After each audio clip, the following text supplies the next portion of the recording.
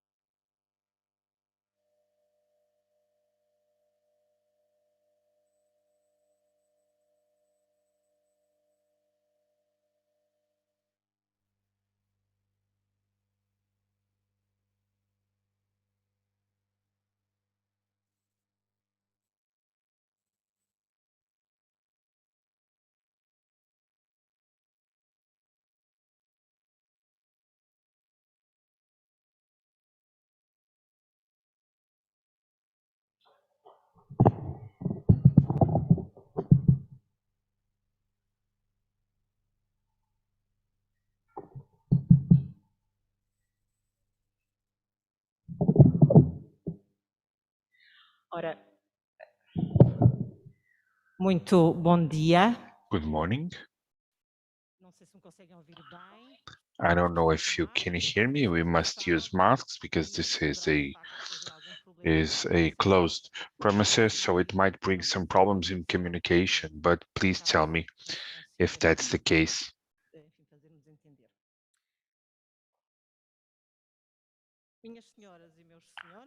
Ladies and gentlemen, let's now begin the sixth seminar, Erasmus plus Equity and Inclusion, Potentiality of the Erasmus Plus program. I would like to greet our vast audience following us in this event of the National Agency Erasmus Plus Education and Training is putting together for the sixth year, and now the seminar is hybrid. This means we are in a place with less population in the north of Portugal, close to Braga. This is Vila Verde. The geographical barrier is one of the dimensions of inclusion. And this event in situ, it's a way to show that we can get to public with less conditions of access to the program. On the other hand, this virtual format allows us to get directly to this village with publics that are in many different countries, giving them above all an European dimension. This year, we also have Portuguese Sign Language and simultaneous interpreting in English and Portuguese, therefore increasing the conditions of access to the event. Also, the recording of the seminar will be edited and provided by the site of the National Agency. We have at your availability the digital tool Padlet, where it suffices to access to the look that you have at the site of our national agency, and where it is possible to access to the information of our event, including issues that we might answer with a posteriori. If there is something you would like to ask, this is the place to do it. We still have a Padlet with a map that we would love to access, that you will access to, so that you can put the location of your institution, so that it is possible to have some digital networking going and also looking for partners. Your websites might be there, your photos, your interests, if you will.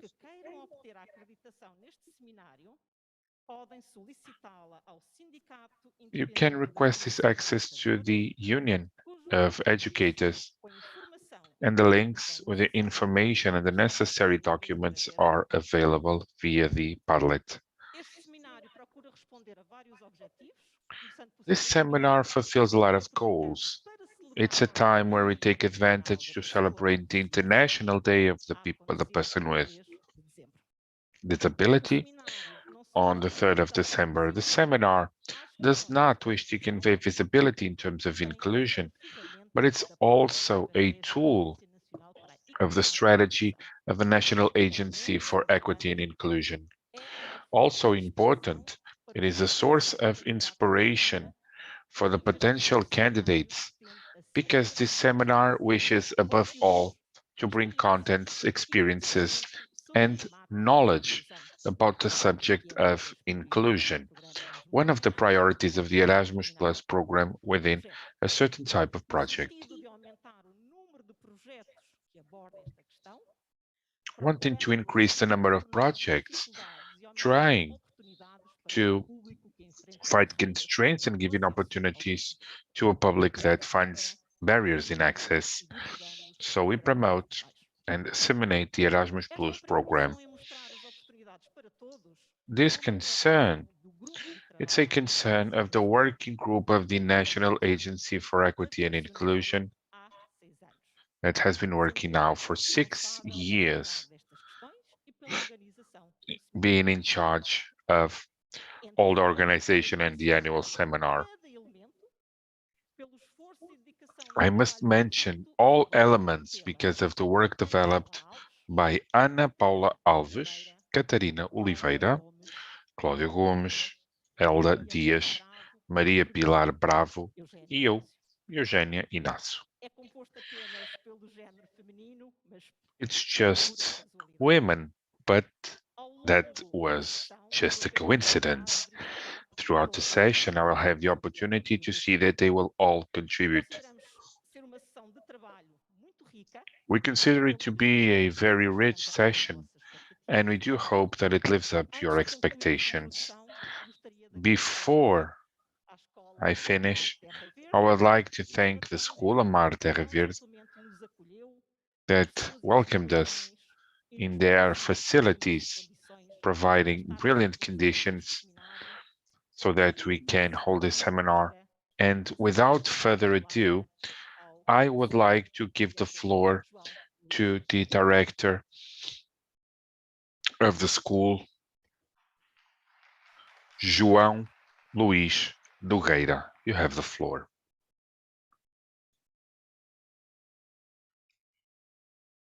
Muito bom dia a todas e a todos. Good morning.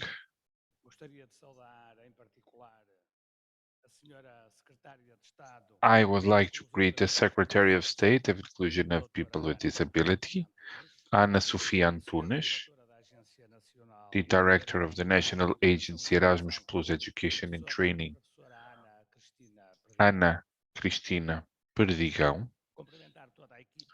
Greet also the team responsible and all the technicians of the Erasmus Plus, dear national and international speakers in person and online, as well as participants here and those who are online.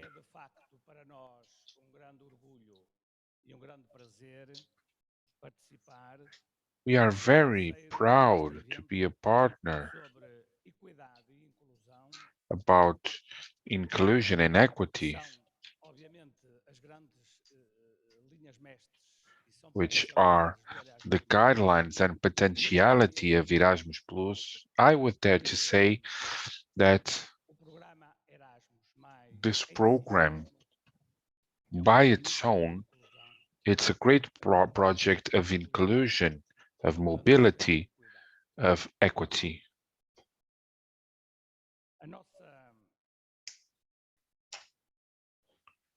A nossa escola Our school trabalha há muitos anos na inclusão, has been working with inclusion de certa forma, de in acordo a com o way, decreto-lei 54 according de to the 2018, Decree Law 54, the 6th of July, where a igualdade de oportunidades é para the nós equality of o opportunities objetivo central. is the main goal. E nesse contexto, Within that nós context, participamos em vários we projetos, participate in many como o projeto projects, Giro, que é um projeto de igualdade as the entre GIR as project, which is etnias, including different o projeto races, é um projeto the de SOPRO igualdade de project, which is a gender equality project, E há 2 anos esta parte, a nossa escola and our foi, de school certa forma, agraciada com o was selo graced protetora with a certificate of protective school by the National Committee das CPCJs of the deste país. protection Temos tido of child services protection. uma grande So operacionalidade we've had a great operationality, no tratamento destes temas. but in É, terms of como this disse, definition, tema muito caro, as I said, it's a subject that's very dear to me, e talvez and it's a very hard subject too, and maybe inclusion and equity in its whole fazer allow pequenas us to do é para wonders, nós wonders. tratarmos estes temas precisamos de recursos. Obviously, that we need resources. Os recursos, por vezes, são de Those disponibilidade resources mental are e física in terms do of nosso mental, trabalho dos nossos physical professores. availability of our Criamos teachers, na escola the environment that we create at basta school. a referir It suffices to que, say além dos diferentes prémios a that concurso beyond the different que a awards escola, com o trabalho dos professores e dos seus that the alunos, school, with the os work of nossos students, alunos, of our students, vamos no 14º ano this is the do 14th projeto year of the project Eco Schools, Green Flag. Estamos no 14º ano consecutivo. It's the 11th year. Soft skills are for us Método pedagógico a method bastante apreciado e bastante desenvolvido. that is very Obviamente que para nós, developed and pequenos, appreciated. o espírito sempre presente Of de uma course, escola that in order to have the spirit of an inclusive school, uma atitude na gestão, we must have an attitude in management uma that's atitude democratic, de tolerância, tolerant, práticas, boas práticas, good practices, práticas de interagir ao ritmo dos nossos interacting, following the respeitar rhythm of our students, a diferença respecting the e, acima de difference, tudo, and above termos all, projeto having a do project nosso subconsciente in de our empatia, unconscious de mind of tratamento de igualdade. equality. Equality. Todos somos diferentes, obviamente, We are all mas different, cada projeto obviously, terá a but sua característica each própria.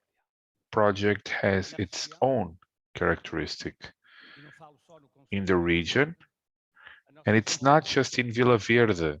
é, de certa Our forma, school aquela is que somewhat recebe the school os alunos com maiores who gets the dificuldades de students with aprendizagem. greatest difficulties in É a learning. escola referenciada pela CPCJ It's the school nos referenced critérios que by the Child Protection Services, the CPCJ, and also número, obviamente, que é Vila Verde, mas também temos Of course that it's Vila Verde, but we have the different municipalities, Amar, Escola, Terra de Ouro, students that are signaled where they will feel comfortable in their educational project.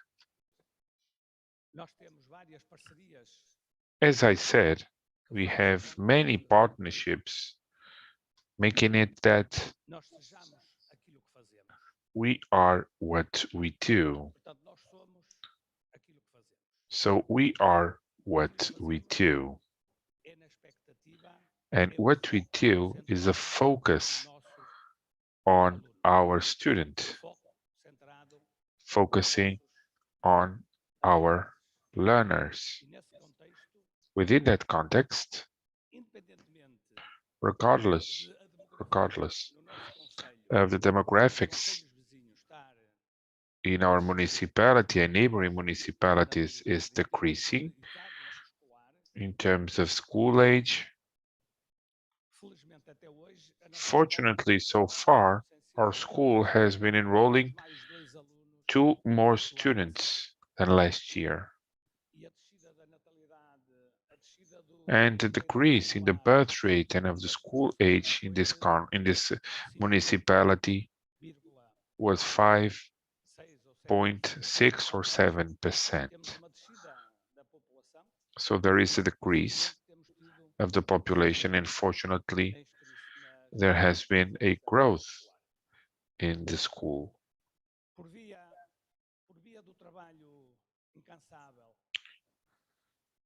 Via the tireless, continuous work of our teachers, we have 5% of dropouts, and this must be properly characterized because many of it is a return or an early initiation at work market, because we are in a region where the economic difficulties, the lack of structure in the family is a thing, where we have many students living with their grandparents, with their aunts. So we do have some students that start in the labor market before finishing the 12th grade. Some of them even migrate, but they are in those 5% that we consider to be abandonment. There is some who change schools, considered also dropouts in terms of statistics. And on average, we have 5% of retention, which means that it is an average of 90% of employability, although statistically we count the ones who continue their studies. We have 7% of students who continue their studies. So with those 7%, we have an average of 90% of, let's call it, entering the labor market. Obviously, that the fact that we have all this responsibility, this social responsibility, I would like to say that on the 3rd of December, the National Day of the Person with Disability, the school has a partnership in Vila Verde, where we have a common project, which is the project I Can. It's a project designed to motivate and develop skills for users of the APP-CDM. And on the 3rd, we will have a seminar. We are working with our students in painting the mascot. We will make a video that's being edited for the users. So we welcome all those projects that in fact make us human. All those projects that we feel are necessary for the development of the values of our students. ao sentimento, The feeling, ao exemplo the example de que aquilo que hoje é of what is now dos aspectos mais essenciais one of the most pivotal aspects in the labor market. têm atividade Our youngsters have associativa, an associative activity. jovens têm participação They have social, a social esse participation, foi dos grandes indicadores and that is one of the great valorização para a issues in terms of employability. contexto. Temos vários parceiros que nos So we do have some partners helping us to get to this goal, e, portanto, como dizia Fernando Pessoa, nós and somos do tamanho Fernando Pessoa said that we are as big as the people we're with. obviamente agradecer muito So we would love à equipa to thank de the team Erasmus Plus, descentralização because this decentralization aqui hoje presente, provada de que that is proven to be that leaving the comfort of the offices and residences of our houses in Lisbon, not ours, yours, eu sou natural de Braga, because I'm from Braga and I live in Braga. é grande exemplo de inclusão. Como disse, It's a great, aqui a senhora great doutora Eugénia, não me engano, Inácio, evidence of inclusion. de facto, a geografia é uma barreira para a inclusão. Geography is a constraint for inclusion. O Erasmus+, Erasmus Plus, it's a great project of inclusion.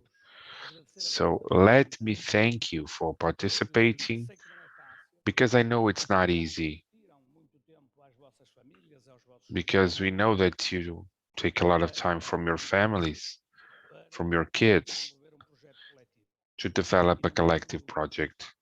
And Aquilo que é, digamos, a atividade maior do Erasmus+, the activity of Erasmus Plus, which is mobility, uma grande atividade de inclusão. is a great activity for inclusion. It's the only way Adquirir e for some youngsters to acquire and understand the spirit conhecendo outras culturas, vivendo of knowing other cultures, e saboreando experiencing, savoring other gastronomies, é conhecer a diferença.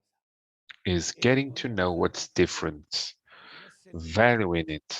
And in that sense, todos de parabéns, we are all haja all Erasmus.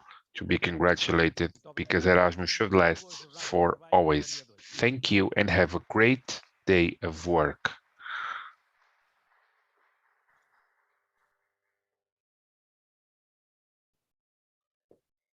Muito obrigada, Sr. Dr. João Luís Nogueira. Thank you, João Luís Nogueira, for your words, for your experience, for the work you have developed. Passo agora a palavra à senhora diretora da Agência. And now I'd like to give the floor to Director of the National Agency, Ana Cristina Perdigão, with a video. Thank you.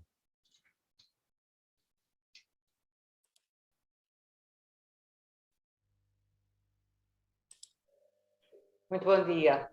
É com enorme prazer que dou início ao 6º Seminário Erasmus. Good morning. It is a pleasure to open this session on the Erasmus program. I would like to thank sincerely the Secretary of State of Inclusion and people with handicapped people, Sofia Antunes, by honoring us with her presence and on her work that has been developed.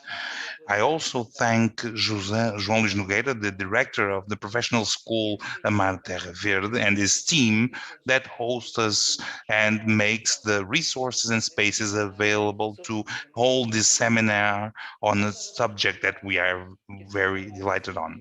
To all the guests that accepted this challenge and will share their experience and knowledge on the challenges of inclusion, I also would like to thank. And finally, I would like to thank to all who are attending this session, both in person and online, and for sure they will promote the construction of inclusive projects that are respectful of diversity and inclusion. It would be a pleasure for me to be there in Vila Verde, but due to the circumstance of arriving yesterday from a trip, didn't allow me. This is a special moment on the life of the agency for education and training, and it is in the special moments that we should remember people that are examples of people. I'm talking about Isabel and the tribute we owe her for her innovative spirit. She was an example of dynamism, and she was always involved in projects connected to the improvement of people's lives, of people suffering from autism. She boosted the association Autism Europe, and she contributed to the creation of the first association of troubles of autism in Portugal. Her example should be the influence of for new participants and to involve the promotion of the involvement of citizenship. Taking into advantage the proximity of the 3rd of December, we celebrate that this date and we respond to the challenge of the European Commission so that we can hold initiatives for inclusion and diversity. As you know, the European Commission launched a challenge to those who participate in Erasmus Plus program, both in formal and informal education for children, young people, adults, professional, connected to volunteering or sports, to develop projects that involve people with less opportunity. That challenge is on each person's hand. So schools, non-governmental associations, cooperatives, companies, public sector and private sector. Elaborating a candidacy to the Erasmus Plus program, there should be an inclusive program that might promote the participation of people with less opportunities. The National Agency Erasmus Plus Education and Training, in order to contribute to the construction of inclusive quality projects, has developed a strategy to support inclusion and diversity in order to identify needs and promote local, regional, national, and international synergies. Through differentiated initiatives, we intend to identify and to boost and publicize inclusive practices and to contribute to the necessary reflection so that everyone has an experience of learning or training within the Erasmus Plus program. Within the initiatives that we will continue to develop, we have the Equity and Inclusion Seminar. It has as an objective not only to talk about people with handicap, but to also to congregate narratives that are faced with people, communities on defending the 21st article of the Charter of Fundamental Rights of the European Union. Any discrimination based on any ground such as sex, race, color, ethnic or social origin, genetic features, language, religion or beliefs, political or any other opinion belonging to a membership of a national minority, property, birth, disability, age, or sexual orientation shall be prohibited. Although the Erasmus program in different versions will soon complete 35 years of existence, statistics reveal that there is still much to be done in the field of participation of publics with fewer opportunities. That's why this seminar is a break from everyday life to joint reflection based on listening to different speakers, inspiring and award-winning models who, through their example, will allow us to analyze what responsibility each one of us has in the promotion of an inclusive society. As Sophia Mello-Breiner Anderson said, we see, hear, and read we cannot ignore. By organizing a seminar in mixed model face-to-face and online, we wanted to take this initiative further and allow Europe's partners to find inspiration for encompassing different dimensions of inclusion in their projects as proposed by the European Commission. The panels we present with excellent speakers will for sure contribute to a comprehensive view of inclusion dimensions, allowing us to listen to those who know what should be done. Each speaker It is also important to mention the commitment, presenting men and women that have accepted to share their experience as inspiring models. The 29 participants in the Inspiring Models initiative, supported by their municipalities, revealed the experience through the video, which may be shared and used as a debate starter in different situations. The organizations receiving the 2021 E Plus Inclusive Award will be also presented. This award aims to value projects, teams, and organizations that champion diversity, collaboration, and the sustainability of inclusive practices. As it could not be otherwise, we should also mention the rules of participation in the Erasmus program and the potential that this offers to organizations, creating specific support, also financial funds for the participation of publics with fewer opportunities. Finally, we will have the performance of the Villa Verde Music Academy, to whom I would like to thank, and they will make closer and closer through music and show the diversity of the city. It will be a day full of emotions and learning. We believe that this day can contribute to a personal reflection, both at the national and international level, about the construction of inclusive projects within the Erasmus program, and having always in mind that we are all essential for the construction of a collaborative Europe respectful of diversity and inclusive. I underline that this agency is available to help organizations and participants with information on the different actions connected to the Erasmus Plus program. I thank you all for your presence and I wish you a fruitful day. Thank you very much. Thank you, Madam Director. And Cristina Perdigão, we will now have the speech by the Secretary of State of Inclusion of People with Disabilities, Ana Sofia Antunes. Bom dia a todos. Good morning, everyone. It is a pleasure to be here with you today this morning and being able to share a little bit about this 6th edition of the seminar Erasmus Plus Equity and Inclusion, No qual já tive in which I've already participated in different initiatives. I would like to start by greeting all the organization, the director of Erasmus Plus, Ana Cristina Perdigão, whom I've met already quite recently in a seminar that is with a topic close to this one, and turn to the experience that the project is providing to a group of young people within the spectrum of autism through the involvement of a group of organizations, trans-European organizations, and that are representative of different European projects. Being that in Portugal, the entity is Inovar Autismo, that has had a role that is quite disruptive and promoter of innovative projects and differentiating ones, especially through this vision by promoting projects in the community that and promoting the participation at different levels, but properly framed within the local community.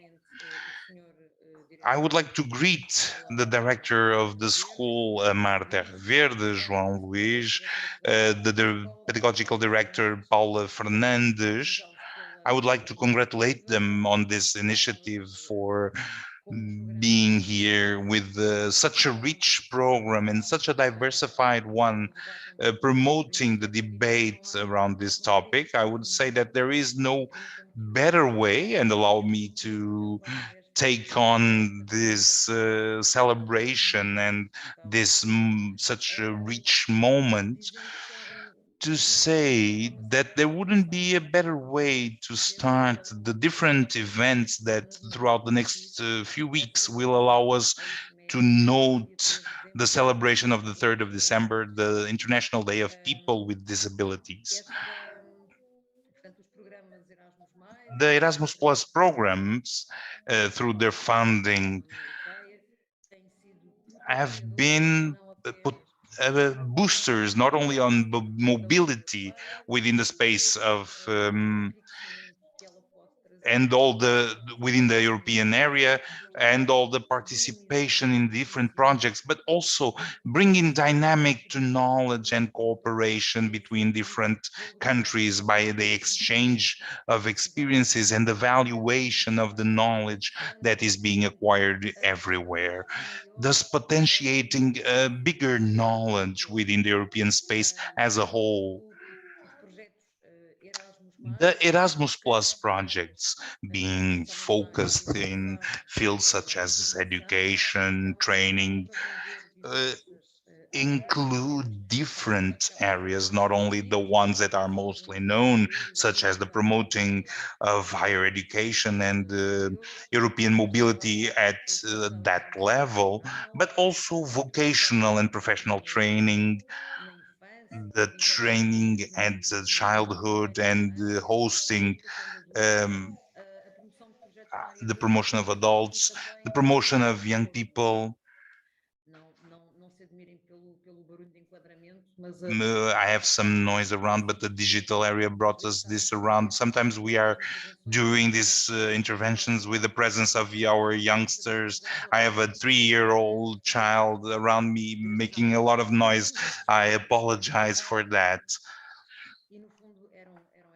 And these were the words that I wanted to tell you, especially the fact that I value above all the bigger and bigger presence of people with disabilities in these these European experiences at the level of Erasmus projects, a reality that didn't exist 20 years ago, not only in Portugal, but in different member states as well.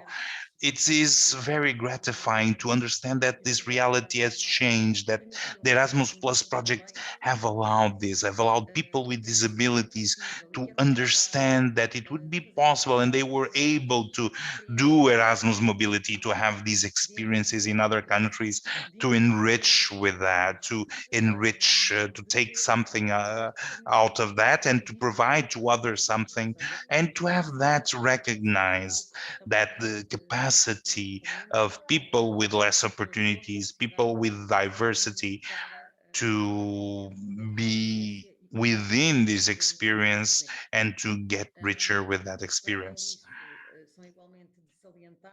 Besides that, we should recognize the different projects that have been funded at the level of knowledge, such as the one that I mentioned before, among others, that besides disability have promoted diversity and the support to other audiences, thus providing more knowledge in fields that are as diverse and respecting always the less favored publics. Of course, knowledge will be given in terms of inclusion of people with disabilities that will be extremely useful and valued within the next few years. These projects have a very important dimension because they allow to put into practice the new strategy for young people, and they also put into practice many of the principles and commitments of the social rights pillar, and they meet those who are the big commitments in the new European strategy on people with disabilities. I wish you all a very good work day, reflections that are productive and enriching. And I hope that we can all leave this day with the richer and with a bigger will of being able to move forward with this project. Thank you very much.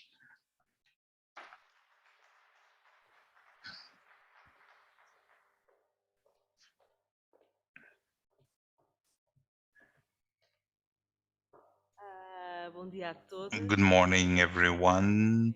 My name is Claudia Teixeira Gomes. I'm part of the group of inclusion on the Erasmus Plus agency.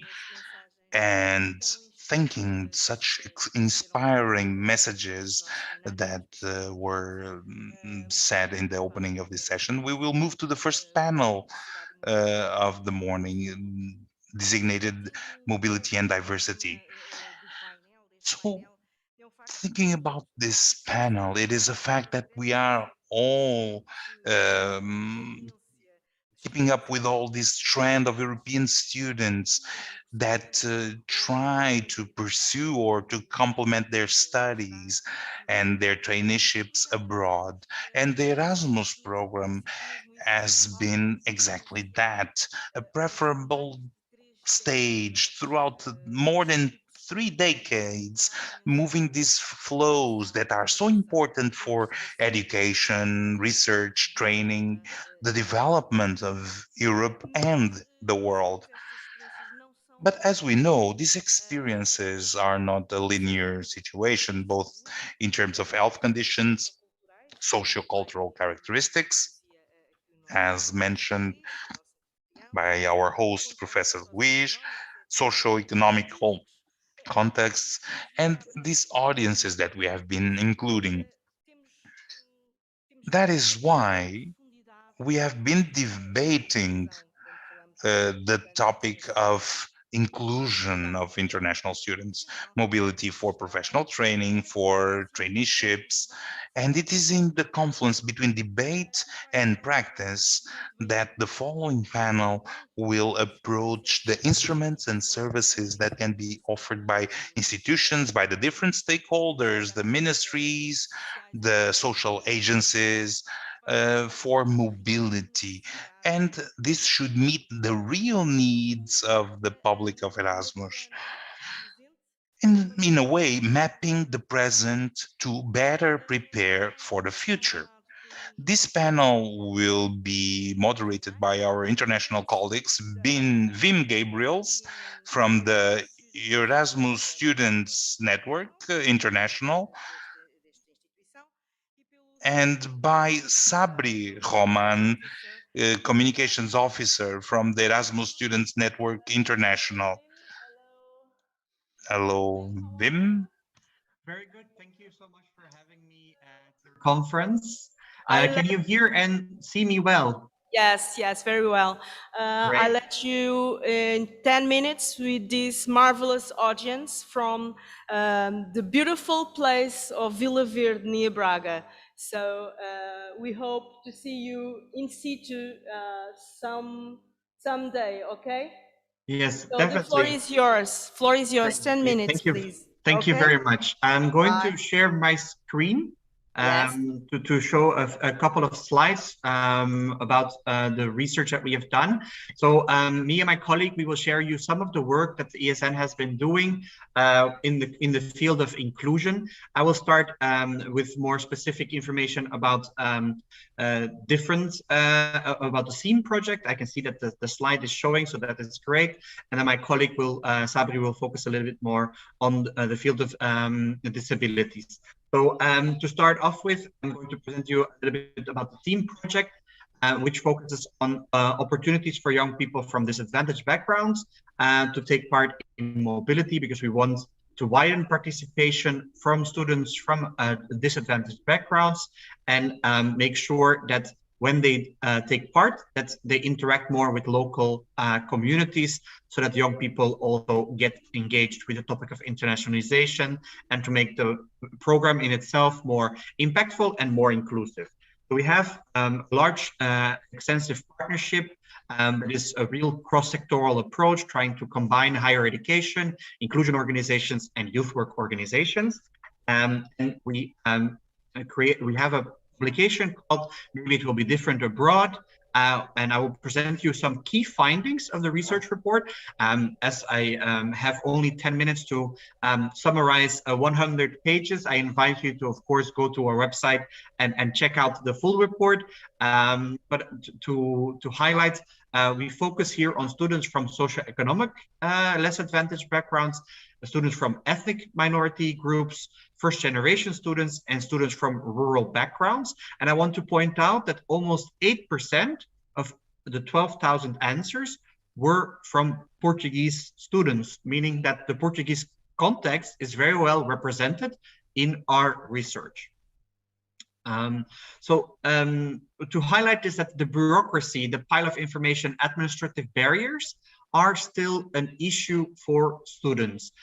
When they indicated they would still like to receive more departure support, indicating that students would want more information about available funding, more support with the application process, and also 86% said help choosing a successful or a good host university to make sure that they are well prepared in applying for their mobility opportunities. One of the outlines that we also found is that access to financial support and the issue of having to advance all of these initial costs still remains an issue for students, indicating, for example, one of the quotes here that students have to combine different student jobs, and that saving for Erasmus and pre-financing these costs aren't always that easy for students to do. We also noticed that the financial support offered is not always the same versus what is needed. So 59% of our respondents said that they received less than 50% of their cost of living that they would have, right? So that they have a higher cost of living compared to the grant that they would be receiving. And when we looked at what would non-mobile students need to take part, they said that 80% of them said that they would need more than 50% of their living cost covered. This is even more tangible for students from less advantaged backgrounds. There, the results are even higher, that they would need even more of their costs covered. It's not all negative news though. So most of the students indicated that mobility did not have a negative impact on their academic achievement.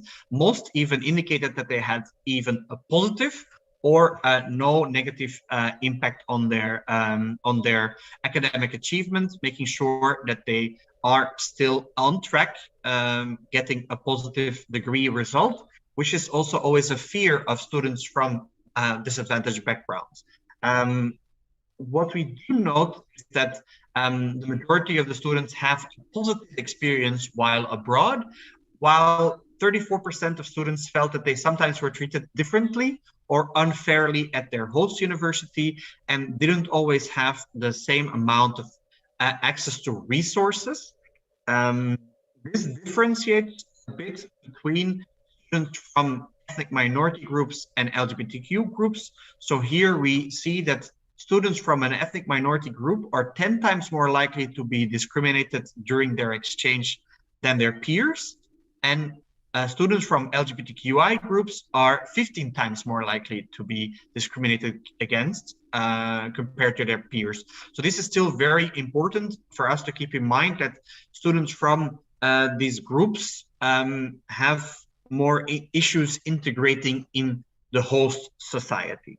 Now, when we look at inclusion, we can see mostly that there are 3 barrier types to take part in mobility opportunities. They're institutional, environmental, and attitudinal. Institutional barriers are barriers that reflect on the program and the regulations that are in place. Environmental are related to the societal factors and the access to information and the personal background of students.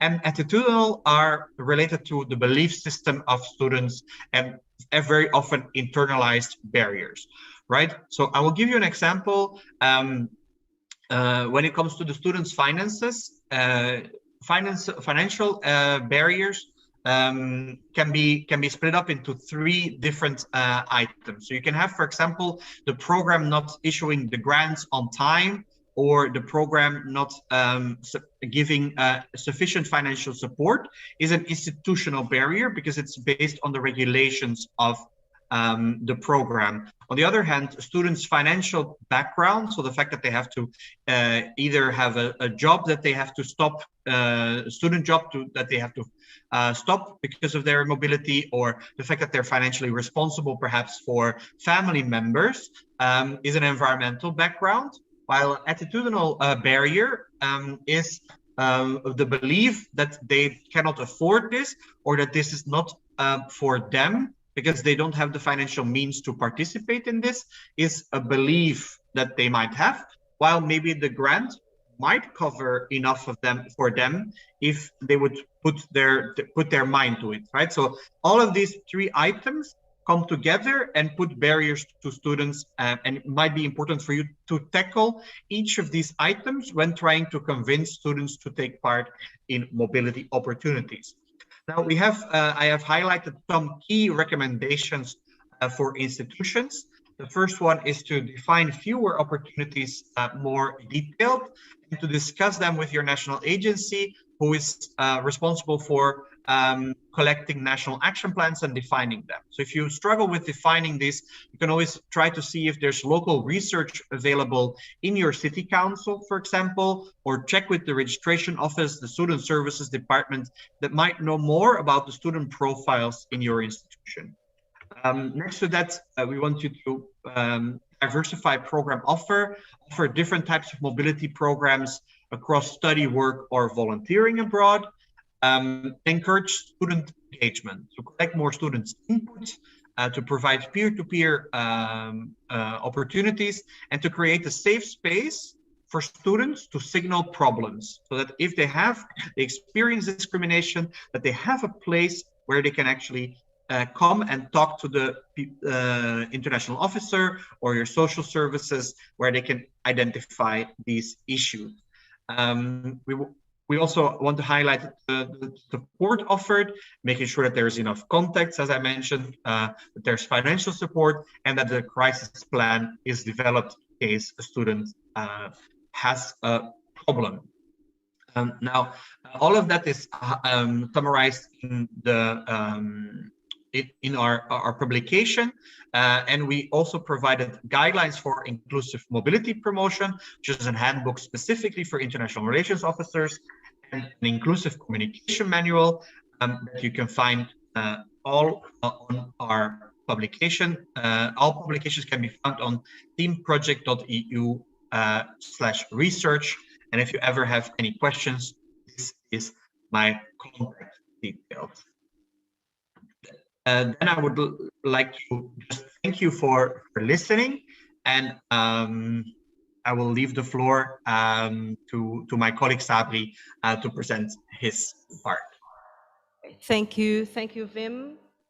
Thank you so much. And now we give the floor to Sabri. Yes, here I am. Bom dia a todos. So. Okay, this is my screen share. I will put it in full screen like this. All right, so I understand that you can hear me as well very clearly, so I will just proceed. So after the introduction from Wim, I'm very happy really to present this project. As a point of reference, and again, I will also be brief in 10 minutes, I will show you some video content so it will be a bit more engaging. We have presented this project and the platform that comes with it in at least 2 previous instances, which was during the ERACON of 2021 and the conference of the European Association of Conservatories a few months ago. And the feedback that we have received from the institutions, namely from higher education institutions, national agencies, has been very, very great. And one of the slogans that I'm now using really in my communication, which is also one of the feedback that we have received by the audiences, is it free? And why do I say this? Because the quality of this platform is really so good that at certain points, the audiences and the end users had a doubt. They said, hey, do we have to pay for this? And the reality is, of course, that it is free, yes, but it's really a telling sign of how good this platform is. So what is this platform? As Wim already introduced, the idea behind the inclusive mobility.eu is to foster the inclusion through mobility for people with for students with disabilities. Now, with Plan for Sim, gradually this platform is expanding to include also other categories, which are not only related to disability, but from all sorts of disadvantaged backgrounds. And here you can see some of the partners that are involved. There is the Flemish Ministry of Education and Training, there is CIHO, there is also, of course, AHEAD, work with disability, the IUA, and of course, us, ESN. And the platform in brief has all sorts of information about the strategies, the processes, and the support services on inclusive mobility in the European higher education area. And what happens is that the platform encourages, on one hand, students to go to mobility with all the informations are streamlined. And on the other hand, it fosters a sort of community of practice, the creation really of a community at the European level with all the institutions that are involved and that provide the information, as I will show you in a bit. The strength, of course, is that the platform has a very streamlined approach. All the useful information are collected in the platform. The opportunities is that really of creating the main European portal when it comes to inclusive mobility. This is our ambition. And I have to say that we are gradually getting there. And then, of course, the current situation is that we are prompting all institutions, all higher education institutions, the Ministry of Education, the national agencies to register on this platform so that students will be able to have more and more information about the situation in your home country or in your institution. And this is why this project is all about really co-creation, okay? With the input of institutions such, I would imagine, of the audiences also that are there, we can have more and more information about this platform, within this platform, and we can have more and more people with disabilities going to mobility and going through the barriers that Wim highlighted, and of course to benefit in terms of social inclusion, integration, and also in terms of really, for example, access to the work market and so on and so forth. Now, I will show you two videos. First, this is a video of a general introduction of the platform so that you have an idea about this platform, and then about a specific section on the platform, which is a bit more technical, but nonetheless, not less interesting and important for you. So I will reshare my screen because I think that I have to share my audio. Just bear with me 1 second. Share screen, share sound, and here it is. Okay. Okay, here we go. The platform InclusiveMobility.eu is a unique platform centralizing everything about inclusion and support services offered by higher education institutions, national agencies and ministries for education to international students. On this platform, stakeholders and students will also be able to find information about going abroad and inclusion-related aspects, as well as some inspiring testimonials from former international students who went abroad themselves for their studies or for a traineeship. On the Institutions page, you can easily search information about higher education institutions. The search bar allows you to look for a specific higher education institution by typing its English or local name. It is also possible to look for an institution using the interactive map or to filter the results based on what you're looking for. On the institution page, you will be able to easily find crucial information, such as the contact details of the Inclusion Office. If the institution provides any specific additional measure for studying and exams, for example, if extra support, like a note taker, a recorded lecture, or some extra time for exams are available, this is where you will find the information. On the country page, you can find information about each of the countries composing the European higher education area. You will find there the different inclusion and support measures each country provides for students, or their strategy in terms of inclusion for international students. For example, if certain scholarships or grants are available for international students, or if a certain support grant is transportable abroad. You can also easily navigate to the national agency Erasmus Plus office page, allowing you to find the specific support measures they offer to their students. On the Going Abroad page, you can find information about the different programs available for studying or training abroad as a higher education student. Specific accessibility aspects in Erasmus Plus mobilities are also detailed. As a higher education institution, Ministry for Education or National Agency for Erasmus Plus, you are invited to create an official account and to fill out your own institutional page. Once your account is created and validated by our team, you will be able to provide relevant information about your inclusive mobility strategies, grants and scholarships, and in that way, support services available to widen participation in higher education. Editing an institution page, a country page, or a national agency page work exactly in the same way. So start filling out your page today and remember to update it regularly. Visit our website. For any questions you may have, you can contact us. Okay, so okay, so this I will skip it a bit because I'm mindful of the time, and actually the presentation already went into detail with this. I would just like to focus more on the right side, and of course also on the center, but basically the process that we are going through now is that countries are registering, meaning institutions and stakeholders such as yourself. This will lead to a creation of a European network on inclusive mobility, and then with the promotion of the sharing of information to foster the access to mobility for people with disabilities, we will have also stronger ties, cooperation, more harmonization, and improved experience, of course, for the students, and I would say also stronger European higher education area when it comes, has more synergy when it comes to inclusive mobility. But there is an extra bit that I will really end with this. There is another section of this platform, which is specifically not only to offer services for the students, but to benefit you with all sorts of key resources when it comes to increasing and improving the mobility. So I wanted to share this last video, and then my presentation will be over. So here we go.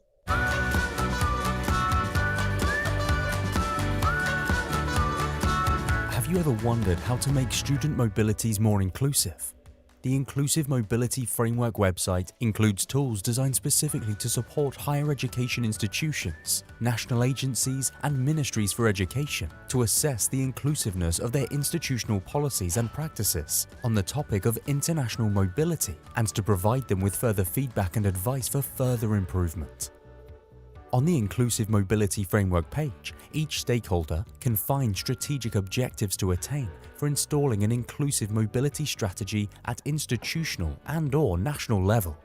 Each framework focuses on student mobility between higher education institutions and brings a comprehensive overview of objectives, and by taking an institution-wide dialogue including several departments and faculties.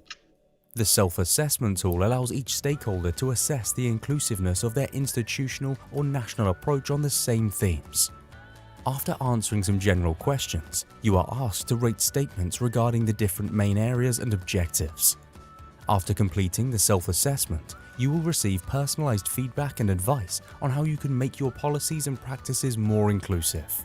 You can share your results easily with your colleagues to better identify strengths, bottlenecks, and points that need improvement. By repeating the self-assessment exercise at different points in time, it can show you how and if approaches have changed. The results are fully anonymous and no personal data is stored. Finally, the toolbox is an inspiration tool where you will find guidelines, articles, videos, and other tools on the topic of inclusive mobility. You will find there our own research report and inclusive mobility guidelines for higher education institutions, which give you concrete tips and tricks on organizing your mobilities in an inclusive way. In the toolbox, you will find other interesting resources and articles on the topic of inclusive mobility. The toolbox is being continuously updated and enriched with new resources. Do you have a good practice yourself that you would like to share with others? Then click on the Upload Resource button and let the world know about your good practice. Visit our website. For any question you may have, you can contact us.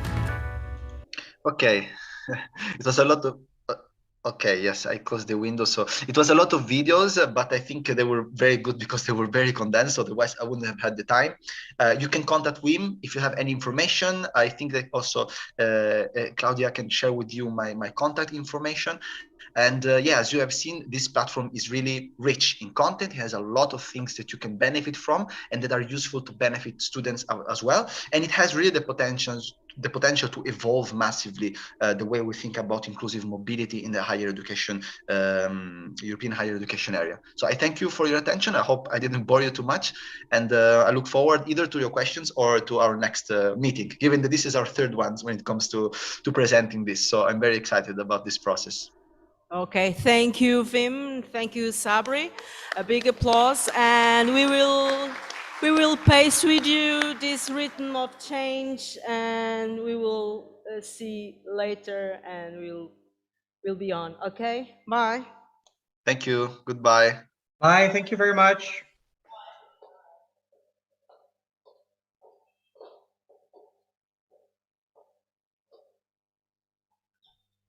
Bom dia. O meu nome é Elda Dias. Good morning. I'm Elda Dias. I'm part of the group of Equity and Inclusion. We had to change a bit our schedule. So let's now go to Equality and Non-Discrimination panel.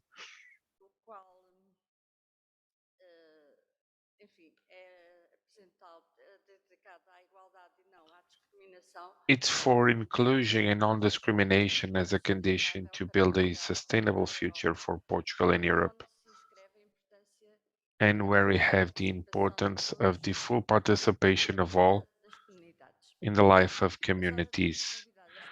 Our guest speakers work with culture, gender issues, and bring us ways of analyzing the reality of our societies for building inclusive projects.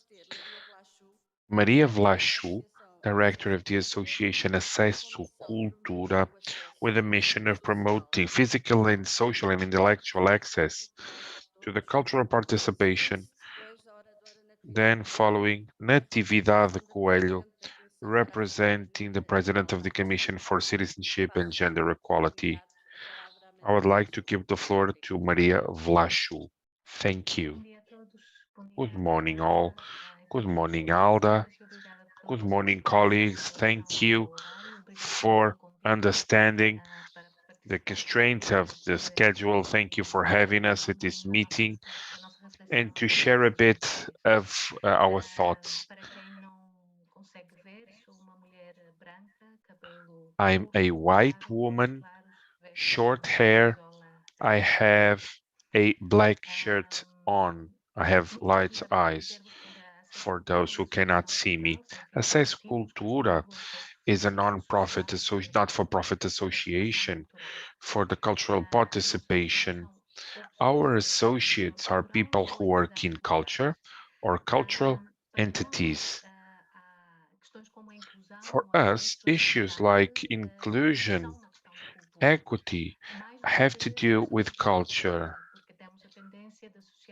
We have a tendency of associating culture with arts. It's social culture, who we are as individuals, as a society, and the world with which we dream. Acesso Cultura has 8 years of life, and these words, inclusion, access, have always been part of our vocabulary. 2 years ago, I was at a conference, and someone said that generosity is not justice, inclusion is not equity. And this made us think if we were aware of what words mean and the impact that these concepts must have in our thinking and in our practices. It's important not to be close to definitions. We must be always waiting for more. But it's nice to have a common base to debate these subjects And this would be the definitions, of course. First of all, because many times we hear the words, we promote diversity. Diversity is something that exists regardless of us. It's a fact of life. It's all the ways, diversity is all the ways through which people are different individually and also as a group. Some are visible, for example, a disability, the color of the skin. Others are invisible, and we need to be aware of them too. The socioeconomic status, the civil status, also the sexual orientation. These are factors that might result in exclusion and discrimination.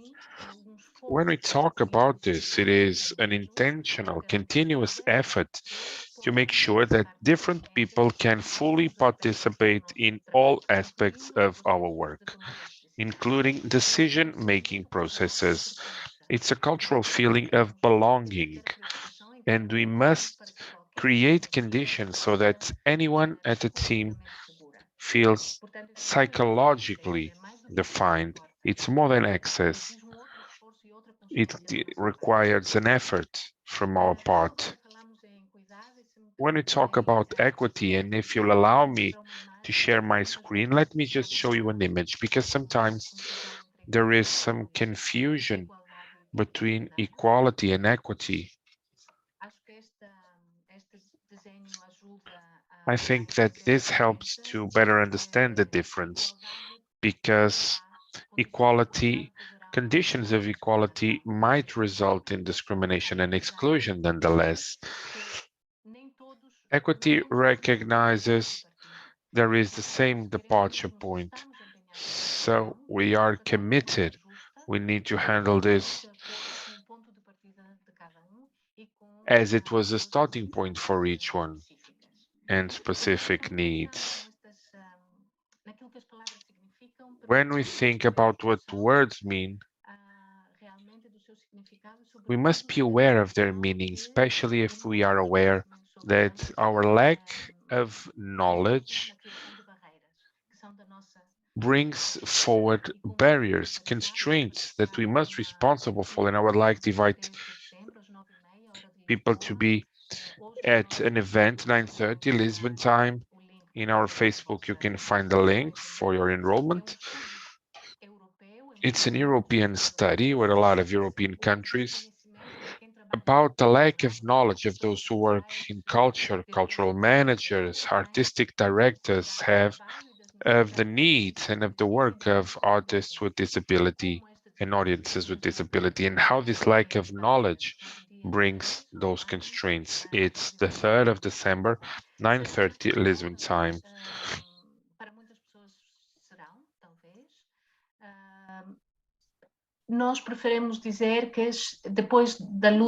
We prefer to say that after fighting for many years of certain groups of people and individuals, there is a greater availability to listen to people in the public space.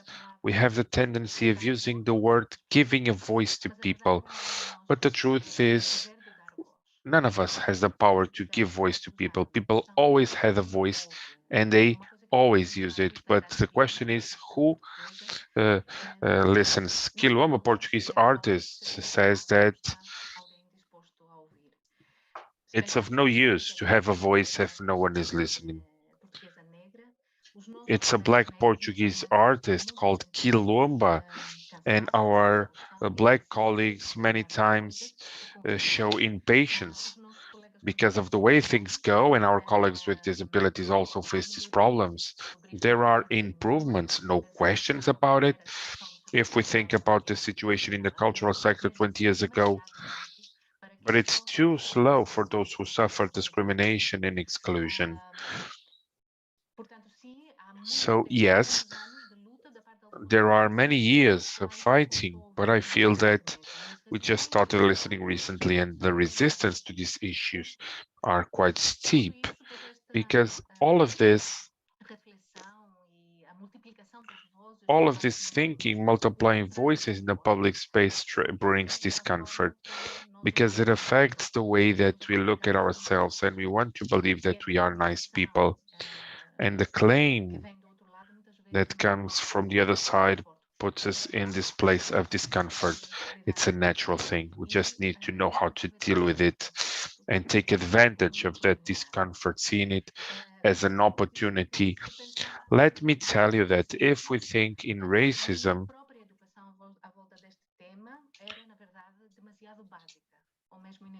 I was quite basic in my understanding, and for the last 5 or 6 years, I have been investing a lot of time, but also money to buy books, participate on debates, conferences, trying to answer the failures of the formal educational system. And I don't think from this point of view, in terms of discrimination or racism, exclusion, I don't think that that's as different of the formal system where my son is a part of. He's 16 today.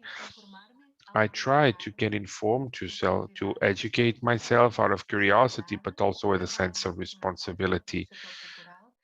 Working on a certain sector, understanding that my ignorance in terms of the lack of empathy, helping to fight barriers and discrimination.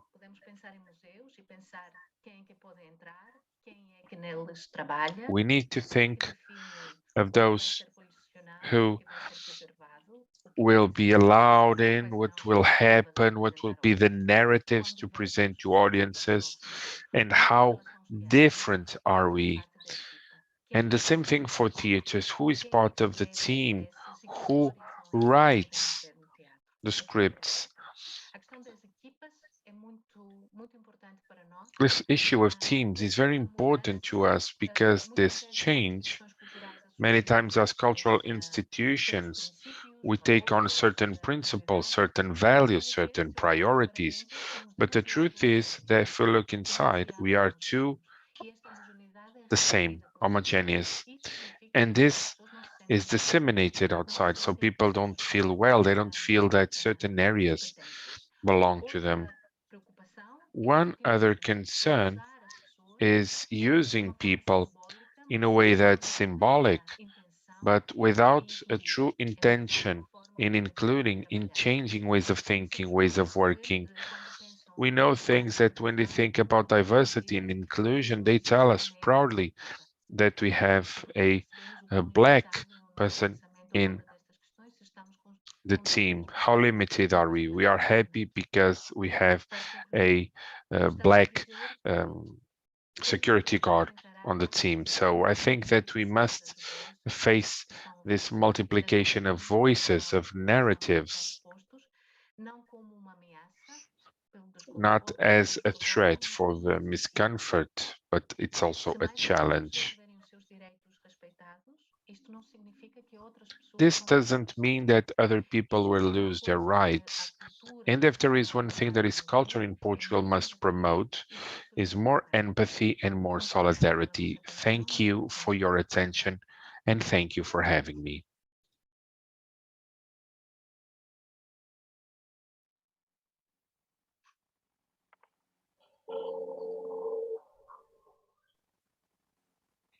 Thank you, Maria Vlachu, for your words. Let me give the floor to Natividade Coelho.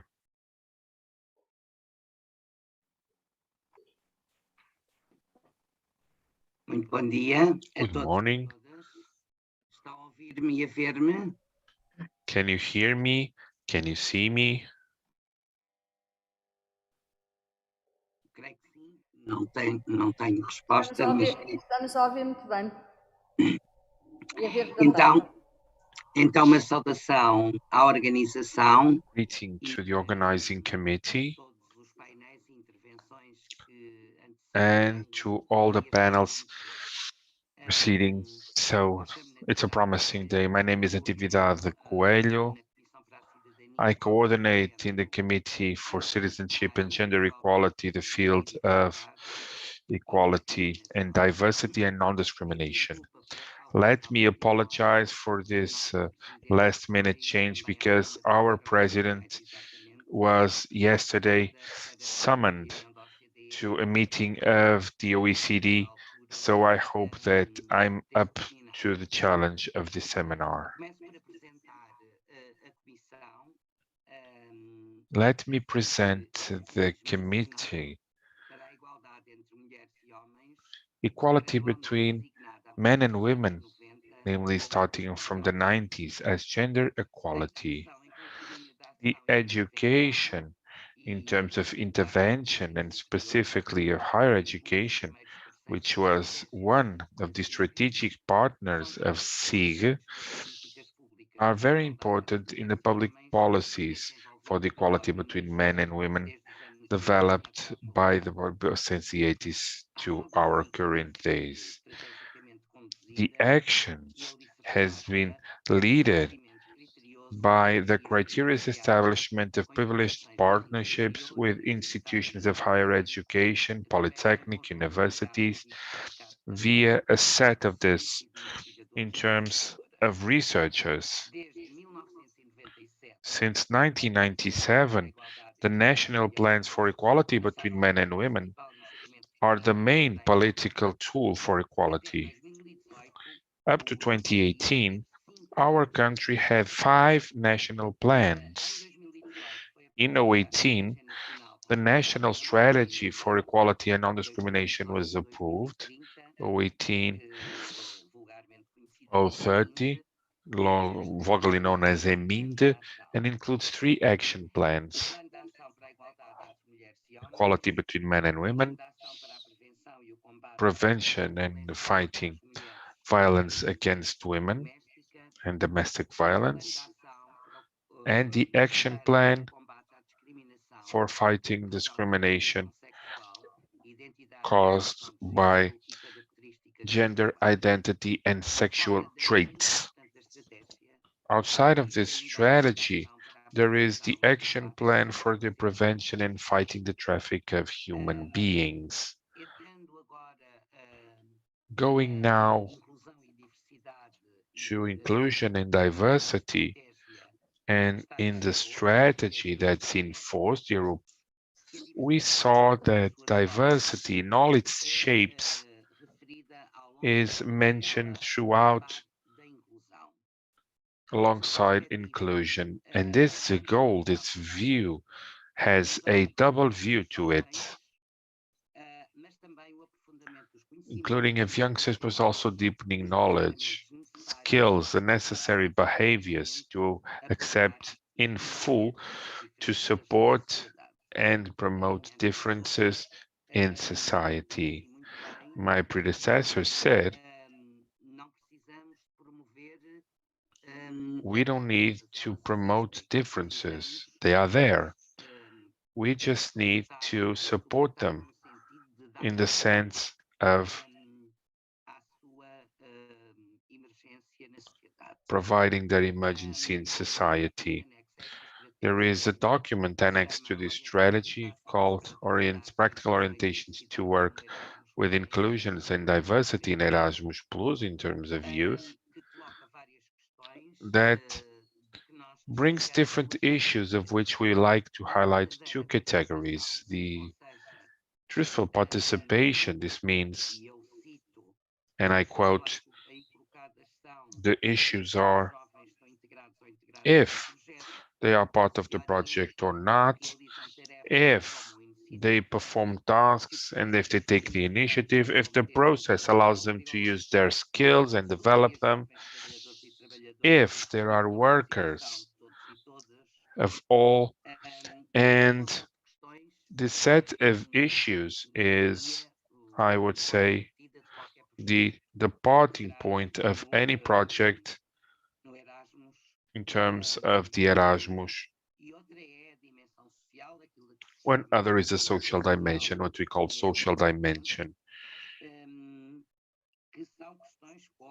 which are issues such as if the program helps all to interconnect and to find their way, the group or the project, how does this deal with stereotypes on different excluded groups, and also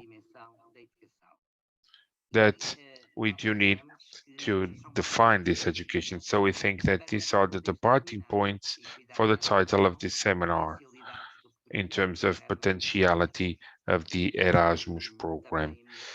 Also, my colleague before me used a brilliant slide to show the issues in terms of equality and equity.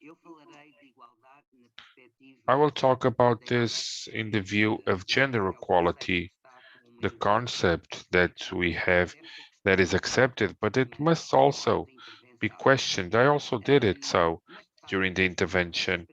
But these concepts to be incorporated, they don't just need to be explained and theoretically explained. They need to be experienced in projects, in practices, because inclusion, participation, citizenship, bureaucracy, equality cannot be taught. They can be experienced. They are not just theoretical, that can be incorporated without being experienced. But there are basic concepts so that this experience is common.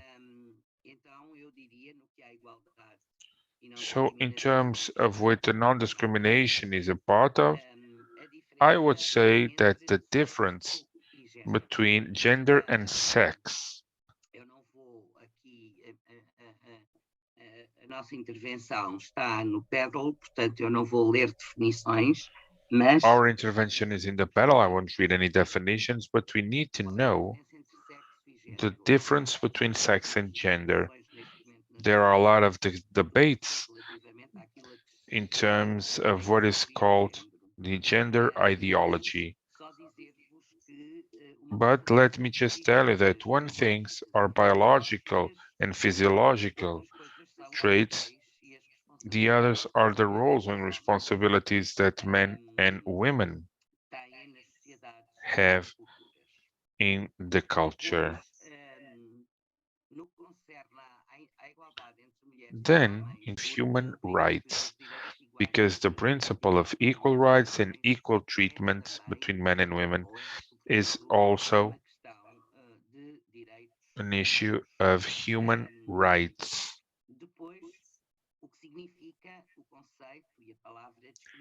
Then the concept and the word discrimination. We need to be mindful of this concept. Gender stereotypes, social models that are preconceived on a specific and limited set of attributes of characteristics in roles that should be performed by women and men according to their gender. And these gender stereotypes are very harmful, not just because they are an obstacle to equality, but because they have a persistent discrimination definition and resistant that still happen in our societies, limiting the possibility of each person developing their own natural skills, their preferences, and also making choices.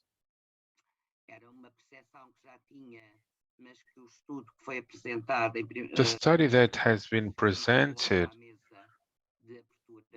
after the opening table on terms of constraints and seeing that many times mobility is an opportunity or becomes an opportunity to flee in terms of the peers or people who feel discriminated in order to, in other context, in other country, try to develop their skills and their experiences. So it's very important to understand that Erasmus might be an opportunity, a very good opportunity actually, for people, young people, to be freer than they are in their contexts of origin.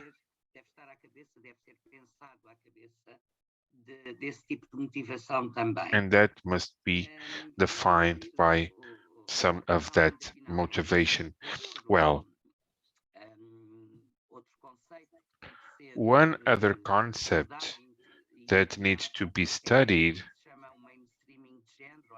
is the mainstreaming of gender in all this definition, which is integration of equality on all levels, on all stages, by actors involved in policies. And this is a strategy that does not replace policies and specific programs, but that puts the lenses of equality in everything that we do. I left this to the end because I think that the intersectionality, being a guidance in our strategies and plans, is amazingly important for this debate because it reports to multiple discrimination that do exist, and they are experiences of the violation of human rights by people that result not just from their gender, but other unequal connections of power coming from race, age, and also this intersectionality as a perspective for a project, for a strategy, for an approach, and also not just now, but this is very important, this problem with the migrants. So we must never forget that one person might be at the same time a victim of discrimination.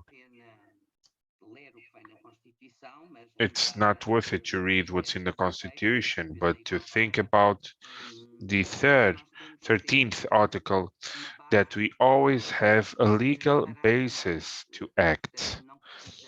So we don't need, because the Constitution of the Portuguese Republic gives us this legal basis for action.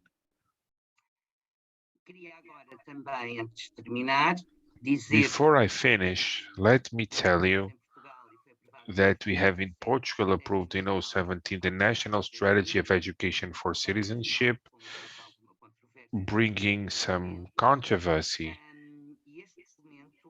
And this document, the gender equality, will integrate the non-higher education, which is one of the main domains to work upon this citizenship and development. So we don't have a framework of projects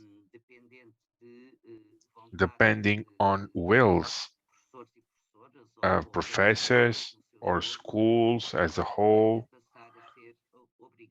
in order to become mandatory. In 2018, when NMIND was approved,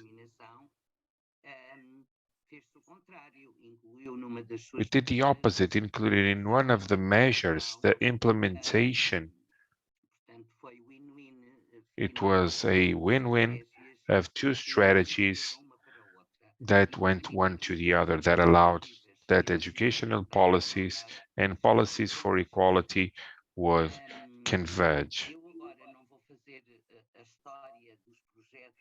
I will not make the apology of projects and what was defined in the partnership with education, namely, but I would highlight the tradition of transnational projects where obviously we have learned a lot, one of which, education, happened between 1999 and 01. Also,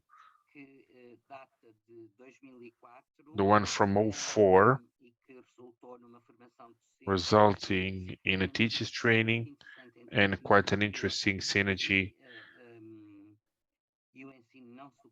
between different kinds of education. And I would also like to highlight 08, when SIG started to, in terms of education, in citizenship with education, so that it goes from preschool to the secondary teaching. So what we want is to get a cross-sectionality in terms of equality of men and women in education in the different degrees of teaching. I'm being asked to shut up. So let me tell you that in a way, UNESCO says that the most important parts in terms of gender equality are within the institutions, and we need to be aware of what's happening in institutions. Também ele, do nosso ponto de vista, potenciador do cruzamento entre políticas públicas. This is very important for public policies. And equality and non-discrimination by SIG, we do consider that it's not just important, but it's pivotal. Because there are situations of discrimination. In many cases, they are experiencing it critically in family, in education, in the society, because they have been witnessing these situations and they didn't recognize them as such or couldn't face them because the invisibility in terms of a decent society, only with an empowered and citizen society can we have a solidarity, and because the right to the difference cannot be denied, it makes entire sense to empower the Erasmus Plus program in terms of youngsters, and SIG, which is defining their plans for 22-25, deeply connected with partnerships in terms of what we consider is useful in terms of the Portuguese society. Thank you all. I'm sorry if I went further than I was expected, and let me reiterate these definitions in terms of the quality of this seminar.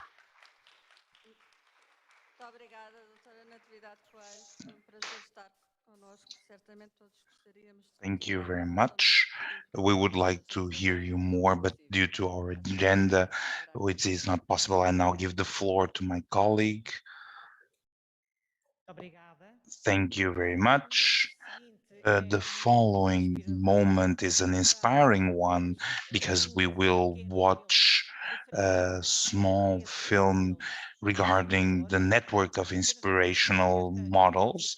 Just to say that this is an European initiative that the national agency is collaborating in developing this network since 2017, and it counts on the partnerships of municipalities all over the country that have been working as they could, because the pandemic brought about some difficulties, but we want this moment to be an inspiring one to all of you, and so that you can know the work of these municipalities within the selection of inspirational models. Let's watch the first film, and this one will approach volunteering and active aging as tools of inclusion.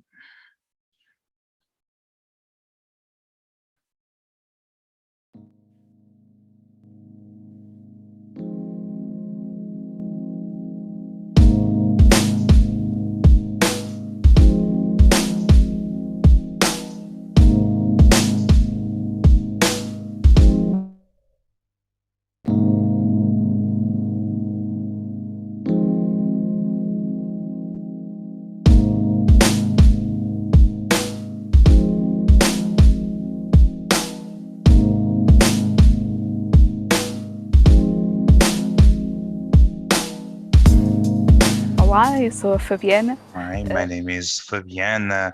I'm 31 years old. I'm from Santa Maria da Feira, from Soto. I work now in the field of design, despite being trained in architecture. I design furniture. My name is Patricia Gonçalves. I'm 27 years old. I'm from Câmara de Lobos, and I'm an administrative assistant. My name is Lídia Cunha. I am 31 from Câmara de Lobos, and I'm a social educator in the theater Metáfora. When I saw some programs on television in the 90s, in the 2000s, I was very interested in this field.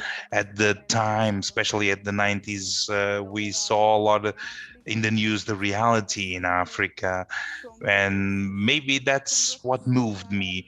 And when this movement started and it opened the possibility to create the volunteering group, I integrated the group and I started to prepare for a mission. Then when I was 21 years old, I went to Angola. I taught AutoCAD, which is an architecture software for adults, at the center of Santa Cruz. And it opened also the possibilities of creating the group of the Passionista volunteering group. And when I was 21, I went on the mission. I taught AutoCAD, a specific program in architecture for adults at the city center. We also made some dynamics. We met people, and the most important part was to be with people and to talk to people.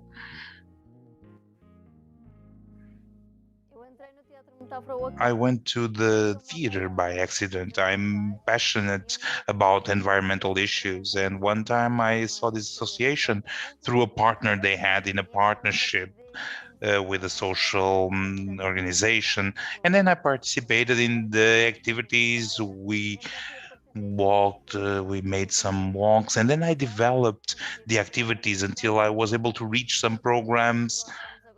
And we are now carrying out for the first time a project, generational project, where several activities are made with the old people and where they do different things, which is great. For this is a group of ladies who is work in a very enriching way, and we learn about our culture and they learn a little bit about the culture of what happens abroad. I started my path as a volunteer in the Metáfora Theater through a casting for theater plays, and from then on I started volunteering. I've already carried out several types of volunteering works. I'm now doing it in as an English teacher, and I also work with different associations in Câmara de Lobos. We work with young people, but we give priority to those who are more isolated from the city. We have Local das Freiras, which was a very isolated place where people didn't have the opportunities to travel. We were able, through the Erasmus programs, to move several groups to different countries, and we were able to create new experiences to those young people and to open new horizons.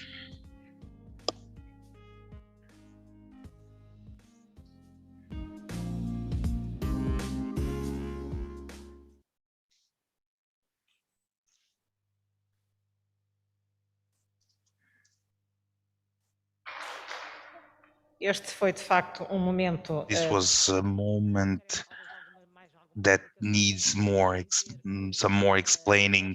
I would like to tell you that these people that we called inspirational models have carried out the work in terms of the region with their municipalities, with our activities that promote inclusion through the topics that were discussed right here. Now, and because we have some delay, I was asked to do the coffee break now because we have other speakers that are waiting to participate online and they might not be able to participate with the delay. That being said, we will now have a 15-minute break.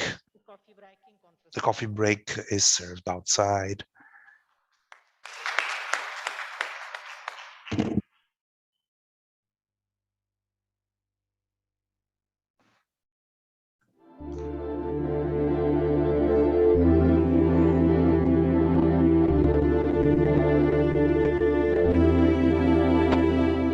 Todos nós somos exemplos certo?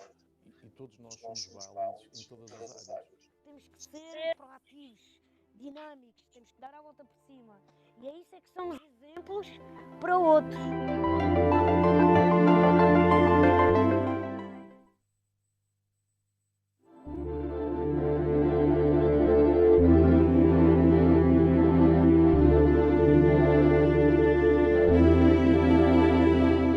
Todos nós somos exemplos uns para os outros, certo? E todos nós somos válidos em todas as áreas. Temos que ser proativos, dinâmicos, temos que dar a volta por cima. E é isso é que somos exemplos para outros.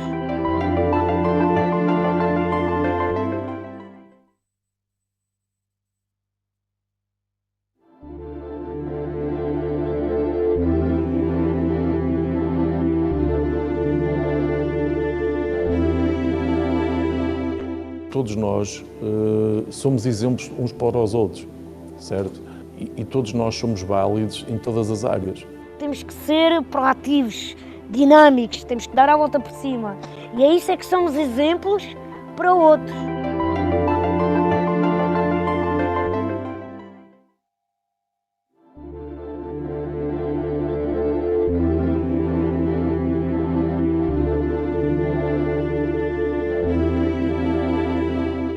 Todos nós somos exemplos uns para os outros, certo? E todos nós somos válidos em todas as áreas. Temos que ser proativos, dinâmicos, temos que dar a volta por cima. E é isso é que somos exemplos para outros.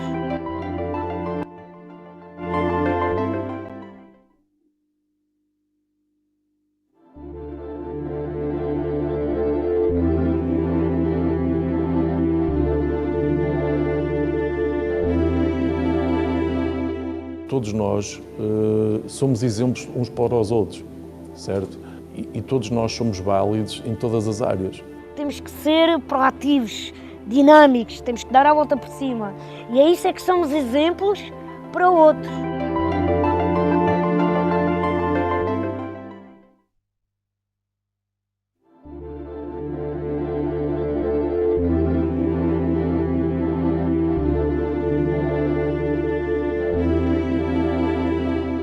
Todos nós somos exemplos uns para os outros, certo?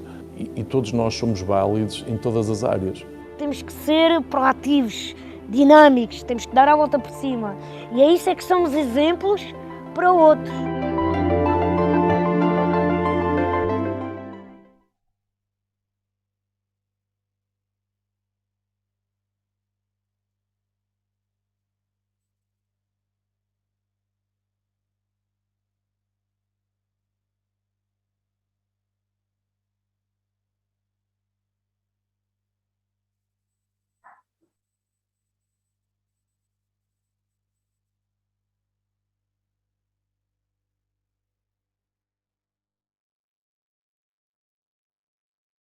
Dinâmicos, temos que dar a volta por cima. E é isso é que somos exemplos para outros.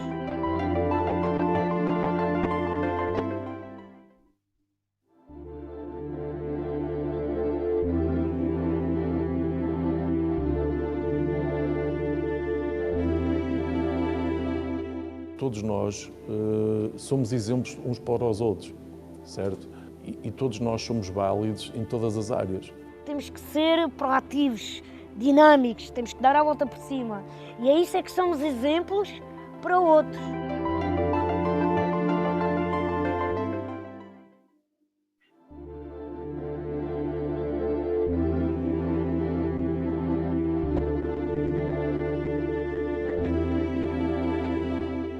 todos nós somos exemplos uns para os outros, certo?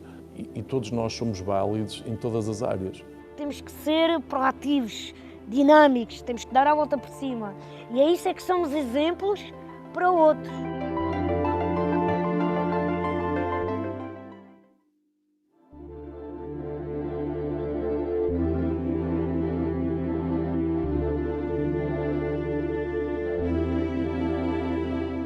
Todos nós somos exemplos uns para os outros, certo?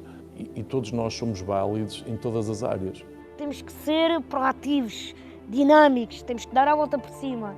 E é isso é que somos exemplos para outros.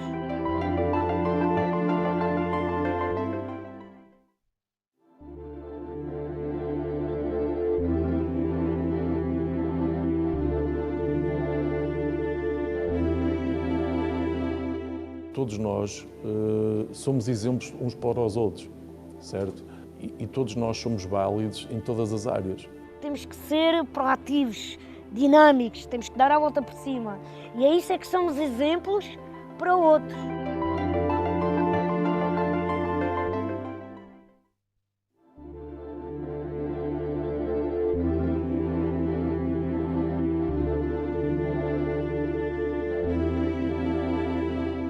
Todos nós somos exemplos uns para os outros, certo? E todos nós somos válidos em todas as áreas.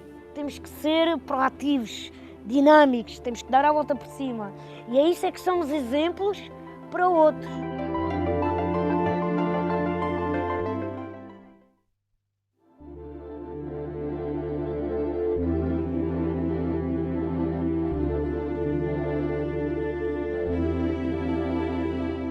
Todos nós somos exemplos uns para os outros, certo? E todos nós somos válidos em todas as áreas. Temos que ser proativos, dinâmicos, temos que dar a volta por cima. E é isso é que somos exemplos para outros.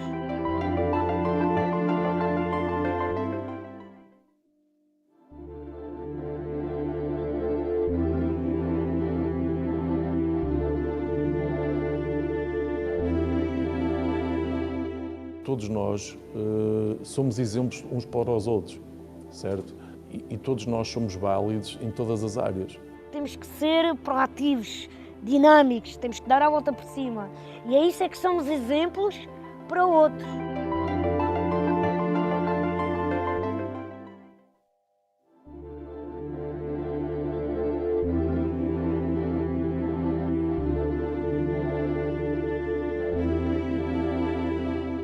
Todos nós somos exemplos uns para os outros, certo? E todos nós somos válidos em todas as áreas. Temos que ser proativos, dinâmicos, temos que dar a volta por cima. E é isso é que somos exemplos para outros.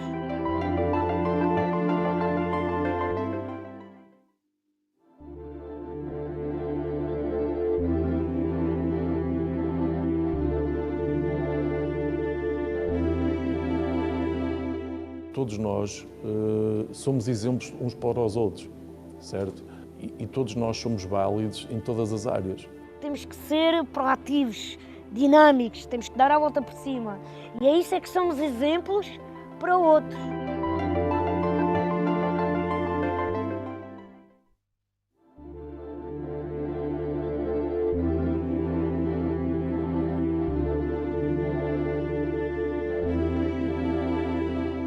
Todos nós somos exemplos uns para os outros, certo? E todos nós somos válidos em todas as áreas. Temos que ser proativos, dinâmicos, temos que dar a volta por cima. E é isso é que somos exemplos para outros.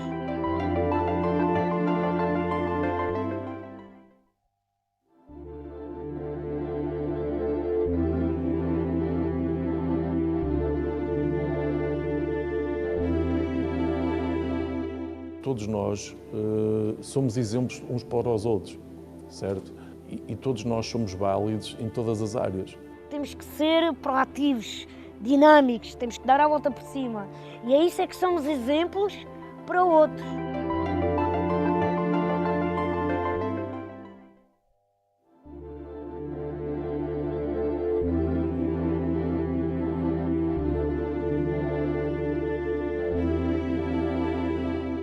Todos nós somos exemplos uns para os outros, certo?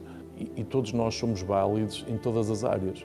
Temos que ser proativos, dinâmicos, temos que dar a volta por cima. E é isso é que somos exemplos para o outro.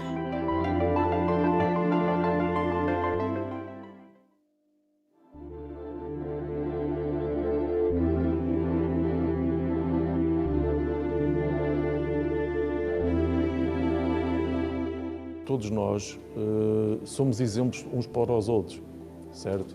E todos nós somos válidos em todas as áreas. Temos que ser proativos, dinâmicos, temos que dar a volta por cima. E é isso é que somos exemplos para o outro.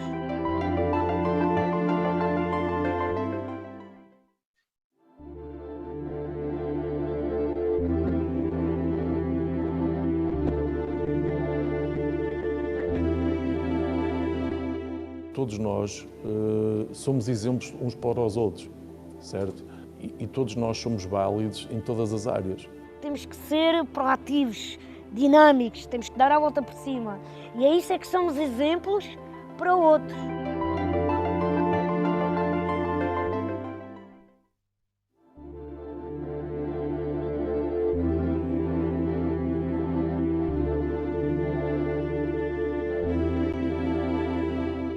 Todos nós somos exemplos uns para os outros, certo?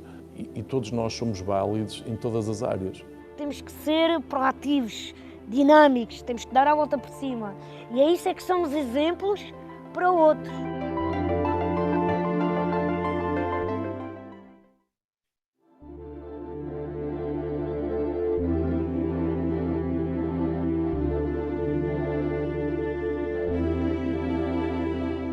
Todos nós somos exemplos uns para os outros, certo? E todos nós somos válidos em todas as áreas. Temos que ser proativos, dinâmicos, temos que dar a volta por cima. E é isso é que somos exemplos para o outro.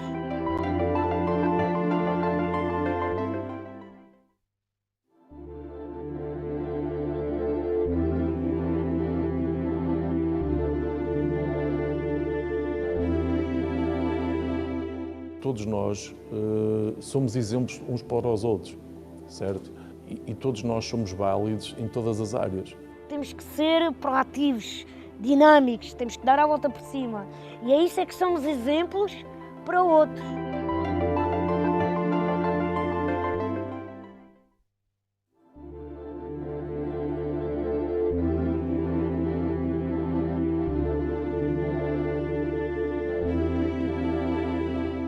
Todos nós somos exemplos uns para os outros, certo? E todos nós somos válidos em todas as áreas. Temos que ser proativos, dinâmicos, temos que dar a volta por cima. E é isso é que somos exemplos para o outro.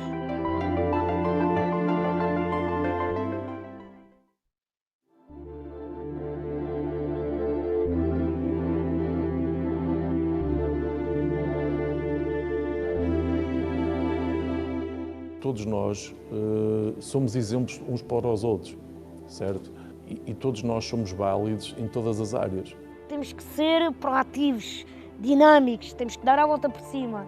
E é isso é que somos exemplos para o outro.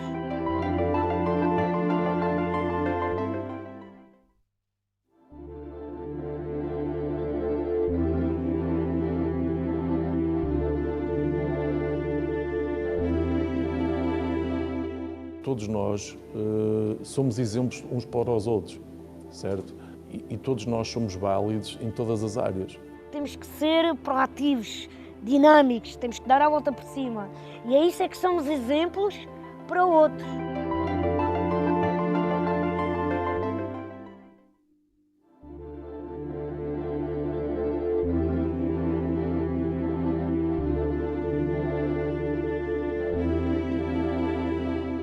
Todos nós somos exemplos uns para os outros, certo? E todos nós somos válidos em todas as áreas. Temos que ser proativos, dinâmicos, temos que dar a volta por cima. E é isso é que somos exemplos para o outro.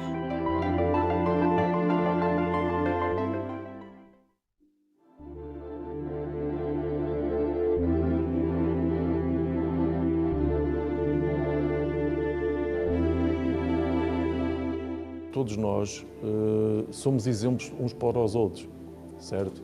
E todos nós somos válidos em todas as áreas. Temos que ser proativos, dinâmicos, temos que dar a volta por cima. E é isso é que somos exemplos para outros.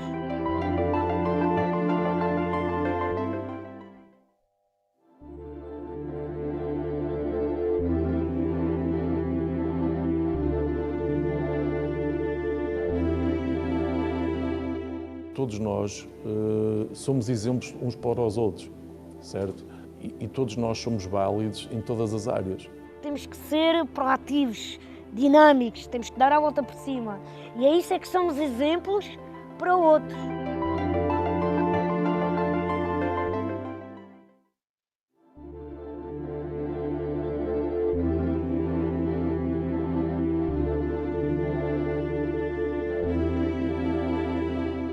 Todos nós somos exemplos uns para os outros, certo?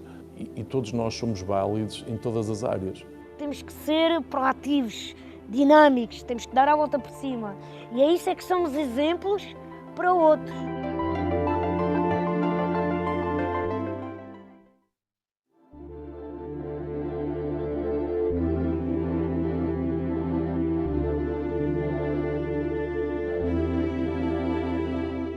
Todos nós somos exemplos uns para os outros, certo? E todos nós somos válidos em todas as áreas. Temos que ser proativos, dinâmicos, temos que dar a volta por cima. E é isso é que somos exemplos para outros.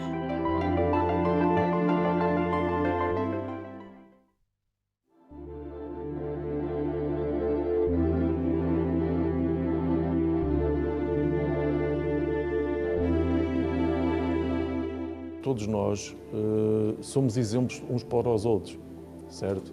E todos nós somos válidos em todas as áreas. Temos que ser proativos, dinâmicos, temos que dar a volta por cima. E é isso é que somos exemplos para outros.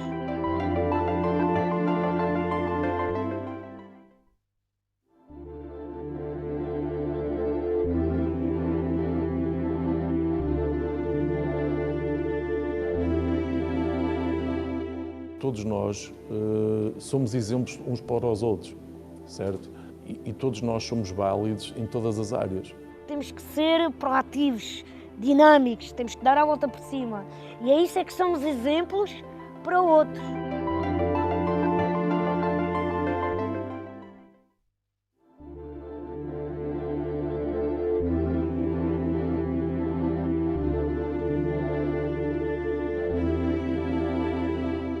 Todos nós somos exemplos uns para os outros, certo? E todos nós somos válidos em todas as áreas. Temos que ser proativos, dinâmicos, temos que dar a volta por cima. E é isso é que somos exemplos para outros.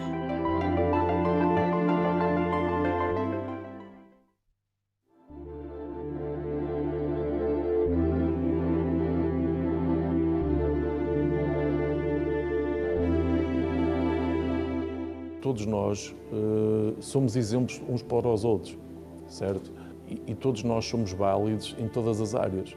Temos que ser proativos, dinâmicos, temos que dar a volta por cima. E é isso é que somos exemplos para outros.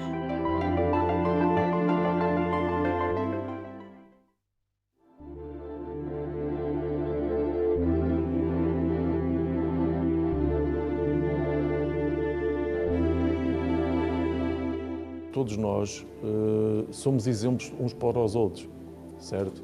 E todos nós somos válidos em todas as áreas. Temos que ser proativos, dinâmicos, temos que dar a volta por cima. E é isso é que somos exemplos para outros.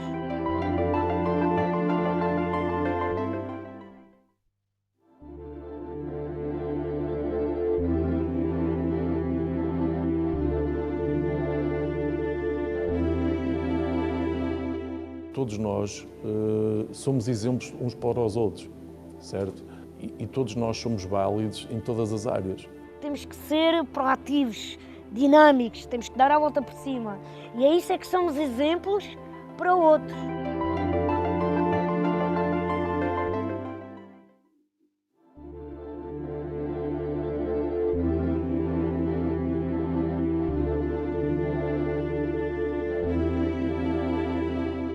Todos nós somos exemplos uns para os outros, certo? E todos nós somos válidos em todas as áreas. Temos que ser proativos, dinâmicos, temos que dar a volta por cima. E é isso é que somos exemplos para outros.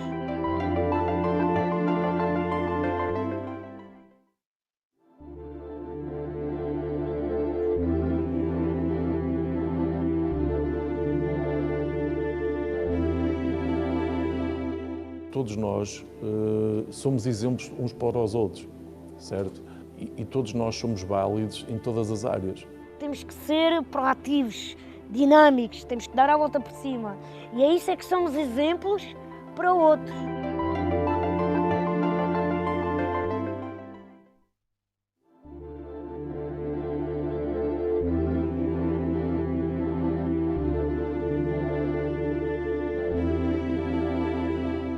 Todos nós somos exemplos uns para os outros, certo?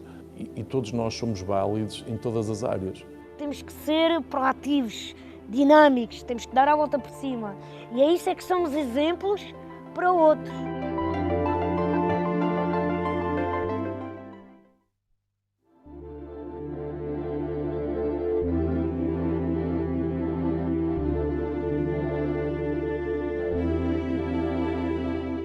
Todos nós somos exemplos uns para os outros, certo?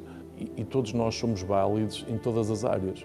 Temos que ser proativos, dinâmicos, temos que dar a volta por cima. E é isso é que somos exemplos para outros.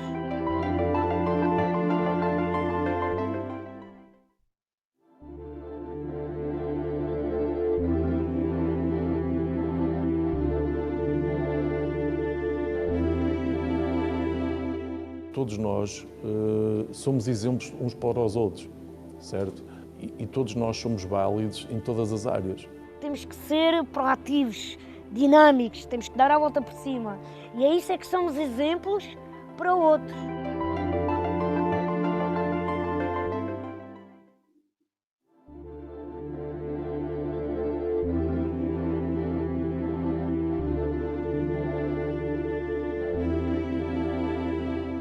Todos nós somos exemplos uns para os outros, certo?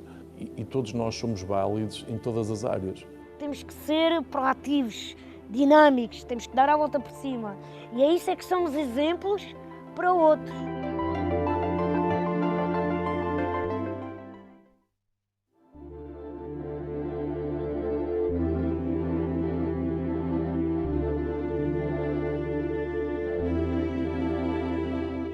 Todos nós somos exemplos uns para os outros, certo?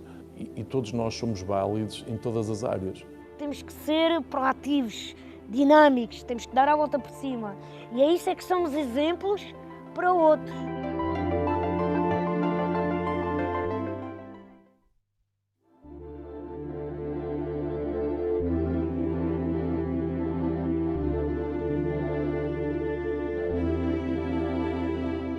Todos nós somos exemplos uns para os outros, certo? E todos nós somos válidos em todas as áreas. Temos que ser proativos, dinâmicos, temos que dar a volta por cima. E é isso é que somos exemplos para outros.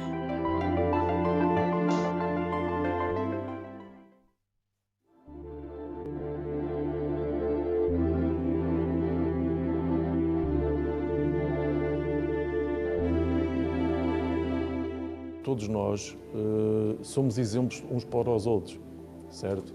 E todos nós somos válidos em todas as áreas. Temos que ser proativos, dinâmicos, temos que dar a volta por cima. E é isso é que somos exemplos para outros.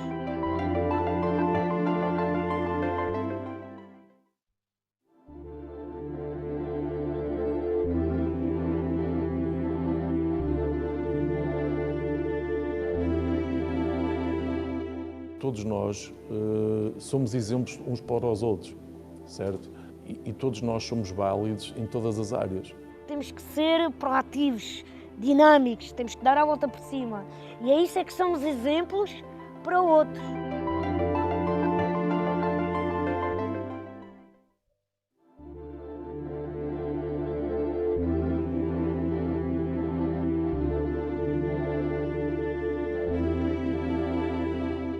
Todos nós somos exemplos uns para os outros, certo? E todos nós somos válidos em todas as áreas. Temos que ser proativos, dinâmicos, temos que dar a volta por cima. E é isso é que somos exemplos para outros.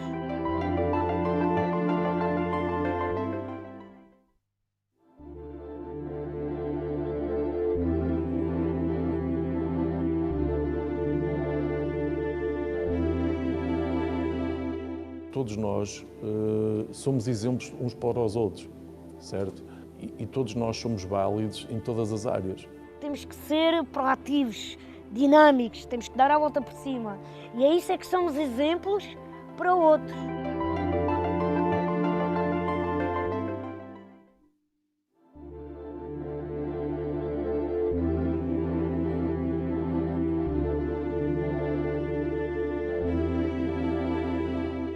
Todos nós somos exemplos uns para os outros, certo? E todos nós somos válidos em todas as áreas. Temos que ser proativos, dinâmicos, temos que dar a volta por cima.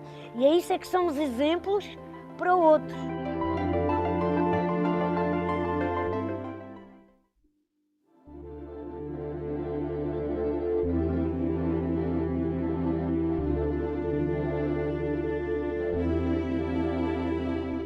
Todos nós somos exemplos uns para os outros, certo?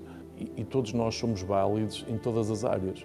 Temos que ser proativos, dinâmicos, temos que dar a volta por cima. E é isso é que somos exemplos para outros.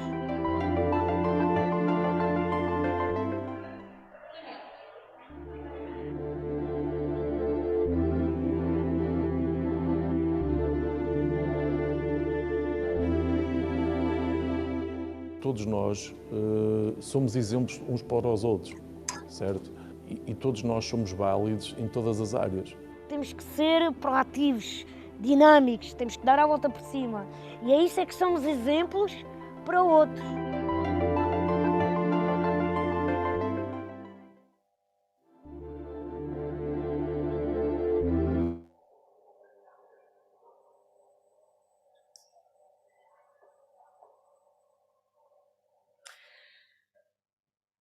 Ora, olá de novo. Vamos retomar os trabalhos. Let's come back now after this short break. And we are now going to continue with our program in the 6th seminar of Erasmus Plus Equity and Inclusion, Potentiality of the Erasmus Plus program. For those who are joining us now, a small note that saying that we are in a hybrid event. We are on site in Vila Verde, close to Braga, in the Amar, Terra, Verde school, and broadcasting for an European audience, or if you want to call it that, an international audience. I will now present you with another tool created by the National Agency within the National Strategy for Equity and Inclusion, the E+ Inclusive Award for the Erasmus Plus projects that better represented inclusion.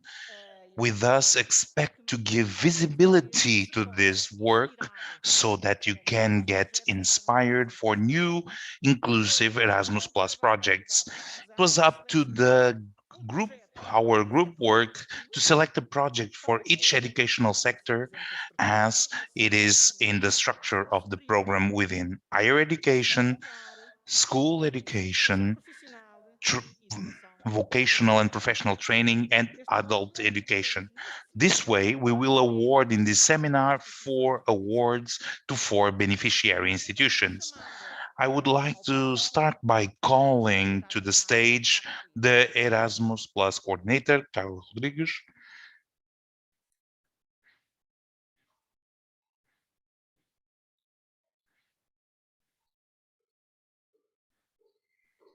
A doutora Carla Carla Ruivo will award to the winners, a very symbolic award, because it is an article charged with the tradition of Vila Verde that tells the story of the boyfriend and girlfriend handkerchiefs, because it's now known as the Date Portugal handkerchiefs.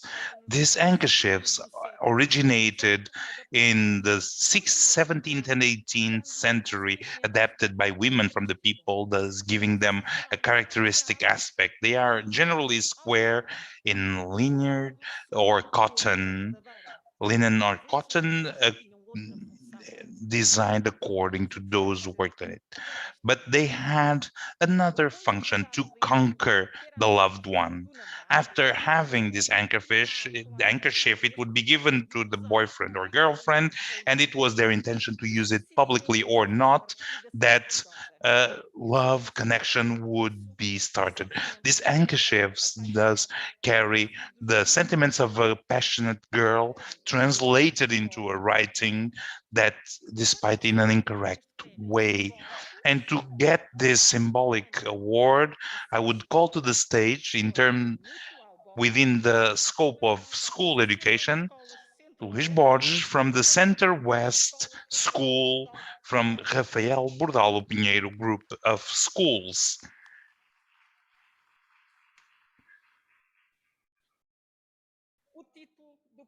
The title of the project, Special Education and Inclusive Practices in the Context of the School, to Know, to Experiment, to Share and Innovate. Let's now give the professor the floor to present his project.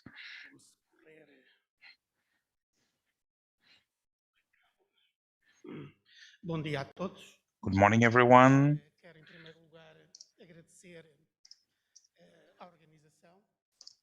I would like to thank the organization of this award. We have participated every time in this event. It's now in its 6th edition, and I would like to say that for us it is an honor to be here and playing this role as a double beneficiary of the offer and these proposals that we are able to contemplate in our training plans. And I would like to mention that it was very surprising for us, because we weren't expecting at all. Because when presenting these projects, which we are also doing it again, we do it with the intention of having an improvement of the learnings of our students, the success and the well-being of our teachers as well. We are from the training center of an association of schools that is holding its mission in 5 municipalities in the west region of Portugal, 1 in the district of Lisbon, Cadaval, and 4 in the district of Leiria. And we carry out proximity work in a partnership with all the associated schools within these 5 municipalities. Within our activities, we develop all the training included in the institutional scope that is proposed by the Ministry of Education. And besides that, we develop projects that intend to implement practices of professional success to our members, and with impact of success within our students that work under the jurisdiction of those members.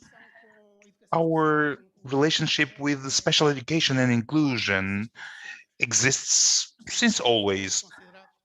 We were always considered as a center that is dedicated to inclusion and to the work with special needs students, and we pay very particular attention to that point. And if we want to do a SWOT assessment on the strongest points of our center, they would be, the strong ones would be especially in this field, because we are a full-time representative from special education that brought to the training center a dynamic or different proactive dynamics and collaborative ones that promote sharing with teams that work, that collaborate with us in schools. The project we presented in 2019, saying that this is concluded today, and from now on we are at the European platform with the project as concluded. It was not stopped by the pandemic. We were able to conclude it in 95%. Only 2 mobilities were not carried out. And the point was to meet a need that we found in the field, that was the lack of teachers within the scope of special educational needs. We had 910 and 130 people that wouldn't carry out mobilities. So we dedicated this project, we defined as the profile of beneficiaries of this project, teachers that never carried out the mobility and that worked with special needs students. So that's what happened. So we defined the project from the starting point with 2 essential components, one of them of job shadowing and another with structured courses. We divided the project in 2 stages, and that's how it worked. We had over 60% of our teachers that never did any mobility. They started doing it within this project, and they did it with this double methodology, that they did a traineeship or different traineeships, and they did structured courses. It is important to mention that when defining the profile of the beneficiary teachers, they would need to have 2 conditions. First one, not having been benefited before. The second one would be to have as a prerequisite to be certified by the scientific board of professors training that is headed in Braga precisely, and that does the management of all the certified training. And why did we ask that? Because we thought about the project not downstream but upstream. What would be the impact and the outcomes? That's why all teachers, all participants had the statute of trainer, because right now they are in their schools, in their groups of schools. They are now disseminating and transmitting the experiences they lived and what they felt during their mobilities. So the concern was precisely that. That's what's happening right now, without a lot of fear on the impact of the evaluation of the project, because the project is moving, it's creating value, and it is having a major impact, a major dissemination with the associated schools. I'm not talking about one school within the group. I'm talking about 10 groups of schools. We are talking of about 2,000 teachers. So if we multiply that for some other thousands of students. So this was the architecture of the project, the engineering of the project. That's why we reached this point, and we have a group of trainers, teachers that was already widened, that gathers and is still gathering, is reuniting with us in the training center, in the facilities, that carries out training for all the members, and it disseminates the multidisciplinary teams. And when disseminating this project, they are also working in the presentation of new applications, of new projects, as it happened with one of the participants that has a project that has been approved, and we have another one approved that is vocated to the VET for all. So for the inclusion within professional training, that a project that is starting in the Netherlands in December. The project didn't die. We planted good seeds. So the moment of harvesting, it is happening, and it gives us a great satisfaction, both at the professional and personal level. I would like to say that that motto, saying that there is a before and an after Erasmus, and I would say that that motto is applied and it is noticeable, really, really noticeable, because all the teachers who participated in job shadowing, mobilities, and structured courses are professors, are teachers that have an advanced age, despite being far of their jubilee. But they feel, then they mention that they very enthusiastically, that these projects have valued and stimulated a new dynamic. They've created a new attitude, and they opened their horizons. And of course, they also improved their practices, their interrelationship practices and professional practices. I would like to thank very deeply, maybe they are watching us, these teachers. Let's continue. They want to continue, they want more, as they say, and they want to do better. And they promote and they keep up, they assess, they do that check test, and they give us good news. I would like to thank everyone, and please keep up with the good work, as said in the novel by Gabriel Garcia Marquez, Love in Times of Cholera. Let's have love within the time of pandemic and make it last for over 50 years and to keep it that. Thank you very much, everyone.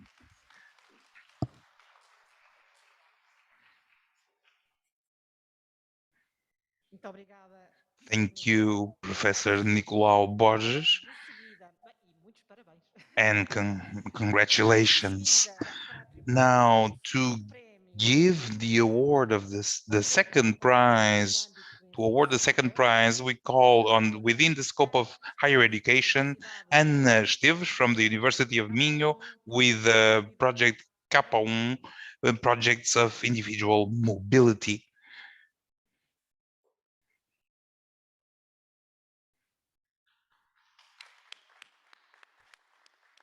I would now give the floor to Ana Esteves to present the project. Good morning, everyone. Thank you very much for the invitation and for giving us this award. I would like to thank the national agency, the Erasmus National Agency, Carla Ruivo, but also the team and the technicians of higher education and the support to inclusion that for sure have supported us and have been supporting us in the implementation and the carrying out of these Erasmus projects that have been awarded to the university. I prepared a brief presentation, knowing that the event is bilingual. I have a small presentation in English, and I will do it in Portuguese.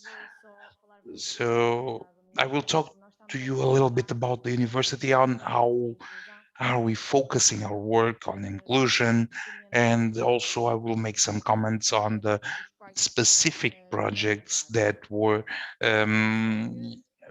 given the award.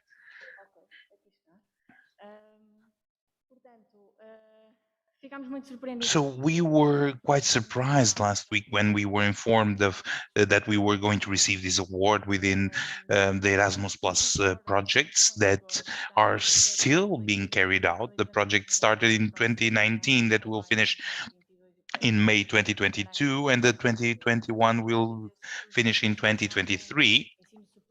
And within those projects, there's this inclusion support Erasmus Plus in higher education is given to the University of Minho. That is a Portuguese university that is 47 years old. The university has 12 schools or institutes. It works in different areas of knowledge. It has over 20,000 students if we consider both national and foreign degree students, over 1,000 teaching staff, over 700 technical and administrative staff members, and 380 full-time researchers. It works in 2 cities. It's located in 2 cities, in Braga and Guimarães, where we have 2 major campi. And in terms of students' mobility, if we consider the pre-pandemic numbers, the University of Minho has been working within the sense of increasing regularly and consistently that number. We have been reaching this type of figures: 400 mobility students outgoing, 600 foreign students incoming to the University of Minho, over 400 teaching, over 90 professors carrying out teaching activities in foreign universities, and 50 non-academic staff doing mobility abroad. Besides that, the University of Minho works within this international scope in other factors. It has different projects at the educational level and that are international projects. Joint master and doctoral programs, Erasmus Mundus masters, doctoral programs, and others. Particularly focusing the inclusion, I must mention the service and the nucleus of competence for education and equity at the University of Minho, and I will talk to you a little bit about the service of support to educational activities and the nucleus from promotion, inclusion, and development and success of the students. The names are long, but this service and this nucleus is supporting the academic community, and particularly students that will present or show special educational needs. It will give support to students and to coming into the University of Minho that have a diagnosis of some disease or any disability, and it provides all the support in order to provide the student all the activities that this might have the need to access.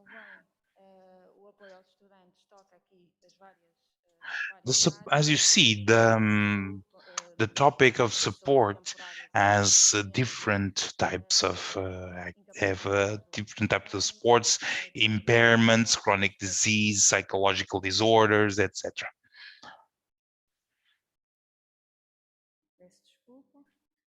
Sorry.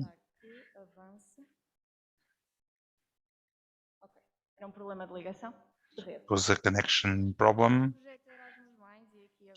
In terms of the Erasmus Plus projects, and now I'm going to move to the service of support to internationalization and the Erasmus Plus projects that are being coordinated by our support of internationalization, and where we are very honored to get this award. And the support to internationalization disseminates how to do the support to students with special needs and how to create that inclusion within the Erasmus Plus project. It disseminates it publicly in all opportunities and sessions of information that we have contact with students that are interested in doing mobilities. The information we provide, taking into account the personal issue of the health condition of the student that might be presented, we guide the student to contact us individually in case it is framed within this type of educational needs, to obtain more detailed information and all the support to prepare the candidacy that it can be then followed to the national agency, where technicians then assess and it gives or not scholarships or financial support to do mobility and to have an extra that might support the student, taking into account their incapacity or any disability that might happen. Within that sense, we have been presenting the applications, and we've been awarded 5 grants for financial support. So 5 students that have already carried out or are still carrying out mobility. And within that logic, our intention is to continue with the support to get to more students, to provide them better conditions to carry out their mobilities abroad. Thank you very much.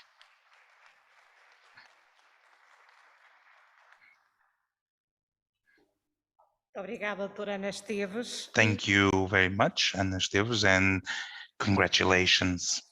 Now I give the floor to my colleague, Catarina Oliveira. Good morning, everyone. My name is Catarina Oliveira, and I'm part of the Group of Equity and Inclusion of the National Agency. Let's now start the third panel, whose topic has to do with accessibility. Accessibility is connected with a group of characteristics of a certain service, equipment, infrastructures, physical conditions, being education, culture, that will include the conditions so that everyone can have access to the participation in the different dimensions of life. This definition makes us, within our daily lives, to observe what can condition the participation of these people in society, and to be able to help fighting these obstacles or overcoming these obstacles. This panel intends to approach different aspects in terms of accessibility and what each promoter might consider in order to facilitate so that everyone can enjoy life in community and have the feeling of belonging. So within this panel, we will have 2 speakers. The first participation will be by Fatima Alves, representing the president of the direction board, management board of the National Institution of Education. Fatima Alves is now the director of the service of the research unit of collaboration and development, and she will talk about the mission of this institute in order to ensure the quality of life, equality of opportunities for all. The second speaker will be Andrea Duarte, who is with us from the Educational Communities Institute, that will talk about the importance of understanding different cultures in order to ensure the participation of inclusive projects. I will give the floor to the first speaker, Fatima Alves.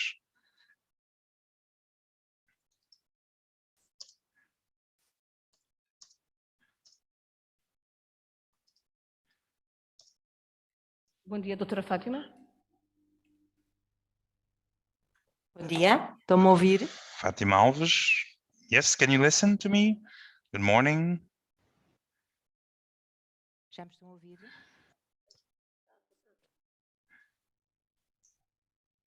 Estão-me a ouvir? Can you listen? Bom dia a todos. Good morning, everyone. Tem que ligar o som, doutora Fátima, por favor? Já liguei. Já está. Muito obrigada. Bom dia a todos. Okay, good morning, everyone. On behalf of the president of the board, I would like to thank the Erasmus National Agency for the invitation. Thank you for being able to present within accessibility and share with you some concerns on accessibility of the Erasmus program. I will share my screen now.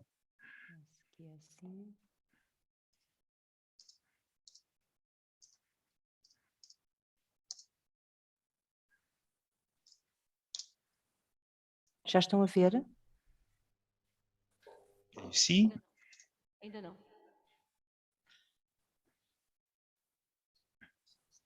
Só um instantinho.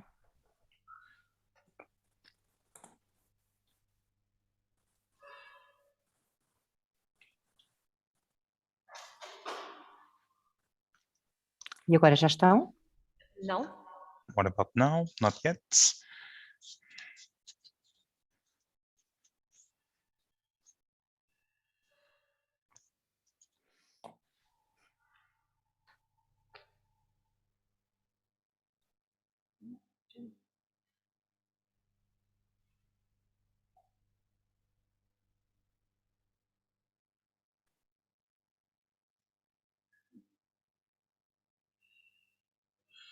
Aqui um problema.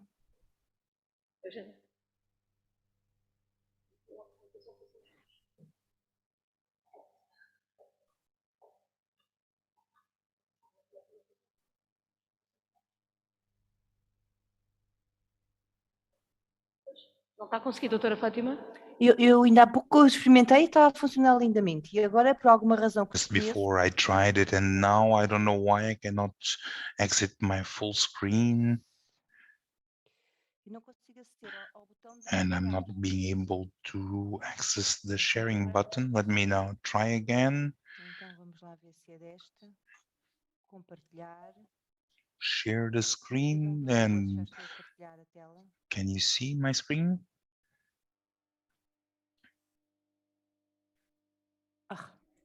Não acredito.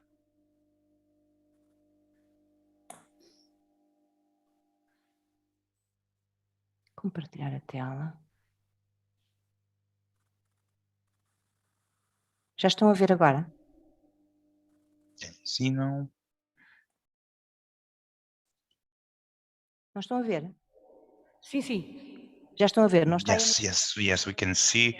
It's not full screen, but okay. já assumiu, certo? Já estão a ver? Deve estar com um delay, porque nós, entretanto... Yes, we are. Pronto, então penso que já estão a ver agora, certo? I do believe that you can see my screen now.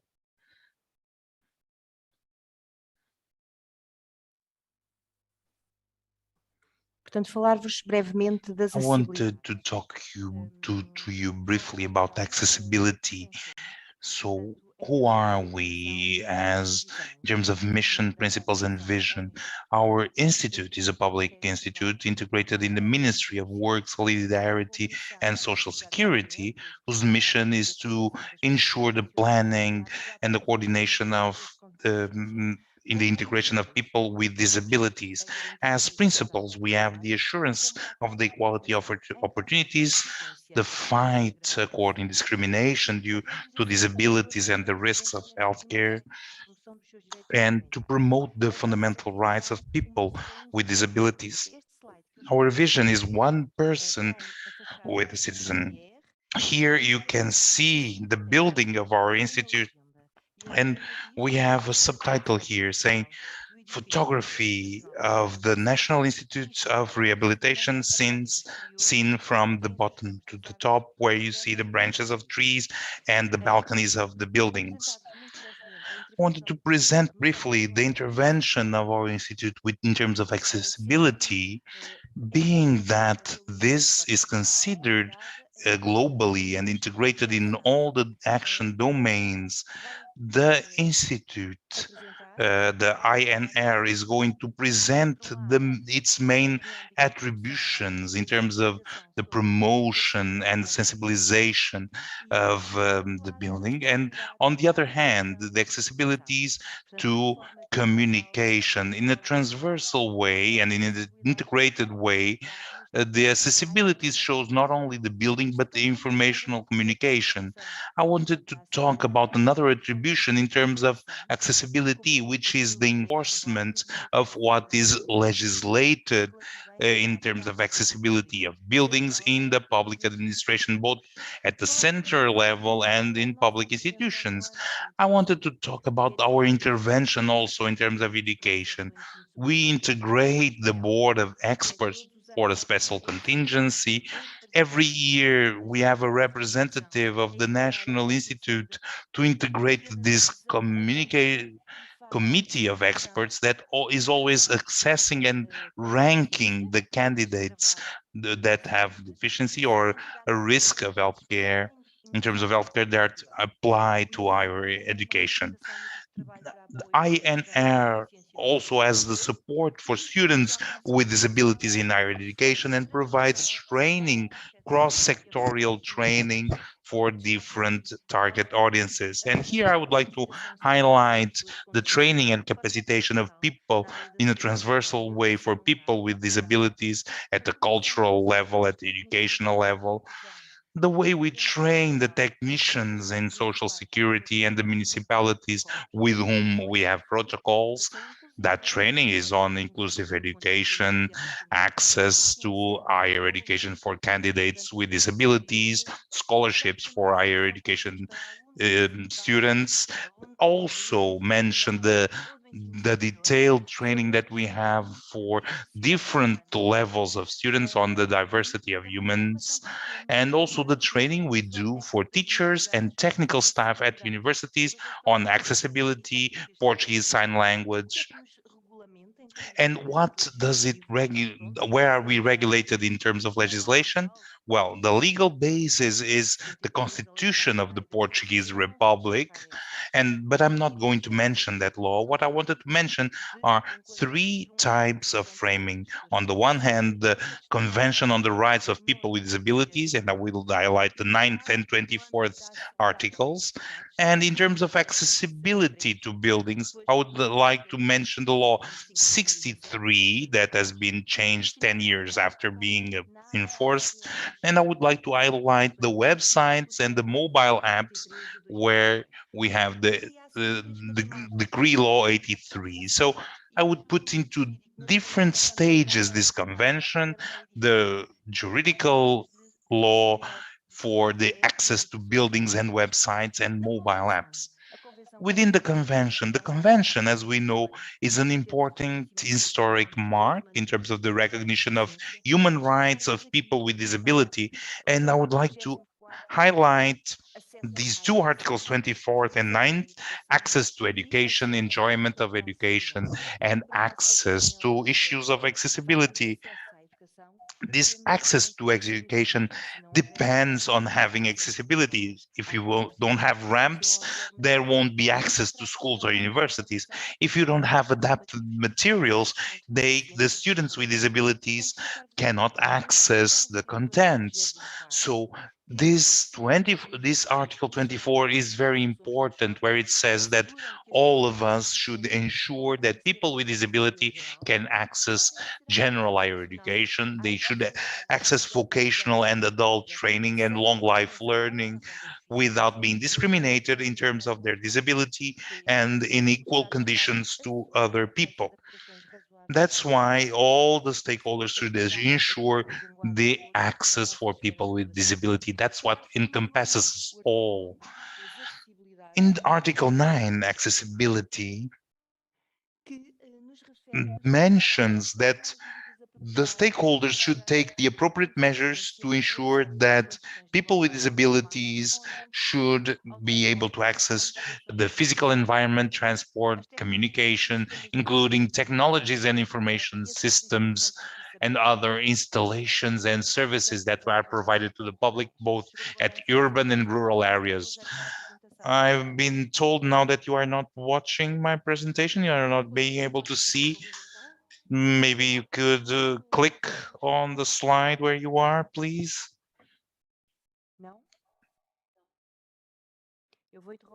No, I'll stop sharing.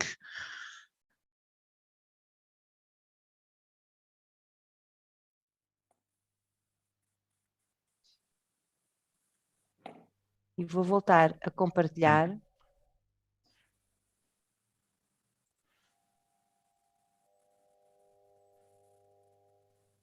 Let me try to share once again. Compartilhar a tela. É esta.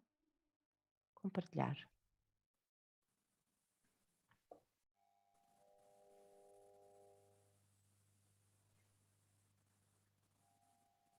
Já estão a ver? Can you see? No? Yes, we can. Duas vezes.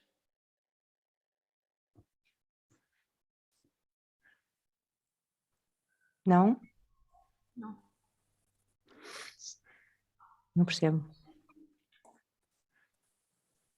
Eu vejo-vos a voz e vejo-vos a apresentação. Portanto, We de forma can see it also. In order not to, I will continue, move forward. I would like to say that from the convention creates these two articles as being very important in terms of our performance.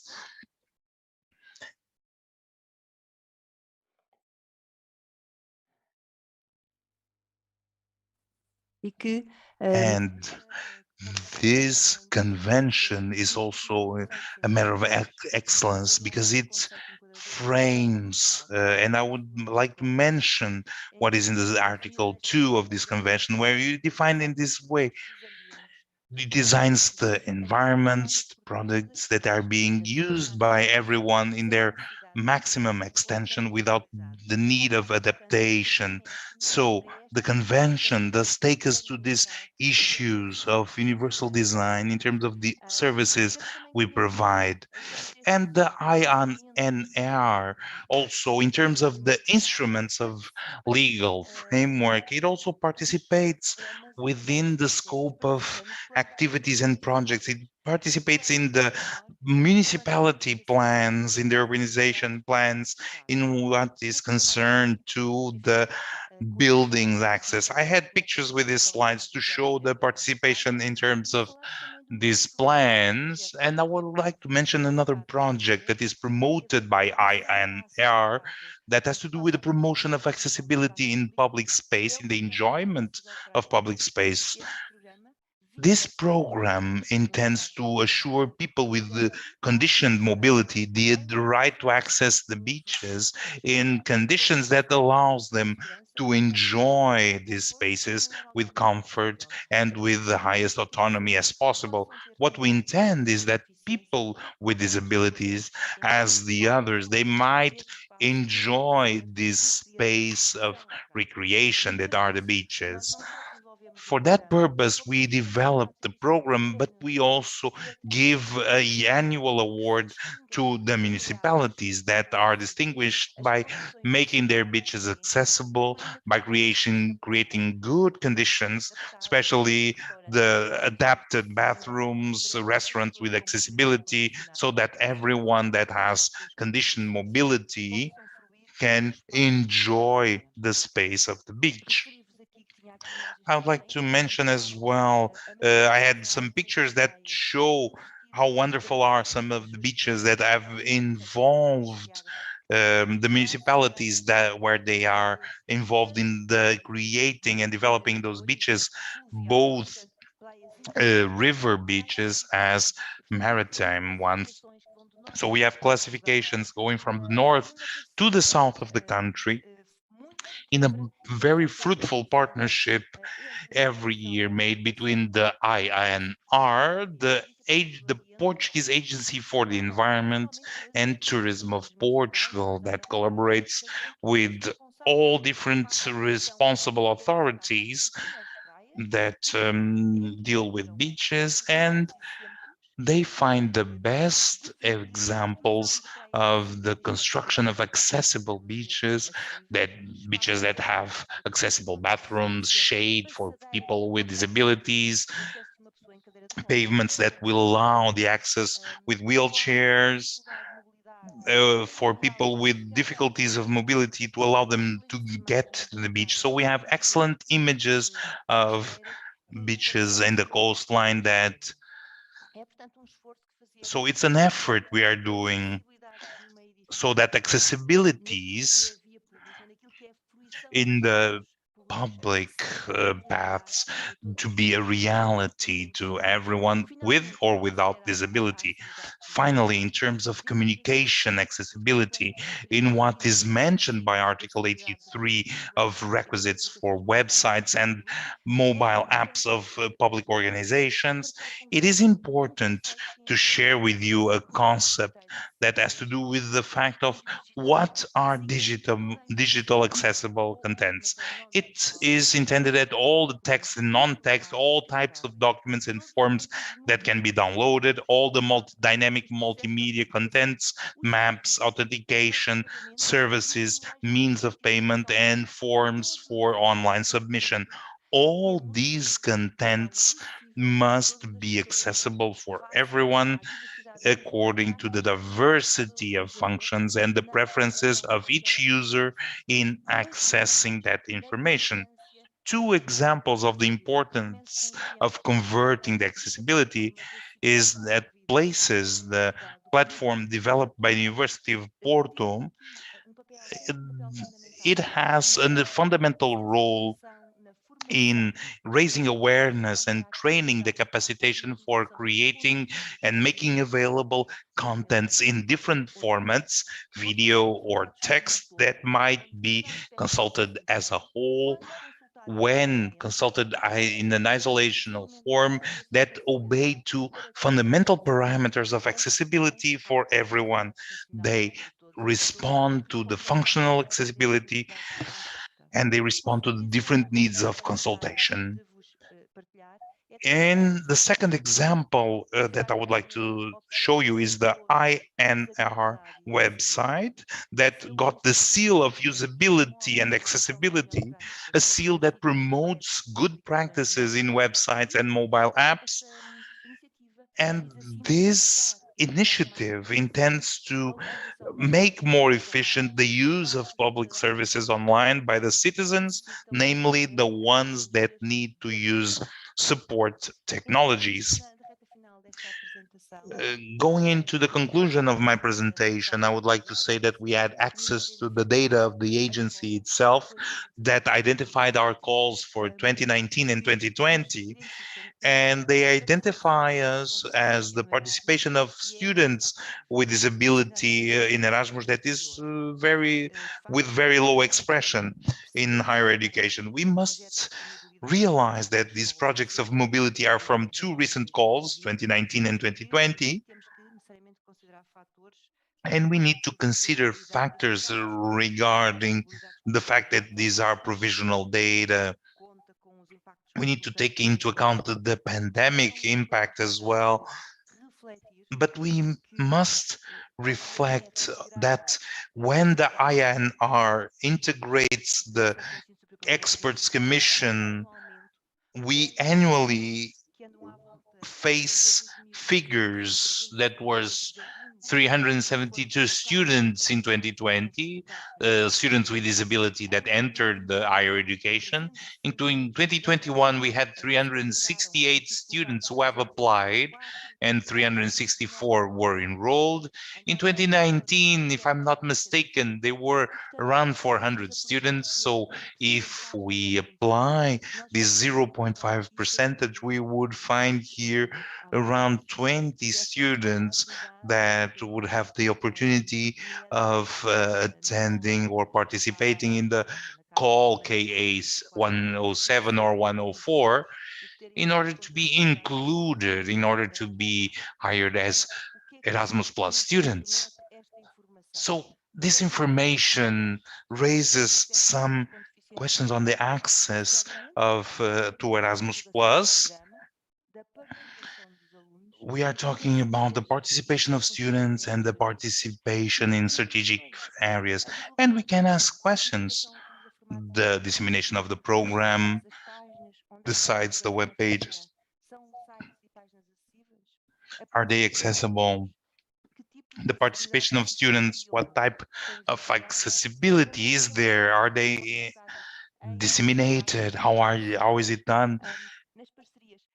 In partnerships, do the teams of support are capacitated? These are all issues that came about when we look at this lack of representativity. So the questions that follow are exactly that.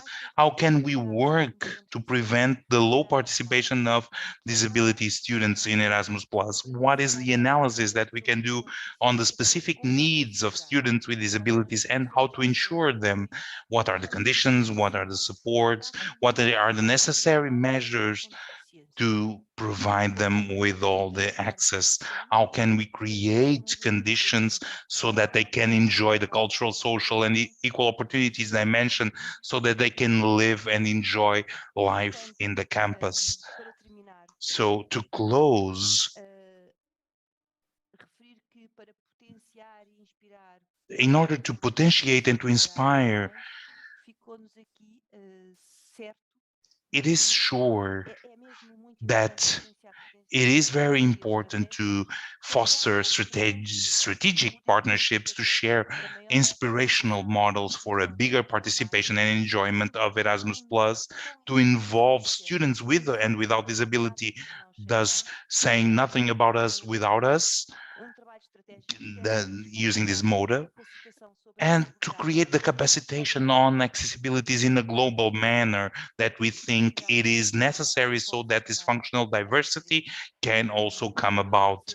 I would like to close by thanking your attention, reinforcing how thankful I am for the invitation, and to say that we are, as an institute, we are available to continue with this strategic partnership in order to potentiate more access to the Erasmus Plus program with more students with disabilities.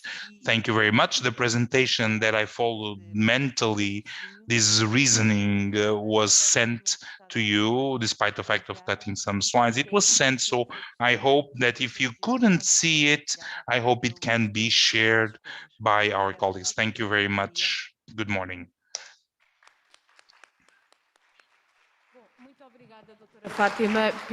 Thank you for your presentation. So clear about all this. Let me give the floor now to Eduardo from the Institute.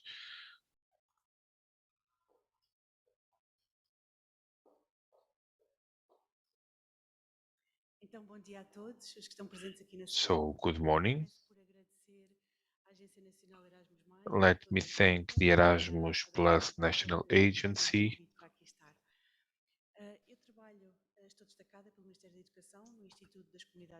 I work in the Institute with the headquarters in Setúbal, and people working in different places of the country. Within this association, I work in Erasmus project, and also I'm the teacher of the first cycle and coordinated projects with many countries and very different colleagues. And this is what I always got, that I love Erasmus, that sticker. I will put it in my fridge because I'm an unconditional fan. I think it's genius because it has allowed me to understand and to work with so many colleagues and so different, so many youngsters. This will be very important for our youngsters, and what kind of things will it open. In terms of my scope, I work with the Francisco Sanches group of schools. It's a tape school, so it's in a social housing neighborhood with 47 different nationalities. So we have a huge cultural diversity. We also have the unit, a group of children with special needs, and also other children working in the classes. And within that scope, what's interesting about the Erasmus, it's that there are many different projects, and it was within a participation that we got the invite if you wanted to participate in an international festival on the rights of children and citizenship, celebrating the 30 years on the rights of children, celebrating on November 20 each year.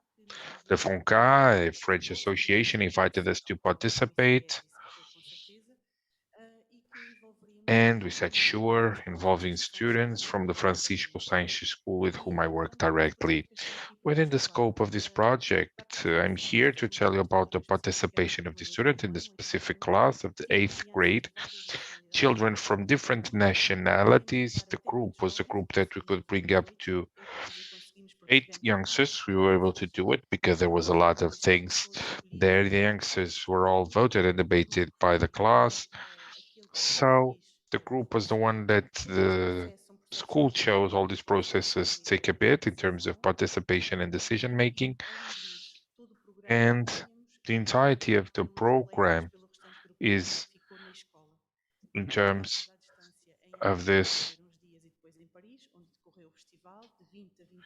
And from 20 to 26 of October 2019, after the lockdown, and all this, it was with parents and kids also. It was Brazilian, Angolan, Ukraine, and 3 youngsters from Portugal, one of them part of the Roma community. And it was the first student working in an Erasmus project nationally. These data were given to us a posteriori by a Roma association with whom we work.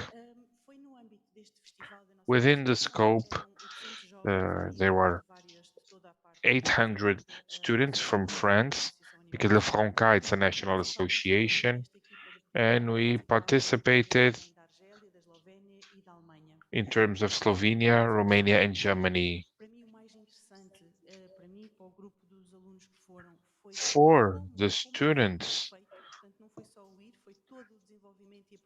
it was also the development, and everything was voted, decided with all the groups of participants. Now we can hear the speaker. Yes, of the structured groups of debate in terms of the rights of children, the works about the rights of children, and also for youngsters who would participate, who would visit, and cultural activities, all this participation with 800 of them social and cultural, and this teaches the Francisco Sciences, namely Isabel Candeias, the board of the school, Herminia Alonso, coordinator of the school library, coordinating Erasmus project in the school. And we both, all this group, all of this involved a lot of people, not just in terms of the school, but also in terms of organization. The different things that we saw is that we had to deal with immigrant service, because all these foreign students, some of them were waiting for those meetings with SEV in order to have everything going up to the permits that we need to ask from the Ministry of Education, school insurance, purchasing, travel to see if the money is enough or not, times of the flights, 3 a.m., it was crazy. Talking with parents, the negotiation meetings that we had to hold with parents of these children, and also the father and the mother of this student from the Roma community, because unlike what many people think, despite being a boy, it's not that easy. It was not that easy to have the permission for him to go. And it was very interesting because he told me, I was never away from him. How will I spend a week? And the mother wanted him to go to open horizons. And it was quite interesting, all that connection, all those meetings. And so we had that authorization. So what we defined was that there was a WhatsApp group of parents whose kids would travel to be in contact with them. We arranged for them to call during the lunch hour so that we could be in touch, as well as after dinner, despite there being a 1 hour difference. We were able to find a time where everyone could participate and talk to their children. We could make video calls. We had in a group every day at the end of the day had the pictures that we would take throughout the day. Every day we knew where we were, so there was a direct connection, namely with Professor Isabel Candeias, which is a professor of this math group, project, citizenship, and this connection was they every day studied what we would visit, what we would do, what we would study and debate. So it was a very interesting week for both. In the scope of this experience, we stayed in Amar for 2 days alongside a group in the French group to participate in Paris, but this is where we met our colleagues from Germany. These colleagues was also very interesting because our first German partners gave up. They didn't get authorization because we did so in October 2019, and so that on the autumn break of the Frenchman in that area of Germany did not coincide, and they didn't let us do it. So we had a stress of 4 or 5 days to find other partners. Fortunately, we did, and we were very happy because when we got there, our German partners was a circus school. So it was crazy, as you might imagine, because it was a school working with children from 6 to 14, so in non-formal context outside of the school activities, and immediately we established a connection, especially because both colleagues, coordinator of the school and the director, knew about Portugal, and they had been in Setúbal. A lot of times, the dog was a dog that they found on the street, and they adopted her, and she's called Bika. And so the connection was immediate. All those training, all that presentation were not the presentation that scientists would do. And it was something that we must do together. I'm talking about this specific connection because after the festival and the last day, after saying goodbye, and that intense week, because it was something that we look for in more than 300 children in each lodge.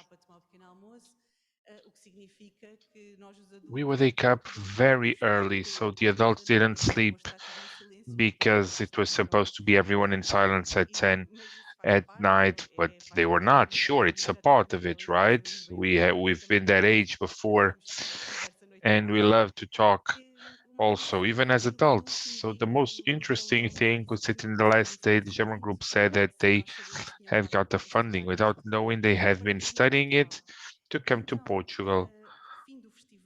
And all these connections in January 2020, we got a group from Germany here in Portugal, and we had in Sanchez for a week a circus school working.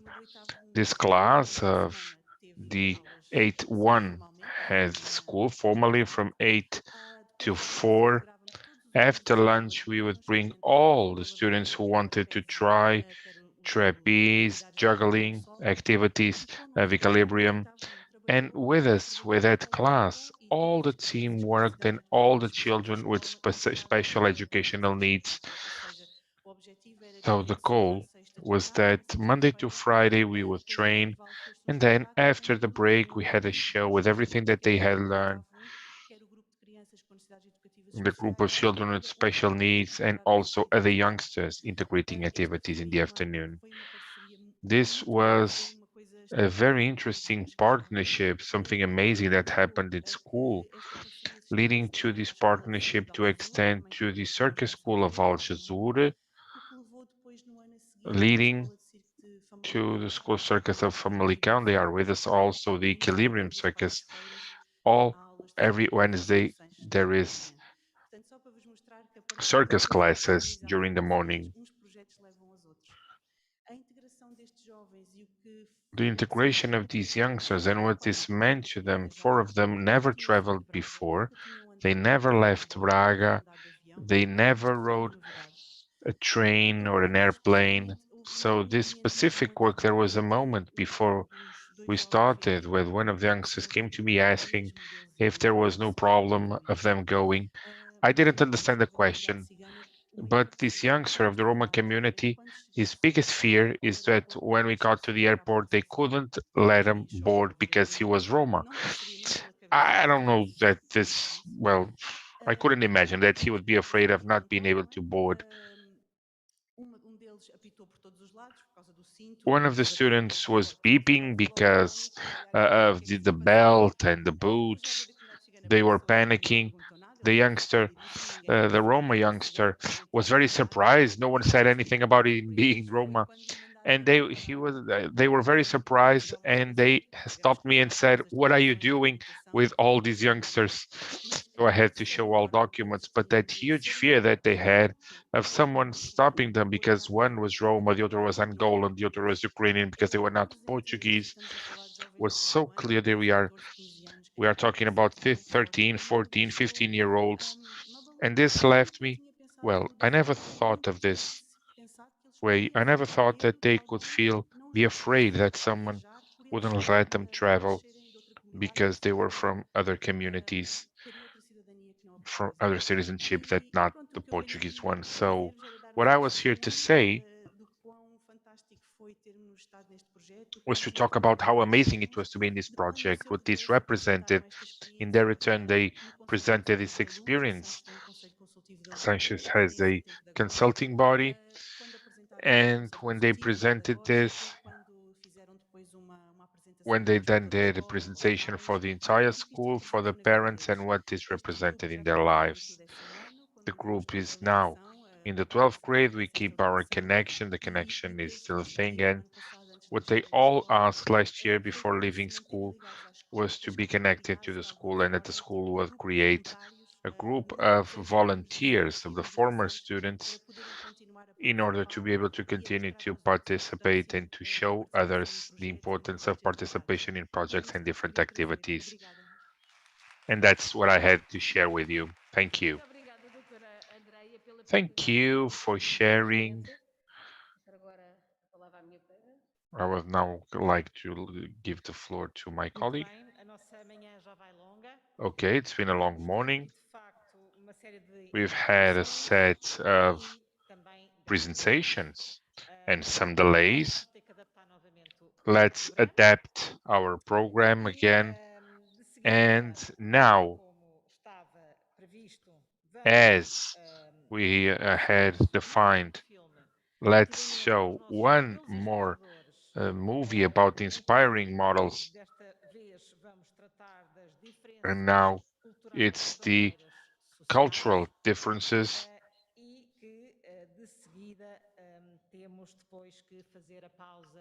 And then we should stop for lunch. And once again, we need to know that we have online speakers. Then we will have a connection with Brussels. So it's supposed to start at 2, and we must be kind with the clock.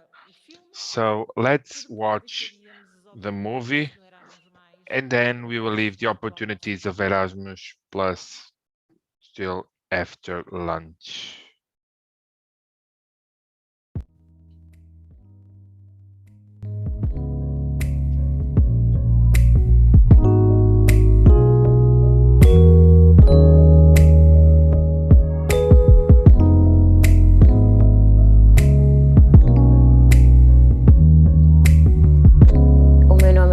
Veiga, I'm Domingos Veiga, I'm 20. I live in Lagoa since I was 7, and currently I'm making my degree in applied math and economics at the University of Algarve. I'm Diana Pacheco, I'm 21. I live in Vila Cova de Carros, Paredes. I study social education at AES in Porto, and also I'm a trainer here in the Paredes Golf Club, and in my free time I play golf, as I always did, for 9 years. I'm Marta. I'm 23. I live in Villarreal.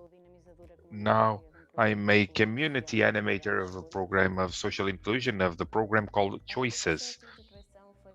The process was trickier in the beginning because that change from Cape Verde to Portugal was packed in the beginning, especially because of the culture, the climate, and the mentality associated. This project is very important because the person who went to what I did, they will feel that, well, I was not the only one. And they will know how to react. And people who are here, they can have that person of the different race, of the different culture, so that they feel inclusive. I started playing golf in this club, invited by the board of the club and by the city of Paredes.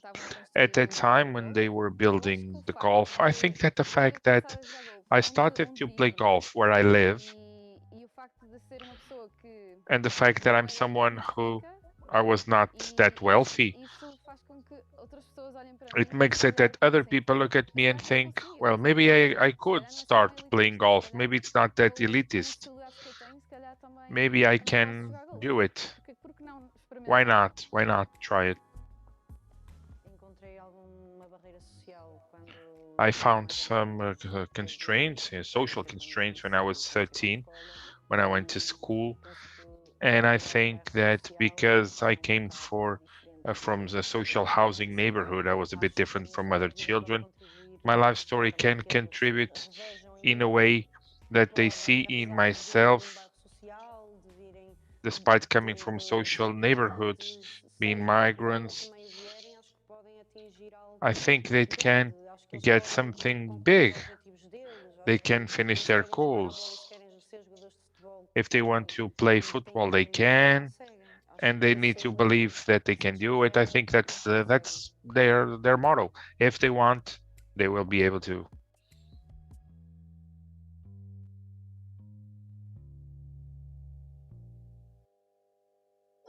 Tivemos mais momento dos nossos. This was one more video of our inspiring models. I would like to remind you before we stop for lunch that we have our Padlet for any questions you might have, suggestions. We would love for you to do it, as well as fulfilling the map with your location so that we can have the digital networking, trying to find partners. We hope that this morning was inspiring. I hope that you get ideas to new inclusive projects, and also to remind you that at the end of our session, we will have a musical moment from Vila Verde, the Music Academy of Vila Verde, and it would be very nice, all of us, to be here. Let's stop for lunch and let's return at 2. Thank you.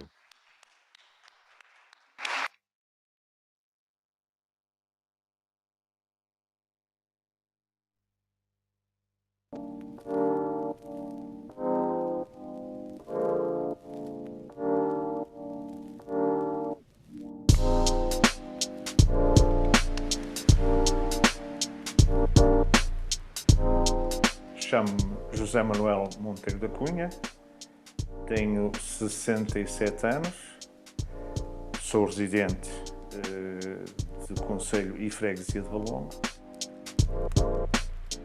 portanto reformei-me antecipadamente e pronto, eu logo que me reformei tinha colegas que estavam já aqui, não é? Faziam parte daqui da Academia Sénior, da ASA, e pronto, logo me falaram, olha, não queres vir connosco e tal, é muito giro e não sei o quê. E eu vou lá ver se gosto, né? Não fazia ideia como é que isto é. Portanto, assisti a algumas aulas, falei com alguns professores, pronto, assim nessas situações, e achei muito interessante o que se fazia aqui. Nós temos aqui uma aluna que, por acaso, também está connosco no teatro, hoje não pôde vir, porque tinha uma consulta. Vai fazer daqui por alguns dias 89 anos. Dentro da possibilidade delas, toda da possibilidade dela, portanto, sempre vem à música, vem à ginástica, fazer como ela, vem à dança de salão, fazer o seu pazinho, temos que acompanhar em tempo de faz teatro connosco, de ir a conversar connosco, estar ali depois das aulas ali fora, uns 15, uns 20 minutos, e pronto, essa situação. E isso fez-me entender o quão importante e valioso é isto da ASA neste contexto. Quem aprendeu já antes, relembra. Quem nunca aprendeu, aprende.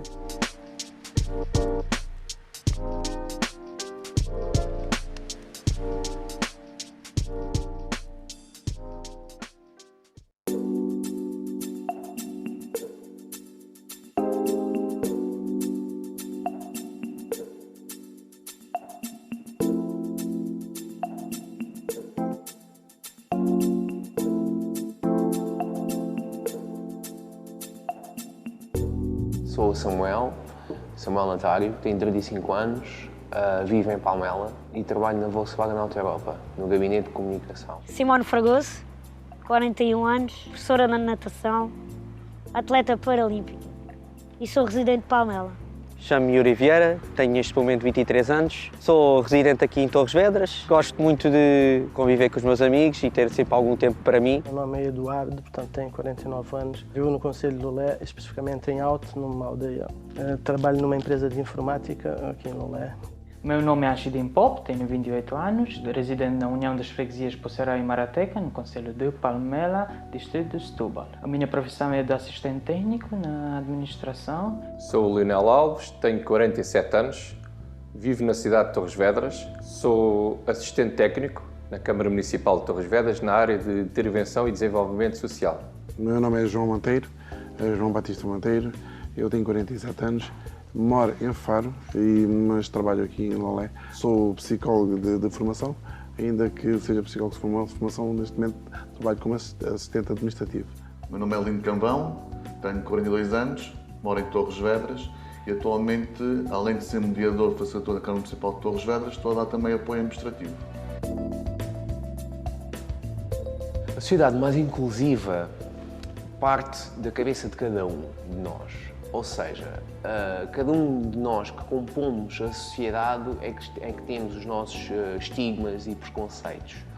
Logo, como é que nós conseguimos melhorar? É desbloqueando certas mentalidades que muitos de nós temos. O preconceito está na cabeça dos adultos. Se nós falarmos com uma criança, nós vamos ver que a criança não tem qualquer preconceito com qualquer tipo de deficiência ou qualquer tipo de diferença. E nós, ao crescermos, o adulto torna-se...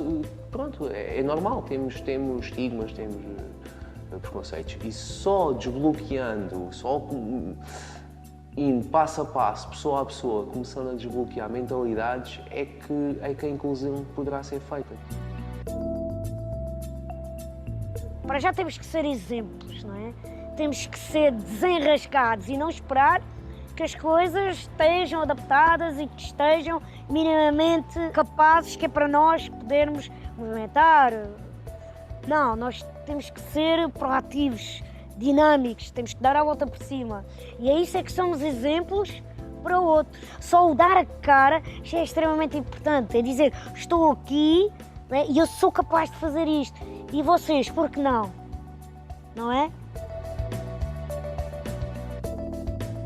Ingressar no ensino superior foi sempre algo que eu já tinha como objetivo há muito tempo, desde miúdo, sempre que até via alguns filmes sobre os ensinos superiores, tinha aquela ideia que um dia queria ir para lá e queria ser também um estudante universitário e também queria, de forma a ser um exemplo para a minha comunidade, porque ia ser dos poucos a ingressar no ensino superior, algo muito difícil na minha comunidade. A minha história de vida pode servir como exemplo para aqueles que pensam que não conseguem prosseguir os estudos. Podem me ver como um exemplo de sucesso nesse aspecto. Eu sempre fui uma pessoa participativa, por exemplo, eu agora também faço parte de uns órgãos sociais de uma instituição que é em Alto, a instituição da Casa da Criança. E já fiz parte também dos órgãos sociais da Junta de Freguesia e pronto, e a minha força de vontade, por vezes, até a mim me surpreende. E eu acho que as pessoas têm que ter essa força de vontade, têm que tentar ultrapassar as barreiras e tentar ajudar as outras pessoas, porque o mundo só se tornará melhor se todas as pessoas pensarem porem-se na pele das outras, porque cada vez que temos um problema, para nós é grande, mas para outros pode ser que tenham piores. E nós, quando vemos uma pessoa com um problema, nunca sentimos tanto porque não é connosco. E infelizmente o ser humano é dessa forma.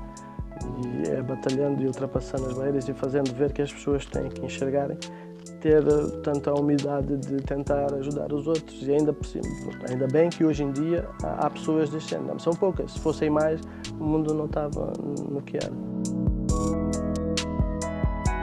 Relativamente à minha deficiência, estou uma pessoa paraplégica desde 2014. Claro que no início não foi nada fácil, mas depois comecei a ultrapassar cada dificuldade e só desta forma consegui melhorar cada dia mais.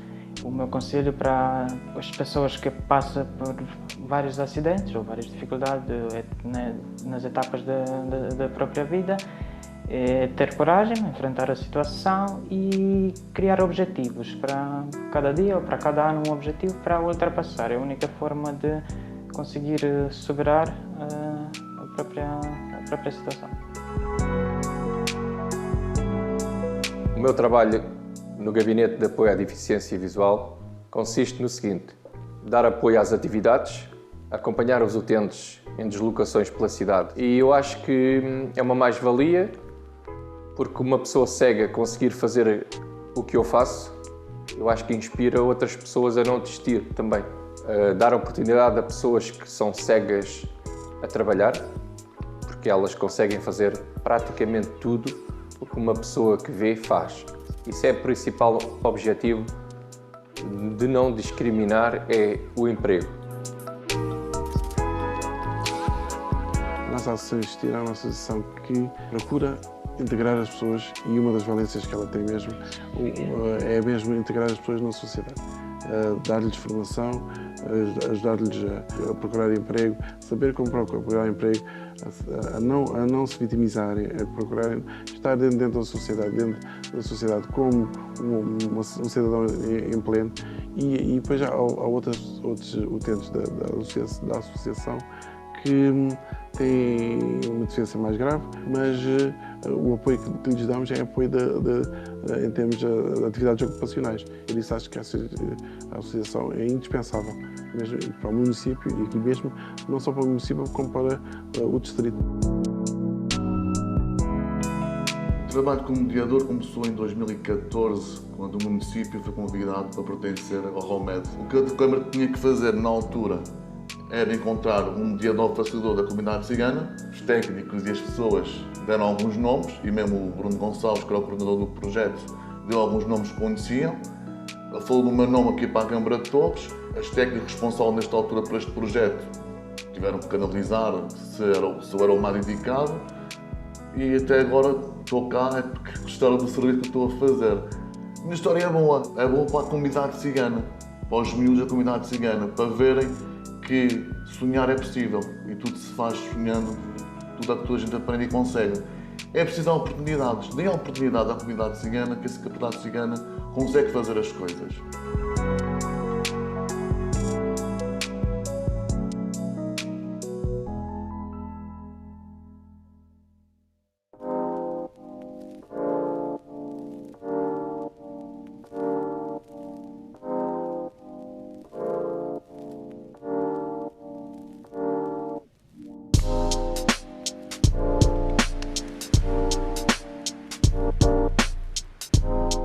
Chamo-me José Manuel Monteiro da Cunha, tenho 67 anos, sou residente do Conselho e Freguesia de Valongo. Portanto, reformei-me antecipadamente e pronto, eu logo que me reformei tinha colegas que estavam já aqui, não é? Faziam parte daqui da Academia Sénior, da ASA, e logo me falaram: olha, não queres vir connosco e tal, é muito giro e não sei o quê. E eu vou lá ver se gosto, né? Não fazia ideia como é que isto é. Portanto, assisti a algumas aulas, falei com alguns professores, pronto, assim, nessas situações, e achei muito interessante o que se fazia aqui. Nós temos aqui uma aluna que, por acaso, também está connosco no teatro, hoje não pôde vir, porque tinha uma consulta. vai fazer daqui por alguns dias 89 anos. Dentro das possibilidades delas, dentro da possibilidade delas, portanto, sempre vem a música, vem a ginástica, fazer como ela pode, vem a dança de salão, fazer o seu pazinho, temos que acompanhar em tempo de faz teatro connosco, de ir a conversar connosco, estar ali depois das aulas ali fora uns 15, uns 20 minutos e pronto, essa situação. E isso fez-me entender o quão importante e valioso é estudar a ASA neste contexto. Quem aprendeu já antes, relembra. Quem nunca aprendeu, aprende.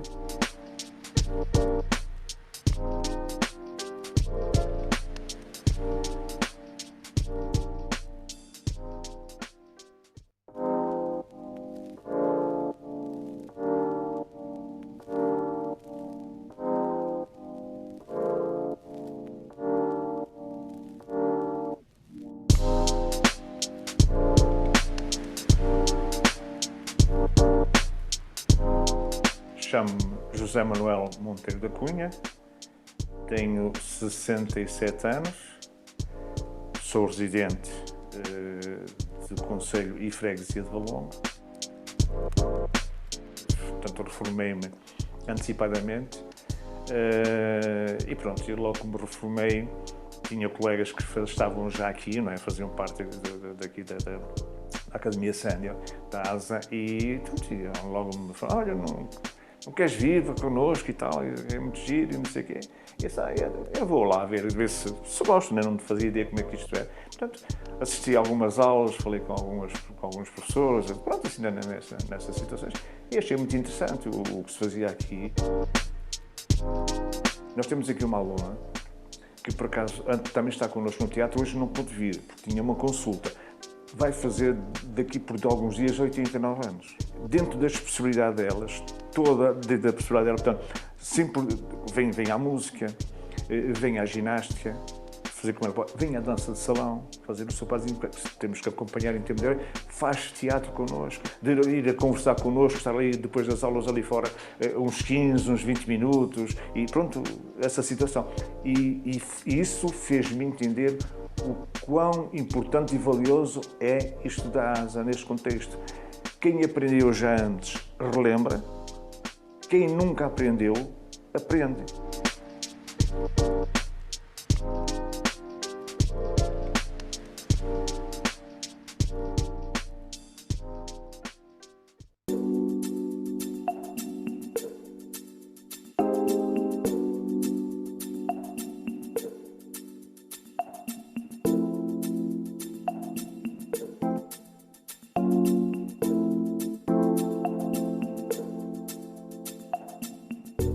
Sou o Samuel Natário, tenho 35 anos, vivo em Palmela e trabalho na Volkswagen Auto Europa, no gabinete de comunicação. Simone Fragoso, 41 anos, professora de natação, atleta paralímpica e sou residente de Palmela. Chamo-me Yuri Vieira, tenho neste momento 23 anos, sou residente aqui em Torres Vedras, gosto muito de conviver com os meus amigos e ter sempre algum tempo para mim. O meu nome é Eduardo, portanto tenho 49 anos, vivo no Conselho de Lolé, especificamente em Alto, numa aldeia. Trabalho numa empresa de informática aqui em Lolé.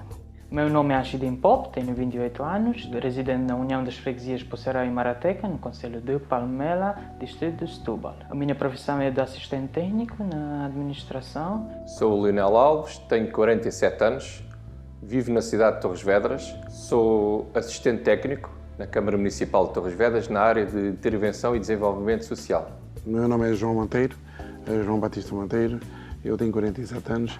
Moro em Faro, mas trabalho aqui em Lolé. Sou psicólogo de formação, ainda que seja psicólogo de formação, neste momento trabalho como assistente administrativo. Meu nome é Lino Cambão, tenho 42 anos, moro em Torres Vedras e atualmente, além de ser mediador facilitador da Câmara Municipal de Torres Vedras, estou a dar também apoio administrativo.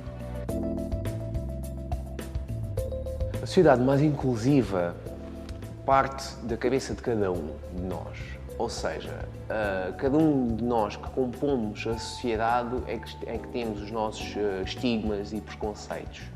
Logo, como é que nós conseguimos melhorar? É desbloqueando certas mentalidades que muitos de nós temos. O preconceito está na cabeça dos adultos. Se nós falarmos com uma criança, nós vamos ver que a criança não tem qualquer preconceito com qualquer tipo de deficiência ou qualquer tipo de diferença. E nós, ao crescermos, o adulto torna-se... Pronto, é normal, temos estigmas, temos preconceitos. E só desbloqueando, só indo passo a passo, pessoa a pessoa, começando a desbloquear mentalidades, é que a inclusão poderá ser feita. Para já temos que ser exemplos, não é? Temos que ser desenrascados e não esperar que as coisas estejam adaptadas e que estejam minimamente capazes, que é para nós podermos movimentar. Não, nós temos que ser proativos, dinâmicos, temos que dar a volta por cima. E é isso é que somos exemplos para outros. Só o dar a cara já é extremamente importante, é dizer, estou aqui, né, e eu sou capaz de fazer isto. E vocês, por que não? Não é? Ingressar no ensino superior foi sempre algo que eu já tinha como objetivo há muito tempo, desde miúdo, sempre que até via alguns filmes sobre os ensinos superiores, tinha aquela ideia que um dia queria ir para lá e queria ser também um estudante universitário e também queria, de forma a ser um exemplo para a minha comunidade, porque ia ser dos poucos a ingressar no ensino superior, algo muito difícil na minha comunidade. A minha história de vida pode servir como exemplo para aqueles que pensam que não conseguem prosseguir os estudos. Podem me ver como um exemplo de sucesso nesse aspecto. Eu sempre fui uma pessoa participativa, por exemplo, eu agora também faço parte dos órgãos sociais de uma instituição que é em alta, a instituição da Casa da Criança. E já fiz parte também dos órgãos sociais da Junta de Freguesia e pronto, e a minha força de vontade, por vezes, até a mim me surpreende. E eu acho que as pessoas têm que ter essa força de vontade, têm que tentar ultrapassar as barreiras e tentar ajudar as outras pessoas, porque o mundo só se tornará melhor se todas as pessoas pensarem, porem-se na pele das outras, porque cada vez que temos um problema, para nós é grande, mas para outros pode ser que tenham piores. E nós, quando vemos uma pessoa com um problema, nunca sentimos tanto porque não é connosco. E infelizmente o ser humano é desta forma. E é batalhando e ultrapassando as barreiras e fazendo ver que as pessoas têm que enxergarem, ter tanta humildade de tentar ajudar os outros. E ainda por cima, ainda bem que hoje em dia há pessoas deste género. São poucas, se fossem mais, o mundo não estava no que era. Relativamente à minha deficiência, estou uma pessoa paraplégica desde 2014. Claro que no início não foi nada fácil, mas depois comecei a ultrapassar cada dificuldade e só desta forma consegui melhorar cada dia mais. O meu conselho para as pessoas que passam por vários acidentes ou várias dificuldades nas etapas da própria vida é ter coragem, enfrentar a situação e criar objetivos para cada dia ou para cada ano, um objetivo para ultrapassar. É a única forma de conseguir superar a própria situação. O meu trabalho no Gabinete de Apoio à Deficiência Visual consiste no seguinte: dar apoio às atividades, acompanhar os utentes em deslocações pela cidade. E eu acho que é uma mais-valia, porque uma pessoa cega conseguir fazer o que eu faço, eu acho que inspira outras pessoas a não desistir também. Dar oportunidade a pessoas que são cegas a trabalhar, porque elas conseguem fazer praticamente tudo o que uma pessoa que vê faz. Isso é o principal objetivo de não discriminar, é o emprego. A nossa associação existir é uma associação que procura integrar as pessoas, e uma das valências que ela tem mesmo é mesmo integrar as pessoas na sociedade, dar-lhes formação, ajudar-lhes a procurar emprego, saber como procurar emprego, a não se vitimisarem, a procurarem estar dentro da sociedade como um cidadão em pleno, e depois há outros utentes da associação que têm uma deficiência mais grave, mas o apoio que lhes damos é apoio em termos de atividades ocupacionais. Por isso acho que essa associação é indispensável, mesmo para o município e aqui mesmo, não só para o município, como para o distrito. O trabalho como mediador começou em 2014, quando o município foi convidado para pertencer ao ROMED. O que a Câmara tinha que fazer na altura era encontrar um mediador facilitador da comunidade cigana. Os técnicos e as pessoas deram alguns nomes, e mesmo o Bruno Gonçalves, que era o coordenador do projeto, deu alguns nomes que conheciam. Ele falou do meu nome aqui para a Câmara de todos. As técnicas responsáveis nesta altura por este projeto tiveram que canalizar se eu era o mais indicado. E até agora estou cá porque gostaram do serviço que estou a fazer. A minha história é boa para a comunidade cigana, para os miúdos da comunidade cigana, para verem que sonhar é possível e tudo se faz sonhando, tudo é que toda a gente aprende e consegue. É preciso dar oportunidades, deem a oportunidade à comunidade cigana, que essa comunidade cigana consegue fazer as coisas.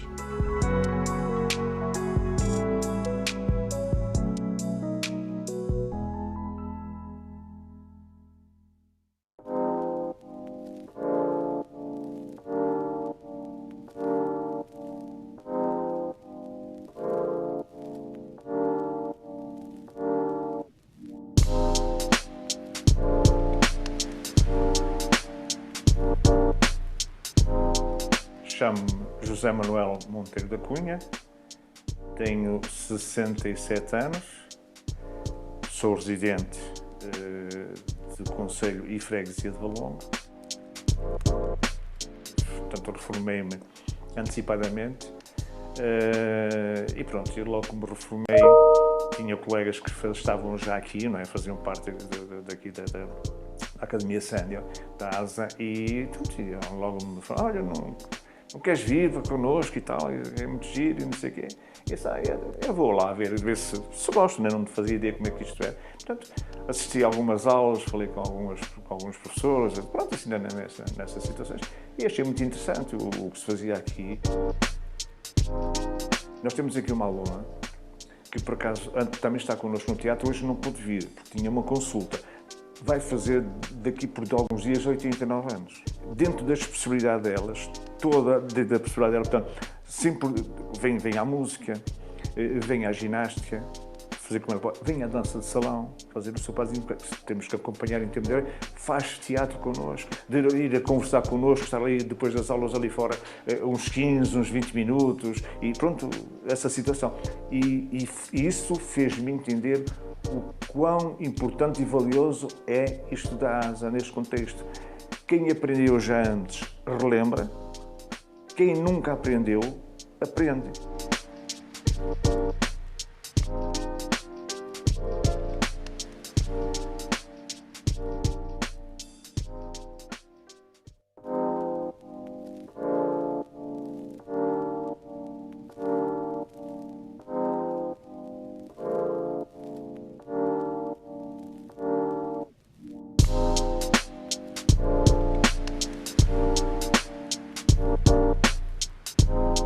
Chamo-me José Manuel Monteiro da Cunha, tenho 67 anos, sou residente do Conselho e Freguesia de Valongo.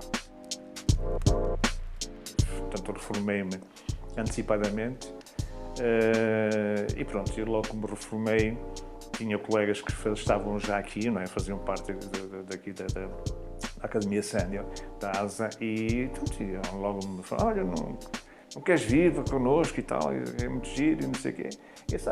Eu vou lá ver se gosto, não fazia ideia como é que isto é. Portanto, assisti a algumas aulas, falei com alguns professores, pronto, assim nessas situações, e achei muito interessante o que se fazia aqui. Nós temos aqui uma aluna que, por acaso, também está connosco no teatro, hoje não pôde vir, porque tinha uma consulta. Vai fazer daqui por alguns dias 89 anos. Dentro das possibilidades delas, toda dentro da possibilidade dela, portanto, sempre vem à música, vem à ginástica, fazer como ela, vem à dança de salão, fazer o seu pazinho, temos que acompanhar em tempo de hora, faz teatro connosco, de ir a conversar connosco, estar ali depois das aulas ali fora, uns 15, uns 20 minutos, e pronto, essa situação. E isso fez-me entender o quão importante e valioso é estudar neste contexto. Quem aprendeu já antes, relembra. Quem nunca aprendeu, aprende.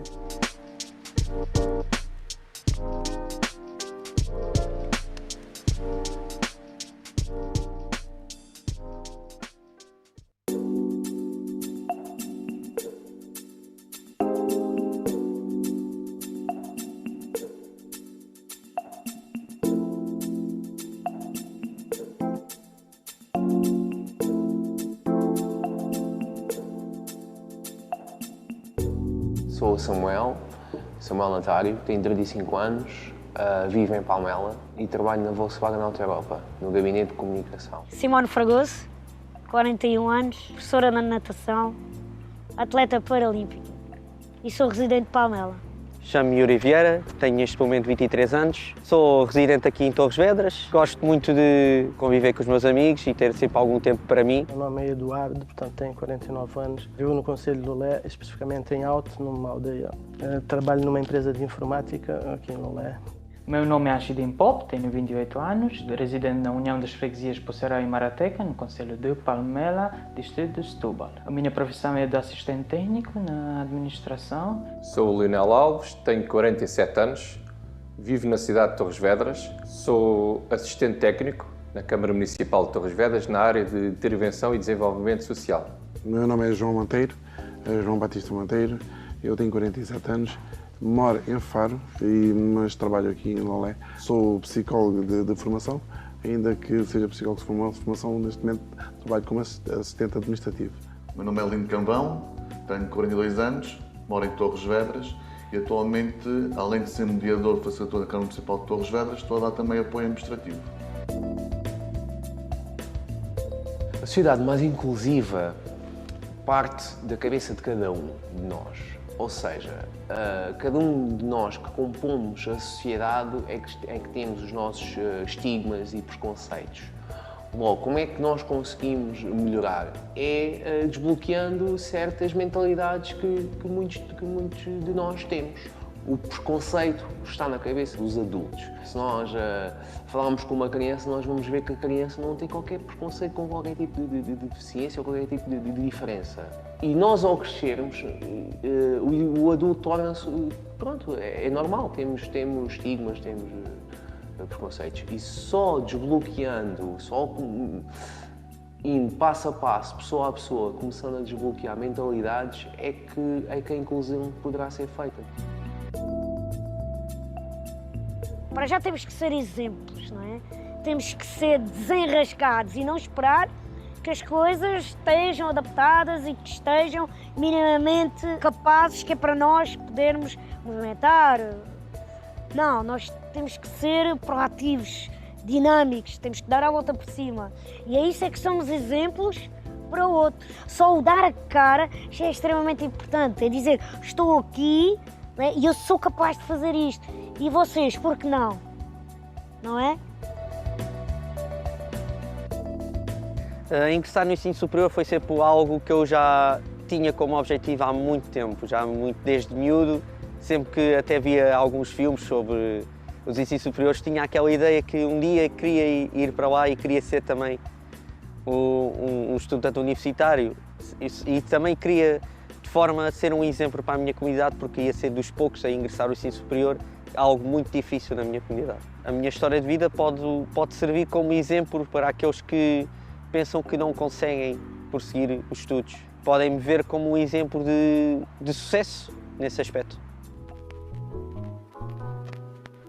Eu sempre fui uma pessoa participativa, por exemplo, eu agora também faço parte de uns órgãos sociais de uma instituição que é em Alto, a instituição da Casa da Criança, e já fiz parte também dos órgãos sociais da Junta de Freguesia, e pronto, e a minha força de vontade, por vezes, até a mim me surpreende. E eu acho que as pessoas têm que ter essa força de vontade, têm que tentar ultrapassar as barreiras e tentar ajudar as outras pessoas, porque o mundo só se tornará melhor se todas as pessoas pensarem porem-se na pele das outras, porque cada vez que temos um problema, para nós é grande, mas para outros pode ser que tenham piores. E nós, quando vemos uma pessoa com um problema, nunca sentimos tanto porque não é connosco. E infelizmente o ser humano é dessa forma. E é batalhando e ultrapassando as barreiras e fazendo ver que as pessoas têm que enxergarem, ter tanto a humildade de tentar ajudar os outros. E ainda bem que hoje em dia há pessoas deste género. São poucas, se fossem mais, o mundo não estava no que era. Relativamente à minha deficiência, estou uma pessoa paraplégica desde 2014. Claro que no início não foi nada fácil, mas depois comecei a ultrapassar cada dificuldade e só desta forma consegui melhorar cada dia mais. O meu conselho para as pessoas que passam por vários acidentes ou várias dificuldades nas etapas da própria vida é ter coragem, enfrentar a situação e criar objetivos para cada dia ou para cada ano, um objetivo para ultrapassar. É a única forma de conseguir superar a própria situação. O meu trabalho no Gabinete de Apoio à Deficiência Visual consiste no seguinte: dar apoio às atividades, acompanhar os utentes em deslocações pela cidade. E eu acho que é uma mais-valia, porque uma pessoa cega conseguir fazer o que eu faço, eu acho que inspira outras pessoas a não desistir também. Dar oportunidade a pessoas que são cegas a trabalhar, porque elas conseguem fazer praticamente tudo o que uma pessoa que vê faz.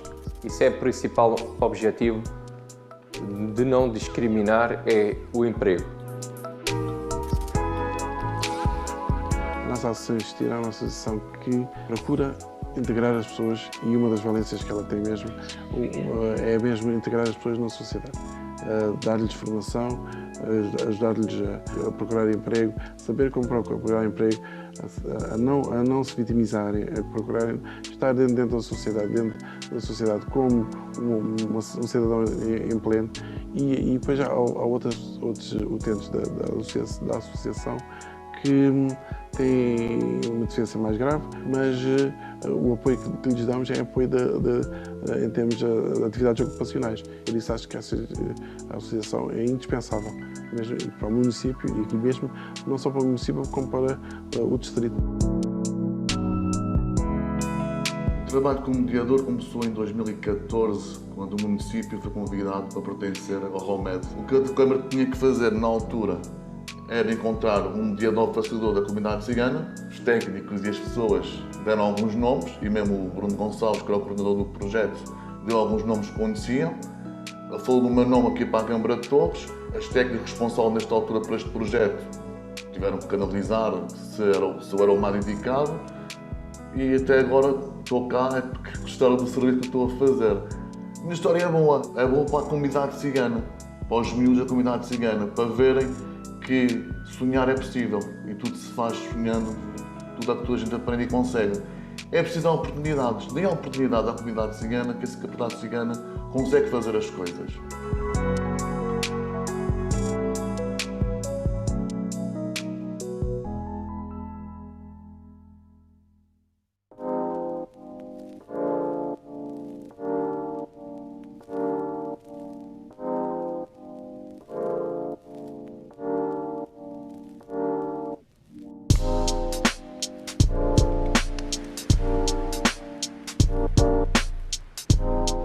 Chamo-me José Manuel Monteiro da Cunha, tenho 67 anos, sou residente do Conselho e Freguesia de Valongo. Portanto, reformei-me antecipadamente e pronto, eu logo que me reformei tinha colegas que estavam já aqui, não é? Faziam parte daqui da Academia Sénior, da ASA, e logo me falaram: olha, não queres vir connosco e tal, é muito giro e não sei o quê. E eu vou lá ver se gosto, né? Não fazia ideia como é que isto é. Portanto, assisti a algumas aulas, falei com alguns professores, pronto, assim, nessas situações, e achei muito interessante o que se fazia aqui. Nós temos aqui uma aluna que, por acaso, também está connosco no teatro, hoje não pôde vir, porque tinha uma consulta. vai fazer daqui por alguns dias 89 anos. Dentro da possibilidade delas, dentro da possibilidade delas, portanto, sempre vem à música, vem à ginástica, fazer como ela pode, vem à dança de salão, fazer o seu pazinho, temos que acompanhar em tempo de hora, faz teatro connosco, de ir a conversar connosco, estar ali depois das aulas ali fora, uns 15, uns 20 minutos, e pronto, essa situação.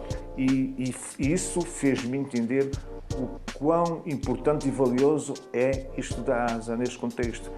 Quem aprendeu já antes, relembra. Quem nunca aprendeu, aprende.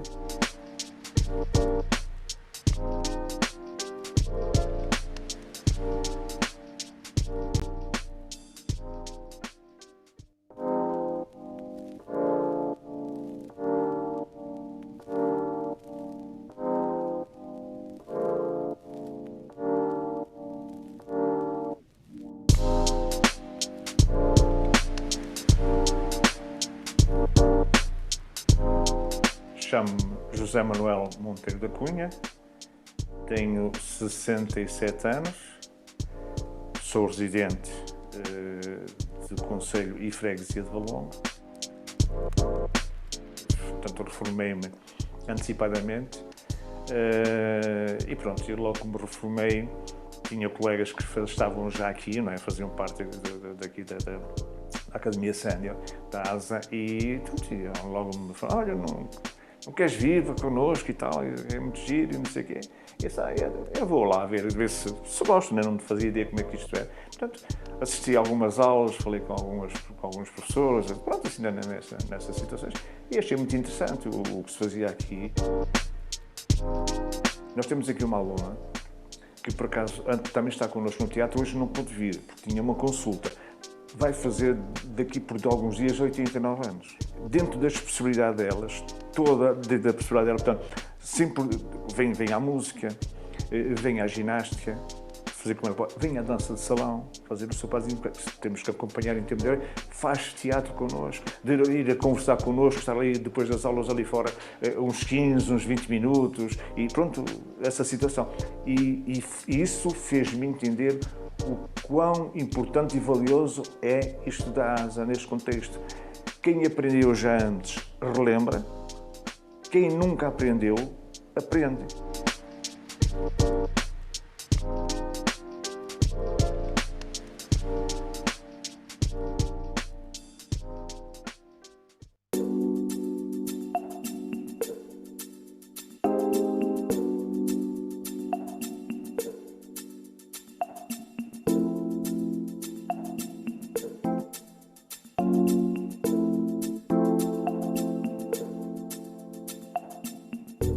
Sou o Samuel Natário, tenho 35 anos, vivo em Palmela e trabalho na Volkswagen Auto Europa, no gabinete de comunicação. Simone Fragoso, 41 anos, professora de natação, atleta paralímpica e sou residente de Palmela.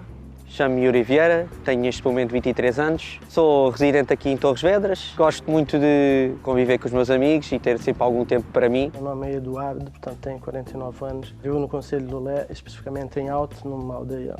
Trabalho numa empresa de informática aqui em Lolé. O meu nome é Ashidin Pop, tenho 28 anos, residente na União das Freguesias Terra e Marateca, no Conselho de Palmela, distrito de Setúbal. A minha profissão é de assistente técnico na administração. Sou o Leonel Alves, tenho 47 anos, vivo na cidade de Torres Vedras, sou assistente técnico na Câmara Municipal de Torres Vedras, na área de intervenção e desenvolvimento social. O meu nome é João Monteiro, João Batista Monteiro, eu tenho 47 anos. Moro em Faro, mas trabalho aqui em Lolé. Sou psicólogo de formação, ainda que seja psicólogo de formação, neste momento trabalho como assistente administrativo. O meu nome é Lino Cambão, tenho 42 anos, moro em Torres Vedras e atualmente, além de ser mediador e facilitador da Câmara Municipal de Torres Vedras, estou a dar também apoio administrativo. A sociedade mais inclusiva parte da cabeça de cada um de nós. Ou seja, cada um de nós que compomos a sociedade é que temos os nossos estigmas e preconceitos. Logo, como é que nós conseguimos melhorar? É desbloqueando certas mentalidades que muitos de nós temos. O preconceito está na cabeça dos adultos. Se nós falarmos com uma criança, nós vamos ver que a criança não tem qualquer preconceito com qualquer tipo de deficiência ou qualquer tipo de diferença. E nós, ao crescermos, o adulto torna-se... Pronto, é normal, temos estigmas, temos preconceitos. E só desbloqueando, só indo passo a passo, pessoa a pessoa, começando a desbloquear mentalidades, é que a inclusão poderá ser feita. Para já temos que ser exemplos, não é? Temos que ser desenrascados e não esperar que as coisas estejam adaptadas e que estejam minimamente capazes, que é para nós podermos movimentar. Não, nós temos que ser proativos, dinâmicos, temos que dar a volta por cima. E é isso é que somos exemplos para o outro. Só o dar a cara, isto é extremamente importante, é dizer, estou aqui, né, e eu sou capaz de fazer isto. E vocês, por que não? Não é?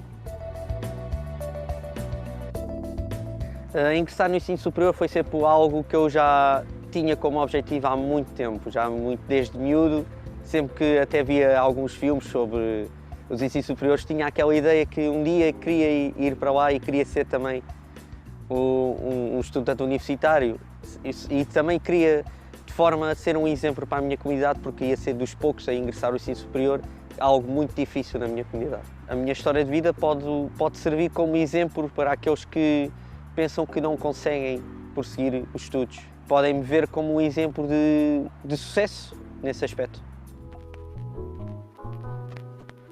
Eu sempre fui uma pessoa participativa, por exemplo, eu agora também faço parte de uns órgãos sociais de uma instituição que é em alta, a instituição da Casa da Criança, e já fiz parte também dos órgãos sociais da Junta de Freguesia, e pronto, e a minha força de vontade, por vezes, até a mim me surpreende. E eu acho que as pessoas têm que ter essa força de vontade, têm que tentar ultrapassar as barreiras e tentar ajudar as outras pessoas, porque o mundo só se tornará melhor se todas as pessoas pensarem, porem-se na pele das outras, porque cada vez que temos um problema, para nós é grande, mas para outros pode ser que tenham piores. E nós, quando vemos uma pessoa com um problema, nunca sentimos tanto porque não é connosco. E infelizmente o ser humano é dessa forma.